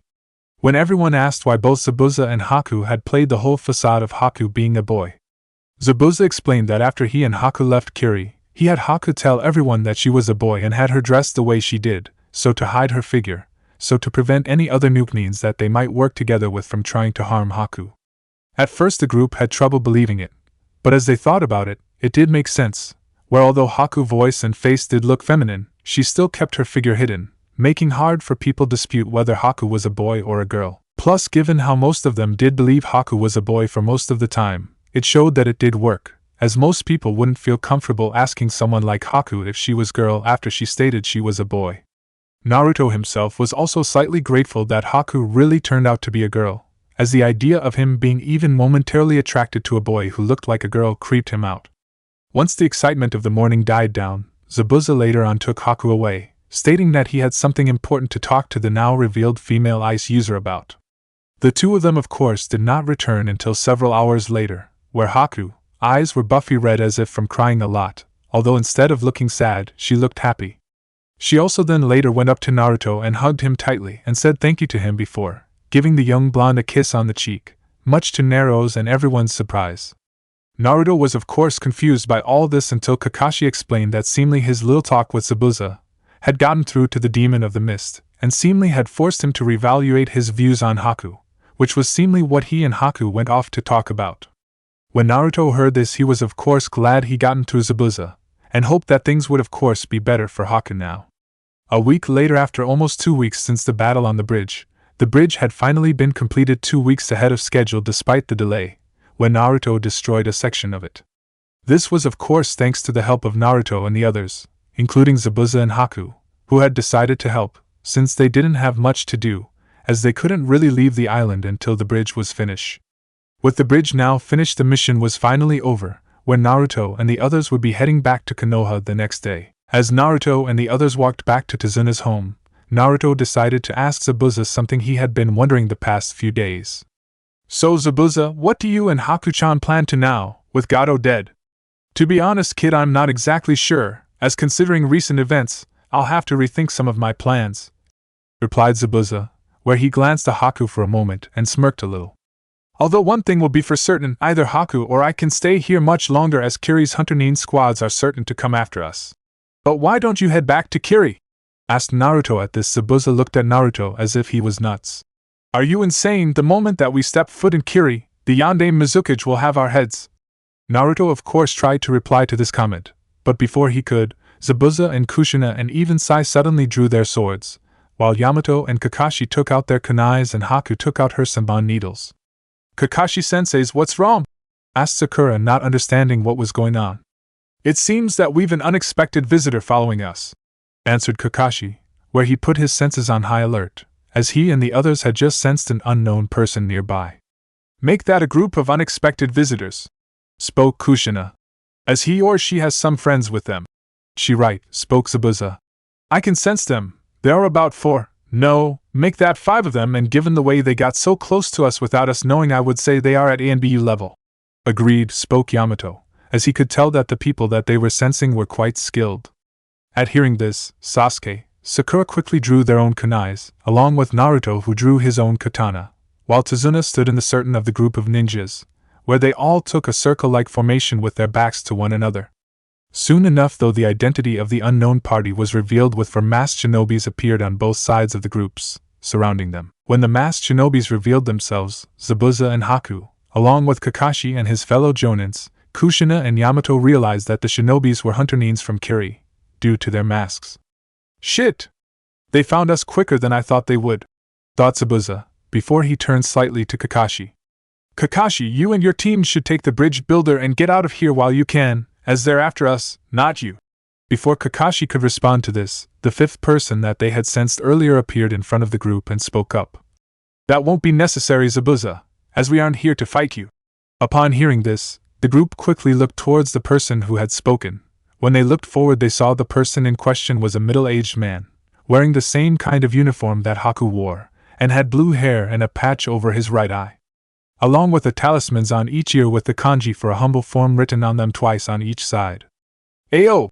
Spoke Zabuza in surprise, recognizing his former ANBU comrade, who was also the captain of the Hunter Nin division and was one of Kiri's best. It's been some time, Zabuza. Haku, spoke Ayo. So the Mizukage has sent you after us, I'm flattered, spoke Zabuza, and he raised his sword, as he had no plans on making this easy for Ayo or his men, where if he was going down fighting and would take as many of them with him as he could. Take it easy, Zabuza, I told you already, we aren't here to fight you, spoke Ayo. If you're not here to kill us, then why are you here? Asked Zabuza. We're here to take both you and Haku back to Kiri on the orders of the Godame Mizukages, as the Yandere Mizukage Yugura is dead, said Ayo, which surprised the majority of the shinobi group, as none of them had heard of the death of the Yandere Mizukage or there now being a new Mizukage. After the surprise of this information sunk in, Zabuza then let out a low chuckle before he spoke. He, do you really think that I'm that stupid to fall for such a lame and obvious trick, Ayo? It's no trick, Zabuza, as Yagura is indeed dead, as there was a coup d'etat and he was overthrown and replaced by the Godame Mizukage, answered Ayo. Before Zabuza could reply this, Naruto spoke up. He's telling the truth, as I heard about it from Ero-sennin, a few weeks before I arrived in Konoha. When Zabuza heard this, he of course raised a non-existent eyebrow in surprise. And why the hell didn't you tell us earlier? I tried, but I never got a chance to, retorted Naruto. As this was going on, Ayo eyed Naruto with curiosity, as he wondered how a young boy like Naruto learned of the coup d'etat. But before he could think about Naruto more, Ayo heard Zabuza addressing him. So who exactly is the Mizukage now? Terumi Mei. Upon hearing this, Zabuza raised his non-existent eyebrows in surprise again. Mei? She the Mizukage now? Where Ayo just nodded in confirmation. Do you know her, Zabuza-sama? Asked Haku. Yeah, I met her a couple times, back before I found you, Haku. She is a powerful and highly gifted kunoichi, spoke Zabuza, for as much as he hated to admit it, Mei was stronger than him. But the thing that is most surprising about her is that she is a bloodline holder, or to be more precise, she's a dual bloodline holder, where she possesses both the Yotan, lava release, and the Futon, boil release, bloodlines. After hearing this, Haku along with the Konohanin group were of course shocked, as none of them had heard of a dual bloodline holder. What was even more surprising was that Kiri of all places had elected a bloodline holder as their new Mizukage, especially given their past history when it came to bloodline holders. So why exactly did they elect Mei as the Mizukage?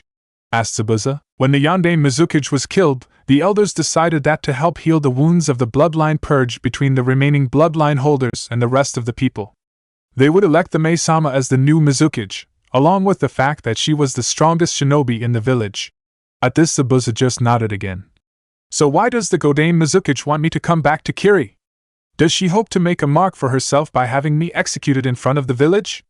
Hardly, replied Ao. With you, Kisame and Raiga all gone rogue and the others members of the Miss Swordsman dead, the Kiri no Shinobigatana Shishininshu is practically non-existent, something that the Godame Mizukage wants to change.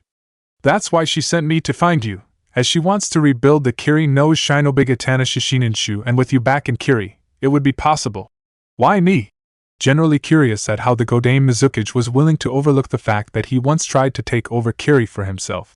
Well, you, Kisame and Raiga are the only surviving members of the Kiri no Shinobigatana Shishininshu. Both Kisame and Raiga are out of the question in being allowed to return to Kiri, given their crimes. But you can be accepted back, since your crimes are only of revolting against the Yonde Mizukage, which can be forgiven, answered Ao. After hearing this, Zabuza didn't know what to think, for right now he was being offered a chance to return to his village, where he would no longer be a hunted man.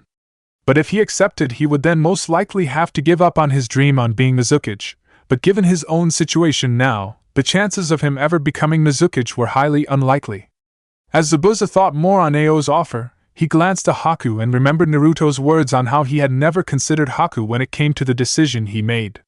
He also knew that regardless of his own feelings, Haku would follow him anywhere without compliant. So what is your answer? After much thought, Zabuza came to a decision. Fine, you got a deal. At this, Ao just nodded, as he was pleased with Zabuza's answer, preferring not fighting the former Miss Swordsman, and would rather have him back on their side. When Haku heard Zabuza's answer, she was of course surprised by her master's answer, where he quickly turned to him. But Zabuza-sama, what about your dream?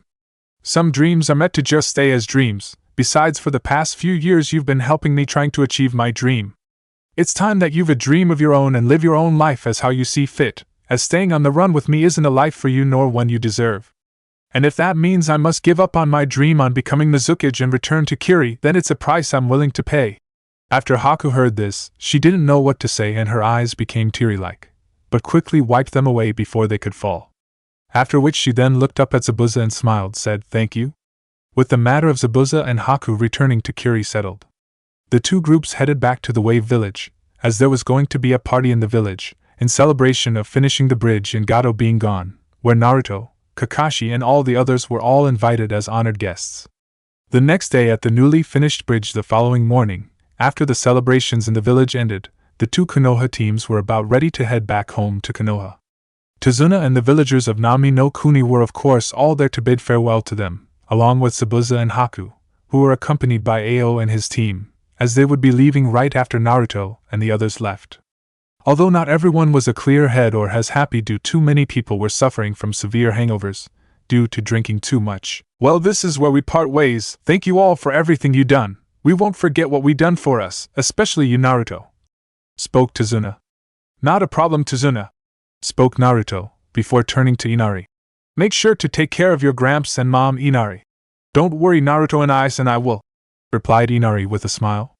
After saying goodbye to the villagers of Nami no Kuni, Naruto turned to Zabuza and Haku. Well, we be seeing you around, brat, spoke Zabuza. Yeah, I've been seeing you, but don't forget what we talked about, said Naruto, where he shook hands with Zabuza, who just smirked behind his mask and nodded, saying he wouldn't. Take care, Naruto-kun. I wish you a safe journey home, spoke Haku, as the young female ice users shook hands with Naruto. You too, Haku-chan. I hope we met again soon and this time not as enemies. As do I, replied Haku with a smile, after which Naruto and the others started their journey back to Konoha. As Naruto and the others headed back to Konoha, one of the villagers suddenly spoke up. "So what do you think we should call the bridge?"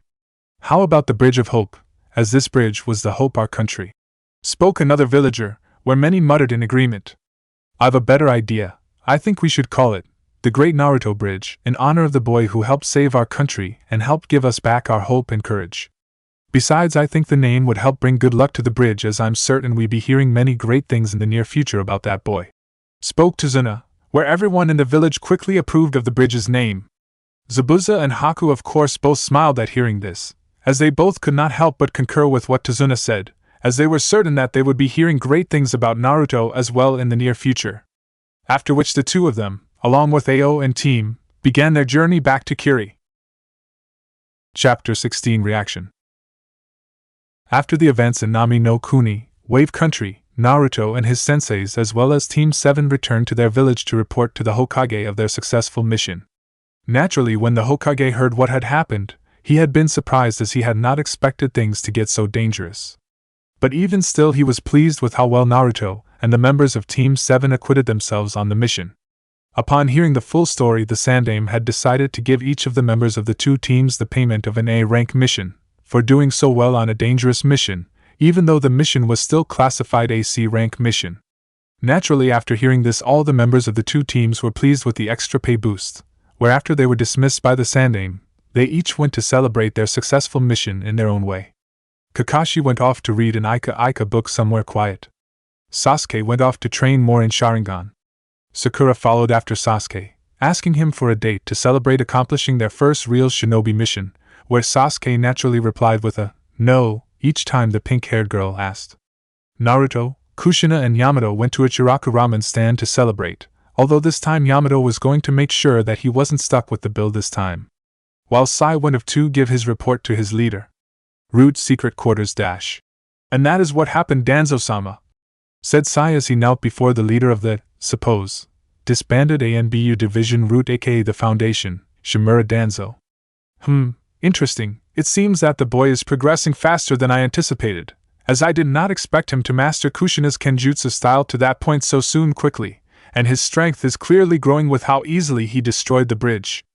But even still the boy lets his emotions control him, where he attacked Kakashi to save Zabuza's partner Haku," spoke Danzo, where he frowned at the last part, as he knew that this was the result of Naruto being raised on the teachings of Sarutobi from his mother Tsunade. For the next few minutes, there was just silence in the room, where Danzo thought over everything that he had heard from Sai. Soon after, though, Sai then spoke up, breaking Danzo from his train of thought. "Will you then be approaching Senju then, Danzo-sama?" "No, not yet," replied Danzo as he looked at his subordinate. "As I want you to keep monitoring his progress right now and see how he develops, as the Chunin exams are nearing and I'm interested in seeing how he handles himself in the exam, as well as seeing his abilities firsthand." At this Sai only nodded, where he then kept his head down and only raised it when Danzo spoke again. "I also want you to keep monitoring Uchiha Sasuke now, since he has now awakened his Sharingan bloodline, and is now at a pivotal stage of his development, where he can either become a powerful ally to us or a major threat." "Hi, Danzo-sama," replied Sai, after which Danzo then dismissed him, where Sai quickly shunshined, body flickered away, upon which Danzo then simply walked away and out of the room.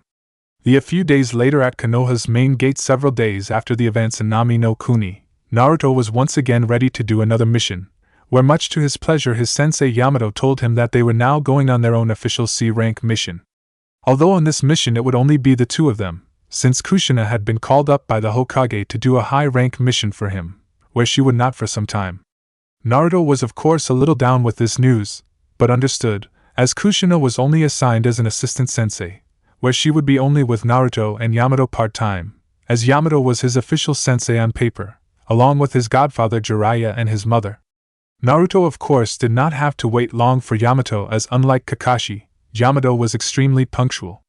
"Hey Yamato-sensei!" greeted Naruto when he saw his fellow Mokuton user and sensei, who nodded in greeting when he came up to Naruto. "So Yamato-sensei, what's our mission going to be?" "Our mission is to find a missing person, a man called Janami from the nearby village of Ihao, who disappeared in the hills," spoke Yamato, where he then took out a photo of the man from one of the pockets of his flank jacket and showed it to Naruto. When Naruto took the photo, he saw the man, where the photo showed him holding a young boy, who clearly was his son. So he lost then? Asked Naruto, as he handed back the photo to his sensei. Not exactly. What do you mean? According to reports we've received, there is supposed to be a large group of bandits around the area, hence why we believe that he might have been abducted by them, explained Yamato. Naruto of course nodded in understanding, where the two of them then headed off to where the man named Genami was last seen. After several hours of travel, Naruto and Yamato soon arrived at the large forestry, where Genami was reported to have been last seen. Once they traveled for a bit and entered a small clearing, Yamato told Naruto to stay where he was, while he scouted around for any sign of the bandits that were supposed to be in the area. Naruto was of course not pleased to hear this, but reluctantly nodded, as he didn't want to get in any more trouble than he did at Nami no Kuni. With Yamato, as Yamato jumped through the trees at shinobi speed, he kept his senses alert, as when he first entered the forest he had sensed that there was something amiss, hence why he had gone ahead and told Naruto to stay in the clearing. Soon enough though, he suddenly heard a man's voice crying for help, along with a dog barking, where after hearing this, he quickly hid in the treetops and waited to see what was going on. Yamato of course did not have to wait long, as within moments of him hearing the man cries and the dog's barking, he saw the man who was crying for help, where he was being chased by a large black dog. The dog in question quickly caught up to the man, where it jumped on top of him and bit his arm, after which Yamato was then able to get a look of the man's face and saw that it was Genami, the man that he and Naruto had been sent to find. Seeing that he had found his target, Yamato quickly threw a flash bang to the ground and told the man to hold his breath and close his eyes, where when he did, there was a small explosion causing a loud noise and lots of smoke, which quickly scared the dog away. Once the dog had ran off, Yamato immediately jumped down to Genami, who quickly thanked Yamato for saving him and asked him how he knew him. When Yamato said his name, Yamato of course quickly explained that he had been sent by Konoha to find him, upon which he then asked Genami what had happened to him. Sadly though, Genami could not tell Yamato, as he explained that he could not remember what happened to him for some unknown reason. Natural. After hearing this, Yamato frowned, as this confirmed what his senses were telling him, that there was something going on here. After hearing Janami's unknown case of amnesia, Yamato quickly decided to get out of here as quickly as he could, where he went to help Janami up off from the ground. Unfortunately though, as soon as he touched Janami's hand, a large seal suddenly appeared on the ground underneath both him and Janami, where they were enveloped in a world of darkness. With Naruto for the past few minutes, Naruto stood in the small clearly, waiting for his sensei to return. Soon enough though, he suddenly sensed something happening not far away and at the same time saw a large flock of birds suddenly flying away in fear, a distance away from his position, confirming that something was happening. But just as Naruto saw this, his shinobi senses kicked in again, telling him to move, which was of course a good thing, for as soon as he jumped away, something came crashing to the ground hard, causing a large amount of dust to rise up and fill the clearing. When Naruto landed back on the ground next to a large tree, he narrowed his eyes as he could just about see 3 figures standing in the dust-filled clearing. "Show yourselves," stated Naruto as he started at the 3 figures. When the dust settled, he saw 2 young men and a young woman standing in the clearly. The one in the middle, who Naruto guessed was the leader of the group, was a young man, who had 2 markings under his eyes. The man in question wore a gray shark-like top complete with a hood which resembled a shark's head, with an appendage on the back that resembled a dorsal fin, and dark pants. The other 2 that flanked the man, each wore masks similar to the one that Kakashi would wear, where the masks would cover the lower part of their faces, and each wore shinobi-like outfits. After the smoke had cleared, the man with the shark-like top suddenly spoke. "You're Senju, Naruto, son of Tsunade of the Sannin, aren't you? And what if I am?" asked Naruto with a neutral look, as he guessed that the rumors about him were already spreading outside Konoha. "Well, we've been hearing rumors about you and we're wondering if you'd like to play with us," spoke the leader in a confident smile, after which he and his 2 comrades charged straight at Naruto at great speed. The leader of the group quickly struck first, where he jumped up into the air and came down at Naruto with his fist raised to hit him. Seeing this, Naruto quickly jumped away, where as he did, he saw that the leader had some impressive strength, as when he missed Naruto, his fist hit the ground and embedded itself into the ground. Seeing an opening, Naruto went to take out some shurikens so to throw them at the leader, but before he could, the other male member of the enemy team appeared in front of Naruto and tried to hit him with the right hook. Naruto of course easily dodged the fist, where he began to fight the masked man in a fierce taijutsu battle in the treetops, jumping from one tree to another as they fought each other. Naruto of course used his own personal taijutsu style, where after avoiding another one of the masked man's fists, Naruto jumped up into the air and delivered a powerful spinning back kick to the side of the man's head, while crying out, "Uzuhando, whirling kick, eh?" When Naruto made contact with the man's head, the masked man was sent flying into a nearby tree trunk with great force and made a large dent in the tree trunk, which was impressive in itself, as Naruto had not used his superhuman strength. After dealing with the masked man for the moment, Naruto then quickly took out a set of kunis and threw them at the masked kunoichi nearby, who was on a large tree branch and was about to strike him from the side. The masked kunoichi of course quickly deflected the kunais with a pair of kusarigama that she carried on her back, after which she then charged straight at Naruto. Seeing her coming at him, Naruto then quickly took out his katana from his back, where he then spent the next few minutes clashing blades with her, and began a fierce battle with her in the treetops. After avoiding a slashing move from one of the masked kunoichi's kusarigama, Naruto then quickly raised his katana to block the other one, which was aimed to cut his head in two. After blocking the attack, Naruto then quickly pushed the kunoichi back and into the air, although as soon as he did this, Naruto barely dodged another attack from behind by the group's leader, who wore the shark-like top and the masked male shinobi. Seeing that he wasn't in the ideal situation, where he was surrounded and outnumbered, he quickly threw a large smoke bomb that covered the clearing. Knowing what Naruto was planning to do, the group waited outside the smoke-filled clearing and waited for Naruto to come out, but what they didn't expect was for several Narutos to jump out of the smoke and run in different directions. Seeing all the different Narutos, the shark hood-wearing leader quickly turned to his teammates. "Quickly take them all out, one of them has to be the real one, we can't let him get away as we've our orders." The two masked shinobi of course quickly nodded, and went after some of the Naruto clones. As Naruto traveled through the woods, trying to keep his distance from the group, Naruto could not help but wonder who these guys were, as they were clearly not your run-of-the-mill bandits. He also could not help but wonder what had happened to his sensei, as he knew that something must have happened to him, for him not to be here to help him, and guessed that the group got to him somehow. Knowing that he wouldn't get any answers by just running away, Naruto decided to go on the offensive, where he then quickly used his Chakura no Purusu, Chakra Pulse, to locate the position of his enemies. After using his Chakura no Purusu, Naruto learned that the group had split up, which of course worked for him, where the leader had gone after one set of clones in one direction, whereas his two masked teammates had gone off in another direction after another sent clones. Deciding that he would take out the masked woman and man first, Naruto quickly ran towards their direction. With Yamato currently standing in the middle of Black Void, with the only light coming from the seal that he was standing on, Yamato had several thoughts running through his mind, on different ways on how to escape the seal he was trapped in. For the past few minutes, Yamato had tried breaking the seal with different Doton, Earth Style, Suiton, Water Style, and Nyukaton, would release, jutsus, but all of them had failed to break the seal, revealing that it would take much more than ordinary level jutsus to break him and Janami out. As he thought on ways to free himself, Yamato looked at Janami, who was lying in the center of the seal, unconscious.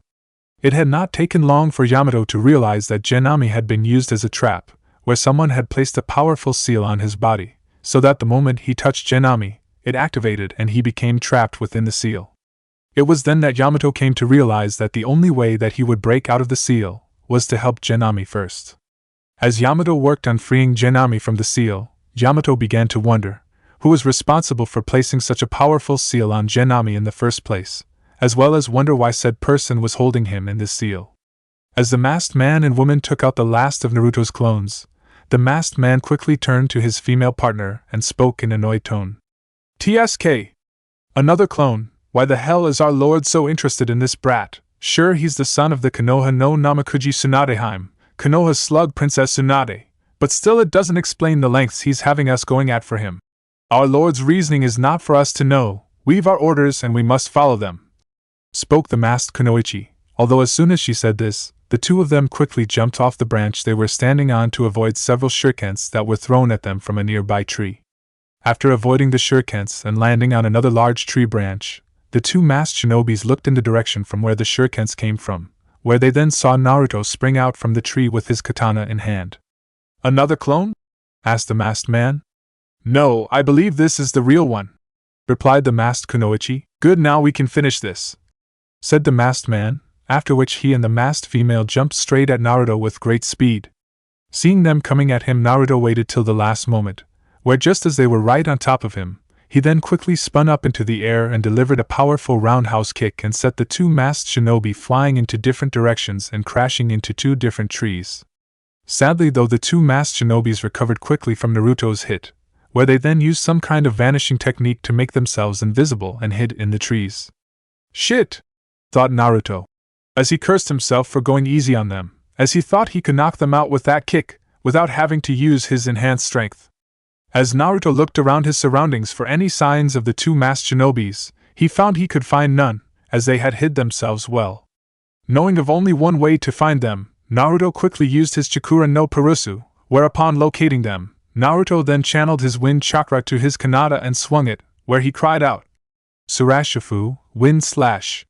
Upon doing so, a power crescent-shaped blade of wind exploded from Naruto's katana and flew straight at the masked shinobi's location. Surprised at how Naruto found them so quickly, the two masked shinobis barely avoided the wind attack, where the crescent blade of wind cut right through the tree they were hiding in, where the top portion of it fell to the ground. Shit! How the hell did that brat find us? Spoke the masked man angrily. I don't know, replied the masked kunoichi, as she eyed the top part of the tree that Naruto's attack cut through with worry, as she had never seen a technique like that before, and given how easily it cut through the tree, it was extremely deadly. Wanting to finish this battle quickly, the masked man then quickly took out the large Fuma shuriken that he carried on his back, while the masked woman took out her kuzurigamas again. Not wanting to deal with these guys any longer than he needed to, Naruto quickly became serious, where he quickly avoided the masked man's Fuma shuriken when he threw it. After which Naruto then created a clone and had the clone attack the masked man, while he dealt with the masked kunoichi. Upon engaging the masked kunoichi, Naruto was forced on the defensive for a moment or two, as the woman swung her kuzurigamas from different angles, preventing him from counter-attacking. Fortunately though, Naruto was able to create an opening, where he tripped the woman with his foot, causing her to lose her balance, thereby giving the opening Naruto needed. Upon which he then used his Hien no Jutsu, Flying Swallow technique, and channeled his wind chakra to his katana, allowing him to cut right through the masked kunoichi's kuzurigamas, making them worthless. After which Naruto then used his enhanced strength and kicked the kunoichi right stomach and sent her flying to nearby tree, where she then hit a large thick stub branch that was directly behind her and was run right through it. Due to the force of Naruto's kick, where she died instantly, as the stub branch could be seen coming out of her chest. When Naruto saw what happened, he was of course frozen with shock, as he had only intended to knock her out, not kill her. At the same time, when Naruto realized what he had done, the masked male shinobi took out Naruto's Kage Bunshin, shadow clone, where after doing this, he saw that his partner had been killed. Angered by the death of his female partner, the masked male shinobi charged straight at Naruto from behind with a kunai, where he roared out, I kikikailalalayu. Reacting to the man's roars of rage, Naruto quickly spun around and avoided the masked man's kunai. Just as he was about to stab him, and out of pure instinct, he rammed his katana right through the masked man's chest, killing him. It was only in that instant, after stabbing the man, that Naruto realized what he had done, as he'd moved in pure instinct and had not thought on what he was doing. As Naruto looked into the dying man's eyes, he saw the same look of surprise, anger and fear that he saw in the Aimnin that he killed back in Oni no Kuni, Demon Country, when he was defending Cheyenne. After a moment or two, Naruto regained himself, where he then pulled his katana out of the man's chest, where the masked man then fell down from the tree branch that he and Naruto were on and onto the ground. Once the masked man hit the ground, Naruto could not help but stare down at him, where at that moment he felt like he was going to be sick. As he had been trained to help save people's lives, and although he knew that killing was part of being a shinobi, it didn't mean he had to like it. Soon after though, Naruto came to grips with himself, and washed the blood off his katana and placed it back in the sheath on his back. After which he then used his Chakura no Purusu to find the leader of the group, who was not far away, thankfully. As the leader of the group headed towards where his teammates had went, as he ran through the treetops, he suddenly heard a male voice cry out, Surashifu! Where then next thing he knew, his right arm had been severed off by a fast-moving blade of wind. But just when Naruto thought he had dealt with the shark-like hood-wearing man, the man quickly reverted into water, when Naruto quickly realized that he had replaced himself with a Mizu no Bunshin, water clone. After realizing this, Naruto suddenly saw several kunai flying towards him at high side from his right-hand side. Reacting quickly, Naruto immediately deflected the kunais with his katana. Pretty impressive, and I'm guessing since you are here and I cannot sense my comrades anywhere nearby, that they are dead, spoke the man, without a trace of remorse at his comrades being dead. Naruto of course did not reply to the man's statement, as it needed none, but there was one thing he wanted. Who are you and why are you after me? As I highly doubt that this is just for fun for you. My name is Kajika. As for why I'm after you, the simple thing is that I wish to be useful to someone I greatly admire and respect, replied Kajika, causing Naruto to raise his eyebrow in curiosity. What do you mean? It's simple. My master has heard about your existence and ordered my comrades and I to fight you and find out what kind of strength that you possess, and see if you are worthy of all the excitement that is beginning to spread about you. Your master? Asked Naruto, wondering who Kajika master was. Yes, the wonderful one, spoke Kajika, after which he then took out another kunai and charged straight at Naruto, who quickly brought up his katana to defend himself, where the two of them fought in a fierce close-quarter fight. After a minute or two of fierce fighting, Naruto quickly used his Kage Bunshin to attack Kajika from multiple directions all at once. Sadly though, Kajika proved himself to be a skilled and dangerous shinobi by easily dispelling the clones, with simple taijutsu in the space of only a few seconds. With his clone gone, Naruto then re-engaged Kajika, where they once again met in close-quarter fighting, where they found that they were both equal in speed. As the fight progressed, Naruto quickly did several one-handed hand seals, which surprised Kajika, and then cried out, Suetun, Teppadama, water style, gunshot! Where several large blasts of water burst out of his mouth flew towards Kajika at high speed. Seeing them coming, Kajika quickly avoided them by using the trees as cover, after which then raced to a large pond that was not too far away from where he and Naruto were fighting. After jumping onto the surface of the pond, Kajika quickly did several high-speed hand seals and cried out, Suetun, Suryudan no Jutsu, water style, water dragon bullet technique! Upon seeing the massive water dragon heading towards him, when he landed on the surface of the water, Naruto quickly dipped his katana into the water underneath him, and cried out, Nizu no Jasho, rising water! Where he swung his katana upward, creating several waves of water around him and acting like a wall of water. When the water dragon collided with the wall of water that was around Naruto, the wall of water protected Naruto from the majority of the blast, but was fairly drenched when the attack ended and had dropped his katana into the water from the force of the collision. You defended yourself from my attack pretty well there, although it seems that you lost your katana when my attack hit, said Kajika, as he walked towards Naruto. Well, if you think that you've won this battle, then you're dead wrong, said Naruto, where he then did a single hand seal and cried out, Kage Bunshin no Jutsu, where he created several dozen shadow clones where they then charged at him in a mass wave. Unafraid by the small army of Naruto's charging at him, Kajika used a quick water jutsu to destroy the clones in only a few seconds, but as he did and the smoke and water died down, he could not see Naruto anywhere. As he looked around his shinobi senses, suddenly though him to move, where just as he did, Naruto appeared out of the water from underneath him with his katana and slashed at Kajika, where he was able to make a large but shallow cut on his chest. Upon landing back on the water, Kajika narrowed his eyes at Naruto, who was in front of him. Damn him, he used the clones to distract me, so that he could go into the water and get his sword and attack me from underneath. Using an unknown jutsu, Kajika quickly turned himself into water and attacked Naruto at high speed at multiple angles. Seeing this, Naruto quickly jumped out of the way, but just he was in midair, Kajika appeared behind him and stabbed him in the back with a kunai. But when he did this, Naruto reverted into water, revealing that he had replaced himself with a water clone. After seeing that the Naruto he hit was a water clone, Kajika quickly came under attack from behind, when Naruto threw several high-speed Senbon needles at him. Barely avoiding the Senbon needles, Kajika quickly tried to use the invisible technique that the two masked shinobis used against Naruto earlier, and planned to sneak up on Naruto from behind. Sadly though for Kajika, Naruto was able to use his Chikura no Purusu to find him, where he drew some water from the pond underneath him and coated his katana with it. After which he then thrusted katana forward and charged straight at Kajika at high speed, all the while gathering more water around him, where he cried out, Takyo Yogi, treading water! Shocked by Naruto being able to detect him, Kajika barely avoided Naruto's attack, but still received a slight cut on his side from Naruto's attack, as he avoided it. After avoiding Naruto's attack, Kajika saw an opening where after doing some quick hand seals, he cried out, Suetun, Koridatsu no Jutsu, water style, ice darts technique, where he shot several large darts of ice from his mouth.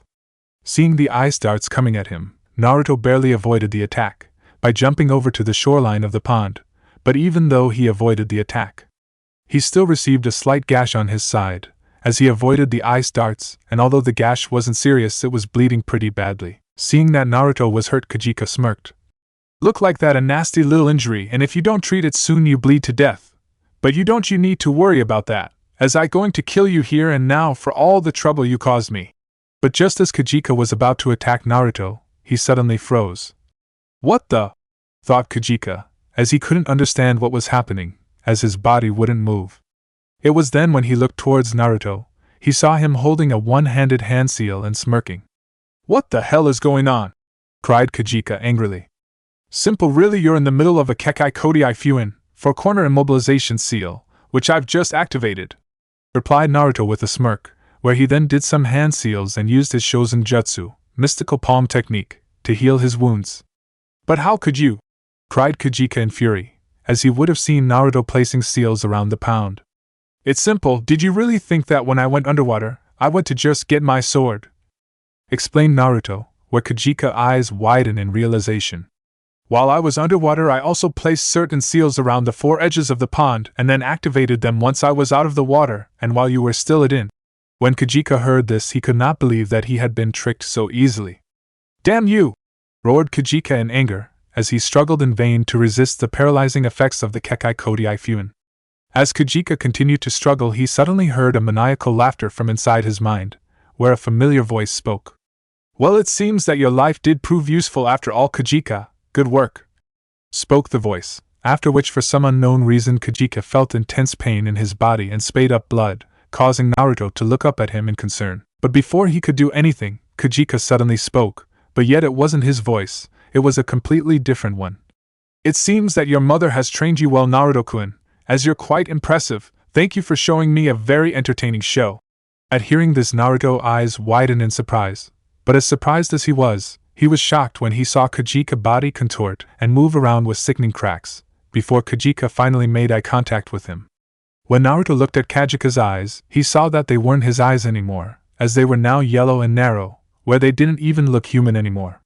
At the same time, Naruto sensed a foul, dark chakra coming from Kajika that clearly did not belong to him. As Naruto stared at Kajika with confusion, he suddenly heard a dark chuckle coming from Kajika, after which, much to Naruto's disbelief, Kajika began to move, despite being in the Kekai Kodai Fuin, although the way he was walking made him look like he was some kind of puppet. Who the hell are you? I know you're not Kajika, and how the hell do you know my mother and me? What the hell do you want? Asked Naruto, when Kajika was directly in front of Heir, where he readied himself, as he was unsure what this person would do in Kajika's body, now that he was controlling it. I commend you on defeating a strong opponent like Kajika, Naruto-kun, especially with so little injury to yourself. You are indeed worthy of my interest. I look forward to when we finally met face to face, spoke the person controlling Kajika. Who the hell are you? Demanded Naruto, as he pointed his katana at Kajika. At this the unknown person just chuckled. You need not worry, Naruto-kun, we'll meet again very soon, I promise. After which Kajika's body fell to the ground. Naruto was of course about to go over to him, but before he even touching Kajika's body, Naruto suddenly heard Yamato's voice cry out to him. Naruto, move away from him quickly! Listening to his sensei, Naruto quickly jumped away, which was a good thing, for as soon as he did, Kajika's body exploded. Sorry I'm late, Naruto, are you alright? Asked Yamato as he looked at his student, who looked pretty roughed up. Yeah, I'm fine. What exactly happened there with that shinobi in you? To be honest, sensei, I'm not exactly sure, replied Naruto. Although that person that was controlling Kajika there was the one who sent him and was seemingly using him and his comrades to test me for some sick reason. So the mastermind of this whole affair was after Naruto. Just as I feared, it seems that the groups going after Naruto are already making their move. I will have to inform the Hokage of this, as we need to find out who was behind this, thought Yamato. As Naruto and Yamato walked away, back to where Yamato had left Janami, a small white serpent exited out of the dead Kajika's mouth. Not far away in a hidden section of the forest, currently sitting in a mediation position against a large tree, was a pale white-skinned man with long black hair, who was being guarded by a silver-haired youth with glasses. The pale white-skinned man was of course none other than Orochimaru, the famed Snake Sannin of Konoha and former member of the Densetsu no Sannin, legendary three ninjas. The man guarding him was of course Orochimaru's right-hand man and top spy Yakushi Kabuto. As Kabuto guarded his master, he immediately noticed the small serpent slithering along the ground, up his master's body and into his right ear. Once the snake entered his ear, Orochimaru suddenly awoke. "Are you awake, Orochimaru-sama?" spoke Kabuto as he turned to face his master. "So tell me, how was Senju Naruto? He has proven himself well, as he is already extremely strong, although he may need some convincing to be turned," replied the Snake Sannin. "You could have abducted him there," said Kabuto. "No, he must come to me willingly, like Uchiha Sasuke, or else it is all meaningless," spoke Orochimaru. "I see, then can I stay on schedule then?" asked Kabuto. "Yes, as I must test him further. As I can tell, I've only seen the tip of what that boy is capable of, not to mention I must test young Uchiha Sasuke as well, to see if he is worthy candidate." Kabuto of course nodded, where the two of them then walked together out of the forest. 1 month later, Kirigakure, currently walking through the streets of Kirigakure, Hidden Mist, was former A-rank missing nin, Momochi Zabuza, better known as the Kirigakure no Kijin, demon of the Hidden Mist. For the past month and a half since the incident in Nami no Kuni, things had been fairly quiet yet interesting for the former nuke nin. Upon returning to Kiri, the Mizukage had immediately reinstated Zabuza as a member of the Kiri no Shinobigatana Shishinin Shu, the 7 shinobi swordsmen of the mist, and as a jonin. But what Zabuza didn't expect was the Mizukage making him a jonin sensei as well, and then making take on a genin team. Naturally, Zabuza refused to become a jonin sensei, stating that Haku was his one and only student, but he later caved under the pressure of the Mizukage, where he took on a genin team. The team itself was made up of Haku, which Zabuza stated was non-negotiable with him, a young boy named Chojuro, who was a possible candidate as a new member of the Kiri no Shinobigatana Shishinin Shu, who the Mizukage wanted Zabuza to train. While the final member of the team was another young boy named Saito, who showed some skill as a strong Suiton user. Soon enough, Zabuza arrived at his destination, which was the Mizukage's office in the Mizukage mansion, which stood in the center of the village itself. Upon entering the office, Zabuza saw the Godame Mizukage Terumi Mei sitting behind her desk, finishing off some documents. Mei was a slender young and attractive woman in her early 20s. She had ankle-length, auburn hair styled into a herringbone pattern at the back, a topknot tied with a dark blue band, and with 4 bangs at the front, one of which covered her right eye, which were both light green. She dressed in a long-sleeved dark blue dress that fell just below the knees and was closed up at the front with a zip which was kept open on the front right side from the waist down. The dress only covered up to the upper part of her upper arms and the underside of her breasts. Underneath, she wore a mesh shirt that covers more of her upper body than her dress, but stopped short of covering her shoulders, leaving a glance at her sizable cleavage, which often caught the attention of many young and older men, where many stated that they rivaled Tsunade's cleavage size. She also wore shorts in the same color as her dress underneath her mesh leggings, which reached down over her knees. Also around her waist, she wore a belt with a pouch attached to the back on the left. Furthermore, she wore high-heeled sandals and shin guards reaching up over her knees. She also wore dark blue polish on her fingers and toes along with dark blue lipstick on her lips. Once the Mizukage had finished signing her documents, she looked up at Zabuza and smiled. "Greetings, Zabuza. Thank you for coming. So what is it that you want, Godame-san?" asked Zabuza. "To put it simply, Zabuza, I want you to enter your team into the Chunin exam." "What? But I only had the 3 of them for less than a month," spoke Zabuza in surprise. "Although that is true, they're the best genin team that we have in the village, and we need the best for this year's exams. As ever since the news of the Yondaime Mizukage's death was released, many nations and important clients are beginning to doubt our village's strength. This is why we need your team to enter the Chunin exam, so to show the world that our village is still strong, and even then that is only part of the reason why we're sending in your team," spoke the female Kage. "I'm guessing that you're referring to Senju Naruto and Uchiha Sasuke," spoke Zabuza, as it was obvious what the Mizukage was thinking. "You're correct. As you can guess, news is spreading of Tsunade-sama having a son, and there being a new heir to the Senju clan, who is now a shinobi of Konoha. Also combine the fact that the survivor of the Uchiha massacre, Uchiha Sasuke, is now a shinobi. Konoha will no doubt enter both boys into the exam, as it is being held there this year, and they certainly use the boys' fame to increase their standing and attract more clients," said the Godame Mizukage, and then continued.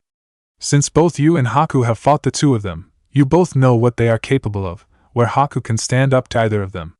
I've also been reading your reports on Chojuro and his training, and according to your reports, he is learning to use Hiramikari very quickly. Yeah, the kid is learning to use Hiramikari quite quickly, but neither he nor Saido are ready to take on either the Uchiha or Senju kids, and although Haku could beat the Uchiha, I'm not certain she could beat the Senju kid, as he has proven he can beat her, and given the abilities he showed at Nami no Kuni, she would have to become a lot stronger in a short time." Yes, I read your report on your battle in Nami no Kuni, where according to it, you state that he is skilled in medical ninjutsu and water ninjutsu and can use Tsunade-sama's superhuman strength to an impressive degree. You also state in it that he can use the unique kenjutsu style of Konoha's Barati Shinku no Ikari, Bloody Crimson Fury, Uzumaki Kushin to an impressive degree as well, spoke Mei, where Zabuza just nodded again. "But even with this," said the Mizukage, "your team is the best chance we have, where even if Haku can only beat the Uchiha boy in the exam, it would still help rise our village's prestige." "Fine then, so when do we leave?" asked Zabuza. "You and your team will leave in 2 weeks' time," replied Mei, where Zabuza just nodded and left. Whereas he walked out the office, he thought about how he would have to increase his team's training a lot for the upcoming exam. At the same time, he also thought about how Haku would react to the news, as he knew that she would be happy to see Naruto again, but would not be pleased of the prospect of having to fight him again. But at least this time, they would not have to fight to the death. In Iwagakure, currently sitting behind his desk, the Sandaime Tsuchikage Inoki, better well known as Ryotenda no Inoki, Inoki of both scales, read a report he had received from his intelligence division. As he read the report, a large frown appeared, where once he finished reading it, he placed the report back on his desk and pinched his nose in frustration at what he had read, after which he then rubbed his lower back, as it acted up whenever he was stressed out with something. But just when the old Kage thought that he could not become any more stressed out than he was, he quickly realized he was wrong when he saw his 16-year-old granddaughter Kuratsuchi enter his office. Kuratsuchi was a medium-height young girl with short, black hair and pupilless pink eyes. She wore a long, red kimono with the sleeve on her right arm, but missing on her left, while the opposite with her legs, where her kimono was short of the right side and long on the left side. She also wore a brown Iwagakure flak jacket, with fishnet tights and shorts over them. "Hey Gigi, how's it hanging?" spoke the young girl as she entered the room. At seeing his granddaughter, the Sandaime Tsuchikage could only sigh as he felt his headache grow. "Not now, Kuratsuchi, as I'm not in the mood to deal with you," grumbled Inoki. Seeing that something was bothering her grandfather, Kuratsuchi decided to press the matter. "Come Gigi, I know something bothering you, you're more grumpy than you normally are," spoke the young girl. Sighing again, knowing that his granddaughter would keep pestering him until he told her, the Sandaime Tsuchikage decided to speak. "Several weeks ago, our intelligence division informed me of an odd rumor that has recently been spreading among several nations." "What sort of rumor?" asked the young IWA girl. "The rumor involves Tsunade of the Sannin, where it states that 12 years ago she had a child, a son to be more precise," explained Inoki, shocking his granddaughter. "No way! That old hag actually had a kid. It's got to be some kind of trick that Konoha is using to make themselves seem stronger. There would be no point in using such a ruse if it was not true. Besides, our intelligence has confirmed that the rumor is indeed true," replied the Sandaime Tsuchikage. "So who the hell is the father? Her teammate Jiraiya the Toad Sage?" asked Kuratsuchi. "We don't know, although I highly doubt that brat Jiraiya is the boy's father," replied Inoki with a scoff. "So what is the brat name?" "His name is Senju Naruto," replied the old Kage, where he then showed his granddaughter a picture of Naruto that one of his agents got of him. He doesn't look like much," replied Kuratsuchi unimpressed, as she looked at the photo of Naruto. "Don't forget what I taught you about appearances being deceptive, Kuratsuchi, as that brat Jiraiya often appears as a perverted idiot, yet even I'll admit that he is a dangerous man. Besides, from what our intelligence tells me, the boy is a highly gifted shinobi, which I'm willing to believe given his pedigree, not to mention, the rumor states the boy is being trained by not only his mother but by her teammate Jiraiya as well." Upon hearing this, Kuratsuchi raised her eyebrow, before nodding in understanding, as if the rumor about Naruto was true, in him being trained by the two members of the Sannin. Then there was no doubt to her that Naruto would be a powerful shinobi and dangerous enemy in the near future. "So what do we do then?" she asked. "I want you to go to Konoha, as in 2 weeks' time the Chunin exam will be hosted in Konoha, and I've no doubt that Konoha will use it as an opportunity to show off not only the Senju boy, but also the young Uchiha survivor of the Uchiha massacre, as both boys are rumored to be prodigies and having the last sole heirs of the two clans that founded their village, will bring countless clients and highly ranked officials to Konoha, who will no doubt spend large amounts of money on betting and will increase Konoha's status and mission requests," said the old Sachikage. "But I can't be in the Chunin exam, as I'm already a Chunin," spoke Kuratsuchi. "Your mission will not be to compete in the exam, but to observe and gather intelligence on both the Uchiha and the Senju heir, along with any other young genin that may stand out in the exam. You'll leave the following month, when the second round of the Chunin exam begins, as that is when Konoha will be letting clients and other people into the village to watch the finals of the exam." "But what if neither of them makes it to the second round?" asked Kuratsuchi. "That will not happen, as Konoha would not allow either of them to fail before the second round, as they would not let the publicity of having the last heirs of two strongest shinobi clans that ever lived, fighting it out in their village go by, as people would come all around just to see it," replied Anokai. Upon hearing this, Kuratsuchi just nodded in understanding, as what her grandfather said did make sense, after which he then dismissed her, where he then left the office. Once Kuratsuchi left the office, the Tsuchikage quickly spun his chair around to look out the window of his office, which allowed him to look down at his village. As he did this, old Kage could not help but wonder what the next few weeks would be like. In Amigakure, currently walking through the halls of a large building in the village of Amigakure, hidden Rain, was tall hooded figure. As the figure walked through the halls, the person was accompanied by two Jonin-aimed shinobis, where after a few minutes they came to a large double door, which was guarded by two more aimed shinobis. After being thoroughly searched by the two guards at the door, the men then let the cloaked figure enter the room. Upon entering the room, the figure saw 4 more aimed shinobis standing guard at each corner of the room, watching the figure closely. Directly in front of the cloaked figure were 3 more men, 2 of which were guarding the person in between them.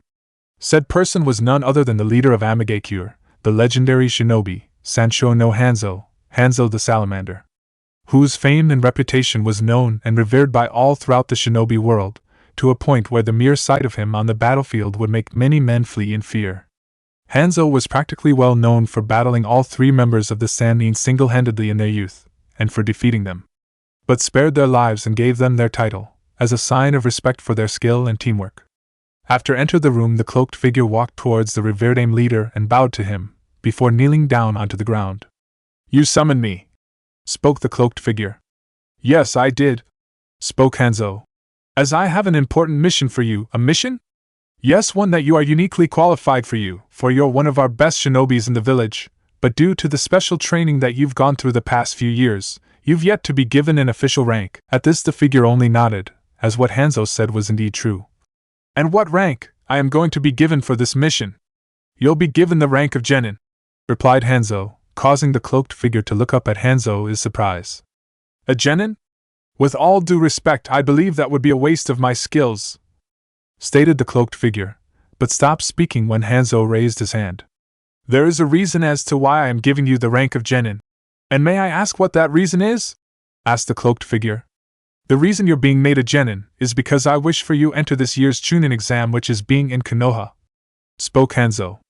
"Surely that is not the only reason?" asked the cloaked figure. "No, the Chunin exam is simply an excuse to allow you to enter Konoha without raising suspicion.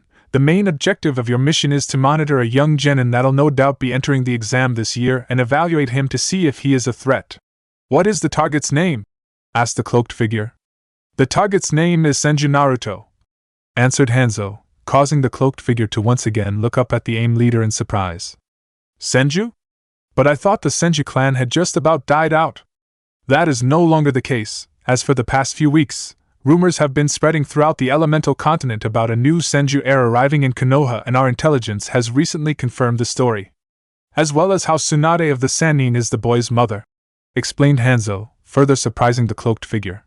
"The boy is the son of Tsunade of the Sannin," repeated the cloaked figure in surprise, where Hanzo just nodded in confirmation. "But how is that possible? I thought she was past the age of bearing any children." Seemingly she gave birth to her son about 12 years ago and then went into hiding, as she raised him, which explains why no one has seen or heard her in the past 12 years. At this the cloaked figure just nodded, as it did make sense. And should if I find that he is a threat? Then you're to eliminate him in the exam, for although killing in the exam is frowned upon, it is not illegal, hence Konoha cannot retaliate against us for killing him. Spoke Hanzo. Nodding again and understanding the cloaked figure then spoke up. If I am to enter the Chunin exam, I'll require to be on a team to compete in it. That has already been arranged, as recently there has been a team that lost not only its Jonin sensei, but also a young genin, which has created a vacancy for you to join it. But who will be replacing the Jonin sensei? Kandachi here will be acting as the Jonin sensei, as well as helping you on your mission in monitoring the young Senju heir, spoke Hanzo, where he indicated to his most trusted subordinate, who was sitting next to him on his right, where the cloaked figure just nodded in understanding. So will you accept the mission? Asked Hanzo. Hi, replied the figure. Good, then you and Kandachi will have 2 weeks to prepare, before leaving for Konoha, said Hanzo, where he then dismissed the cloaked figure. Pray that I do not find you a threat to my village young Senju, for if I do, you'll not live to see the ending of this exam, thought the cloaked figure, after leaving the room. In Tsunade currently sitting in a small room in the Kazekage mansion, the Kazekage 3 children Kankuro, Temurai and Gaara were awaiting their team sensei, who had called them together so to be briefed on an important mission that they would be taking. The 3 of them of course did not have to wait long as the team sensei Baki soon entered the room, where the 3 of them quickly took a seat directly in front of him. Now then, as you 3 are both aware for the past several years that Fool the Wind Daimyo has been reducing our village's funding bit by bit, thereby weakening our military strength, and if that was not enough he is sending most of the missions that he would hire us for to Konoha, weakening us even further, said Baki with a frown before continuing. Because of this, the Kazekage has had to do certain things to improve the quality of our shinobis so to maintain our military strength, stated Baki, where he then glazed at Gaara before continuing. But even that has proven ineffective, as our village's strength is still weakening, which is why recently the Kazekage has agreed to a plan presented to him by the leader of the new shinobi village Otogekure, Hidden Sound. What is this plan, sensei? Asked Kankuro. The plan involves a joint attack by our village and the Otogekure on Konohagakure, where we'll attack them during the second rounds of the Chunin exam, when their defensives are at their weakest. Once Konoha is destroyed, we'll have proven to the Wind Daimyos that we're the superior village, where he'll have no choice but to acknowledge our strength and have to increase our funding and return the missions he sends us. But what exactly is our involvement in this operation, senseis? Asked Temari, the oldest and only girl in the team. Your mission is to enter the Chunin exam, where at the very least Gaara has to make it to the second round of the exam, after which when a signal is given he is to transform into his full state and attack Konoha from in the inside, along with a group of Oto shinobis that will infiltrate the village.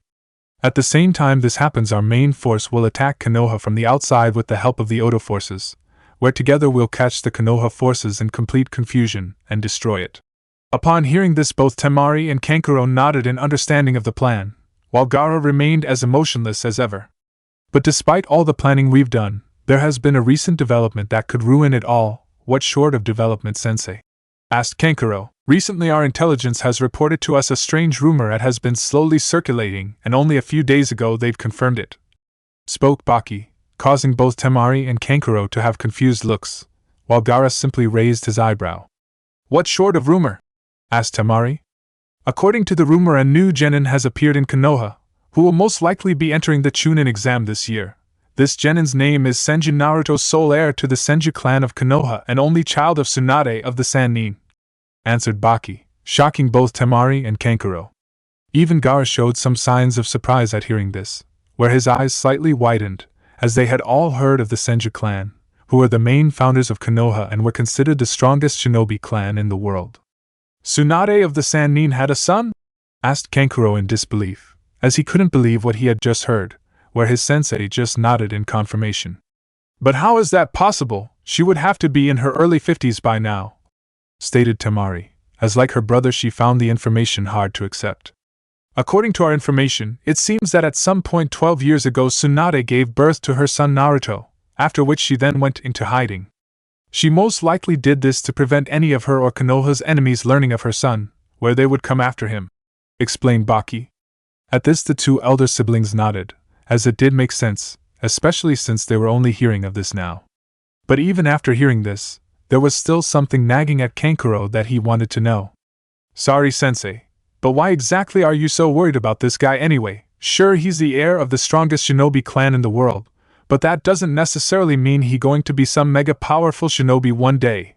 And even then he's only a kid now and can't be much of a threat. Normally I would agree with you on such a case, Kankuro, but when it comes to the Senju clan, we cannot take any chances, as they have a reputation of having some of the strongest shinobis in the world. This is a fact given how the Shodame Hokage, the Naidame Hokage and Tsunade of the Sannin all come from that clan, and each of them were among the best in their fields and among the strongest of their times.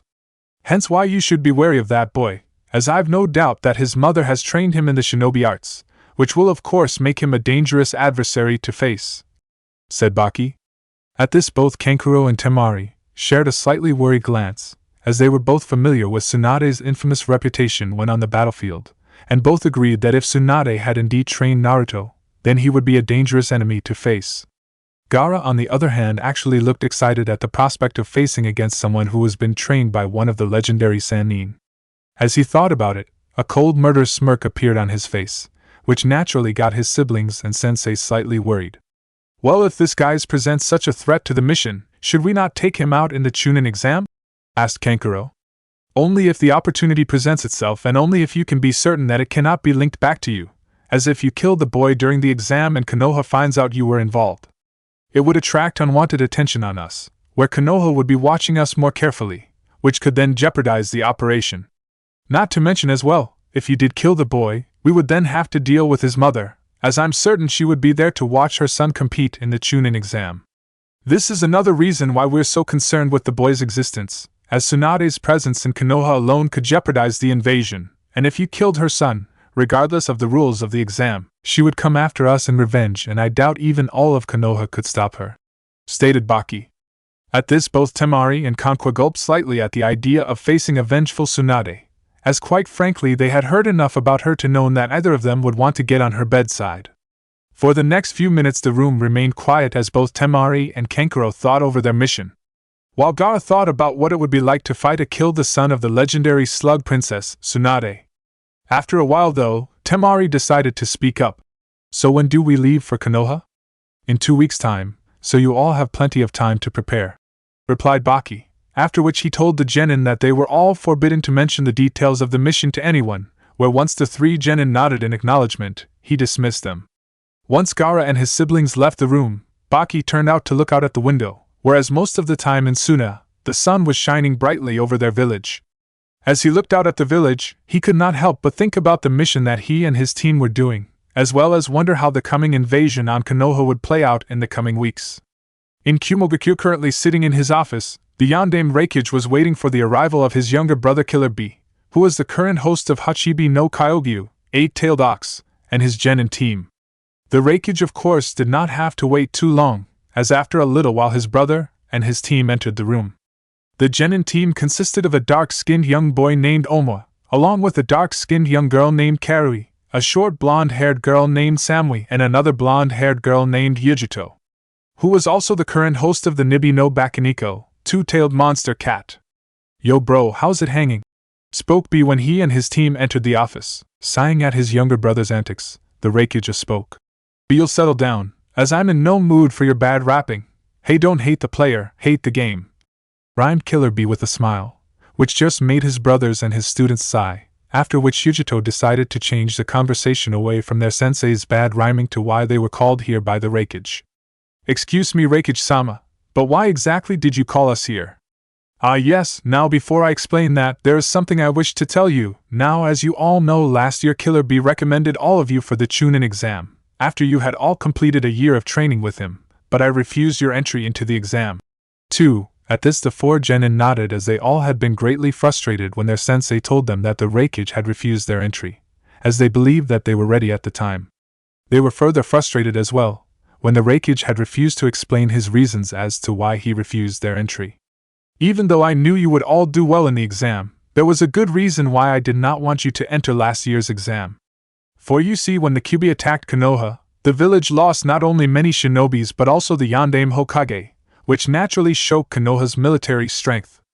Upon which our village made several attempts on trying to replace Konoha as the strongest of the shinobi nations. But all of them failed, one such example being the Hyuga clan incident, where we tried to acquire the Byakugan for our village, which resulted in failure. As not only did we not get it, but we lost one of our best shinobi SZ and our reputation suffered for it as well. Stated with a frown, where neither Konoha nor Kumo came out winners in that incident. Naturally Killer Bee and the genin nodded at this, as they were all familiar with that incident. Now the reason as to why I did not let you compete in last year's exam was because word had reached me that the survivor of the Uchiha massacre, Uchiha Sasuke, would be graduating this year. After hearing this, I was certain that Konoha would have him in this year's Chunin exam, so to show off the boy's power, as he is rumored to be a prodigy, not on the same level of his brother Itachi, but a prodigy nonetheless. Spoke the Reikage, but was interrupted by Karui. What the hell does all this have to do with us? I was getting, if you let me finish explaining, genin. Rounded the Reikage with a frown, making Karui gulp a little and blush in embarrassment. As I was saying, stated the bulky Kage, where he looked at Karui, who blushed in embarrassment again. I knew Konoha would no doubt try and use the boy's fame and natural skill to impress the visiting daimyos and other spectators who would come to watch the match, especially since the Chunin exam will be held in Konoha this year. This would of course help to highlight Konoha's reputations, which has suffered with the massacre of the Uchiha clan and the loss of Uchiha Itachi, where they would use the exam to gain more missions, especially if the boy does well in the exam. This was why I held you back last year, as I've read all of B's reports on your individual skill level, which has only increased further from last year, making you the perfect candidates to face the boy. Where if you defeat him in the exam in front of all those visiting dignitaries and clients, Konoha's reputation would suffer a humiliating blow, while ours would soar, as ever since the decline of the Senju clan, the Uchiha clan has been credited with being the strongest clan in Konoha. Hence a defeat of Konoha's top-prized genin in their own village in front of countless people would immediately show everyone that we're superior to Konoha, as well as cause many other nations and people to divert their mission requests to us instead of Konoha, thereby making us the strongest shinobi nation. At hearing this, the four genin and Killer Bee nodded their heads as the plan could work, but before any of them could comment on the Reikage's plan, the Reikage continued to speak. Unfortunately though, an unforeseen circumstance has arisen that has greatly complicated the plan. What sort of complication? Asked Samui. Several weeks ago, I received reports from our intelligence of a strange rumor that sprung from Konoha, which has recently been confirmed to be true. Stated the Reikage with a frown. What sort of rumor? Asked Yujito. A rumor that states that the Konoha no Namakuji Tsunadeheim, Konoha's slug Princess Tsunade, of the Densetsu no Sannin, legendary 3 ninja, of Konoha, has had a child. Spoke the Reikage, stunning all the genin, as well as their sensei, who was so surprised that all he could say was, "Whoa! Tsunade of the Sannin had a child?" Repeated Karui in shock, as she still found it hard to accept. Reikage-sama, surely this is not true? Asked Samui, as like her teammate she found the news hard to believe. It is true, I'm afraid, replied the Reikage, as he could not blame the genin for having trouble believing it, as when he first heard this news he could not believe it either. And since the boy is Tsunade's son, that then makes him the new heir to the Senju clan. But why are we only hearing about this now? Surely we should have heard about something like this earlier. Asked Yujito. Seemingly when Tsunade gave to her son, she went into hiding, so to prevent anyone from learning that she had an heir, which is why no one has seen or heard anything about her for the past 12. Explained the Reikage. At this the four genin only nodded, as it did make sense, as once people learned that Swanda of the Sannin had a child, many different people would go after the child. I'm guessing that he must be pretty skilled? Asked Oma. He is, answered the Kumo Kage. According to rumors he has been trained by not only his mother but by another of the Sannin, her former teammate Jiraiya the Toad Sage. Upon hearing this, the four genin, including Samui and Yujito, shared worried glances, as the fact that the new Senju heir was trained by not one but 2 members of the Densetsu no Sannin would almost guarantee that he would be extremely strong. Also, according to other rumors we've heard, the boy is also now a student Uzumaki Kushina, said the Reikage. The Buradi Shinku no Ikari, Bloody Crimson Fury? Asked Samui, as she had heard of Kushina's infamous reputation, especially when it came to their village. This was because of an incident involving her. Back when the Sandaime Reikage ruled, he ordered a team of elite shinobis to capture her due to a unique ability she had with Biju. The plan of course failed, where she was rescued by Namikaze Minato, who would later be known as Konoha no Kiroi Senko, Konoha's Yellow Flash.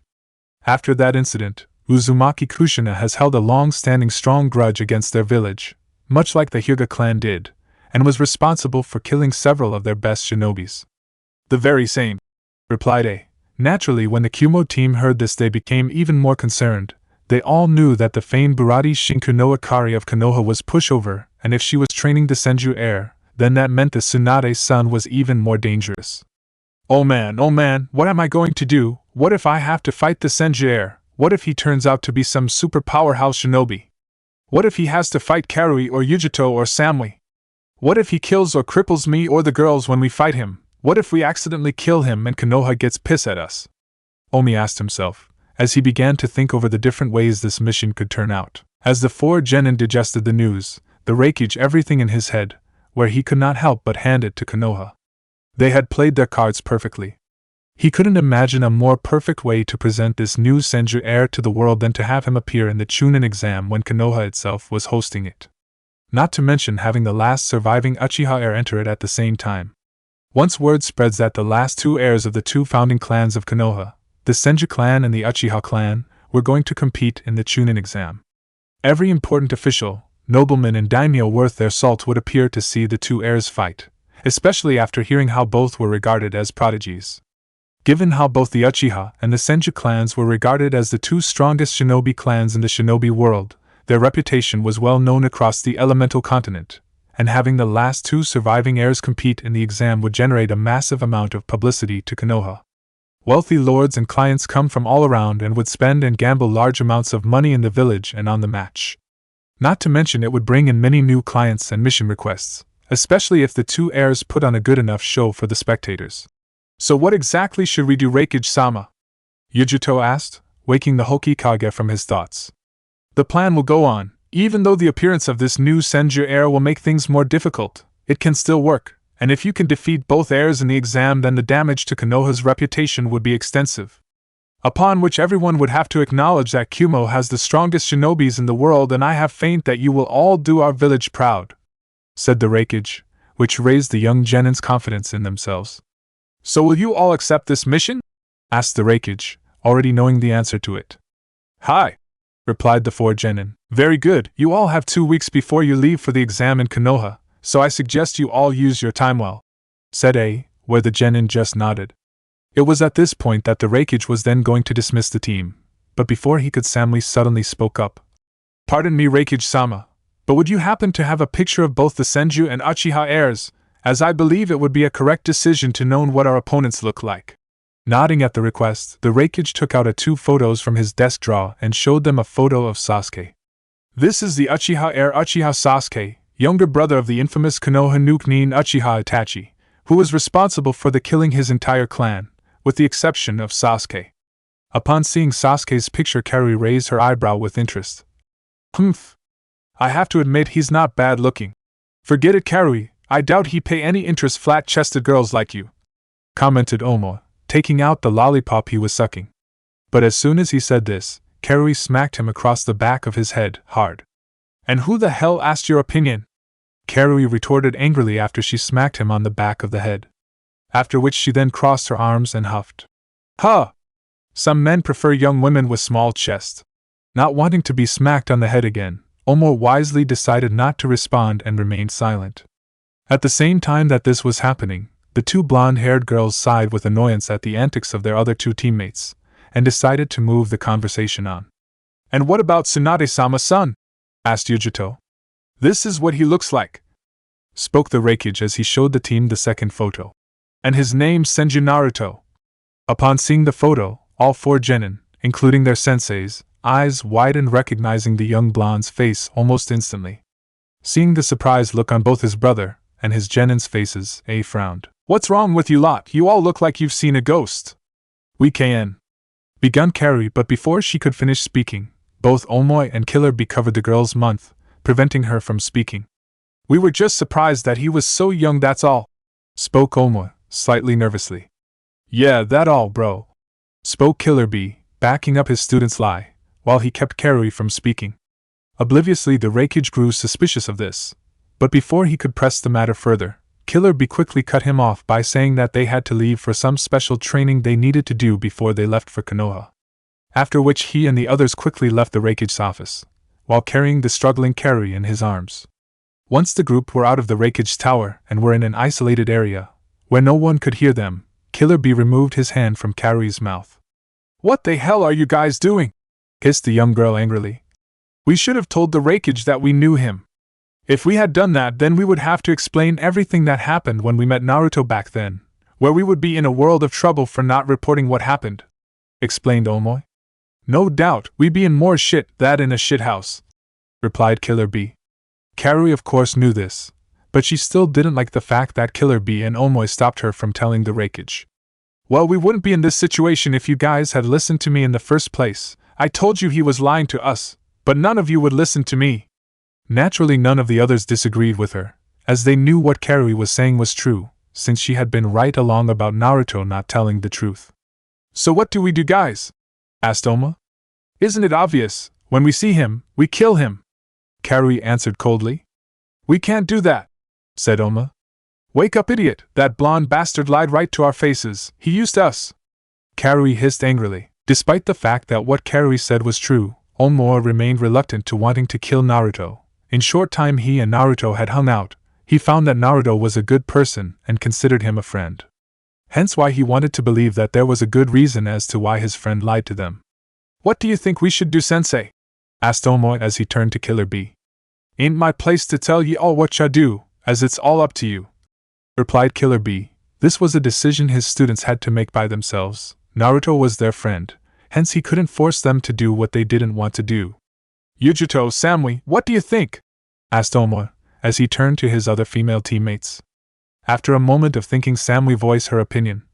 "I agree with Carrie. Naruto is a Konoha ninja and is therefore an enemy," Samui answered, without any emotion. Pleased at finally having some support, Carrie smirked, while at the same time a troubled look appeared on Omo's face, where he then turned to look at Yujito, who was still thinking. After a few minutes of deep thinking, Yujito then spoke. "Our orders are clear. We were ordered by the Raikage himself to target Senju, Naruto, and Uchiha Sasuke, and as loyal shinobis of Kumo, we must follow our orders regardless of our feelings." Thinking that Yujito was agreeing with her, Karui smiled triumphantly, while Omoy sighed in defeat. But before Karui could say anything, Yujito continued. "But still he did not say we had to kill him. Our orders are only to defeat him in the Chunin exam along with Uchiha Sasuke. Should we meet Senju Naruto before the exam starts, we can question him regarding his lies to us, where we will act according to his answers to us. Do any of you problem with that?" Yujito asked, looking at the rest of her team. Pleased to hear that Yujito was willing to hear Naruto's side of the story, Omoy smiled. Having no problem with this, Samui just nodded in agreement, since they would not be disobeying the Raikage's orders. Carrie, on the other hand, was a little displeased with Yujito's decision, but knew she could not argue with it, given how both Samui and Omoy accepted Yujito's decision. Still, she took solace in the fact that they agreed that Naruto was now their enemy, and that they would take him out in the Chunin exam without question. She was also looking forward to having another chance in fighting the young blonde again, as she had not forgotten how he humiliated the last time they fought, where she planned to beat Naruto to a pulp once she got the chance. Nodding at his students' decision, Killer Bee then told them that they should get down to some hard training before they leave for the Chunin exam. As the group left to go train, one thing was certain to happen when they arrived in Konoha, that a certain blonde-haired Senju Heir had a lot to answer for when they finally met him again.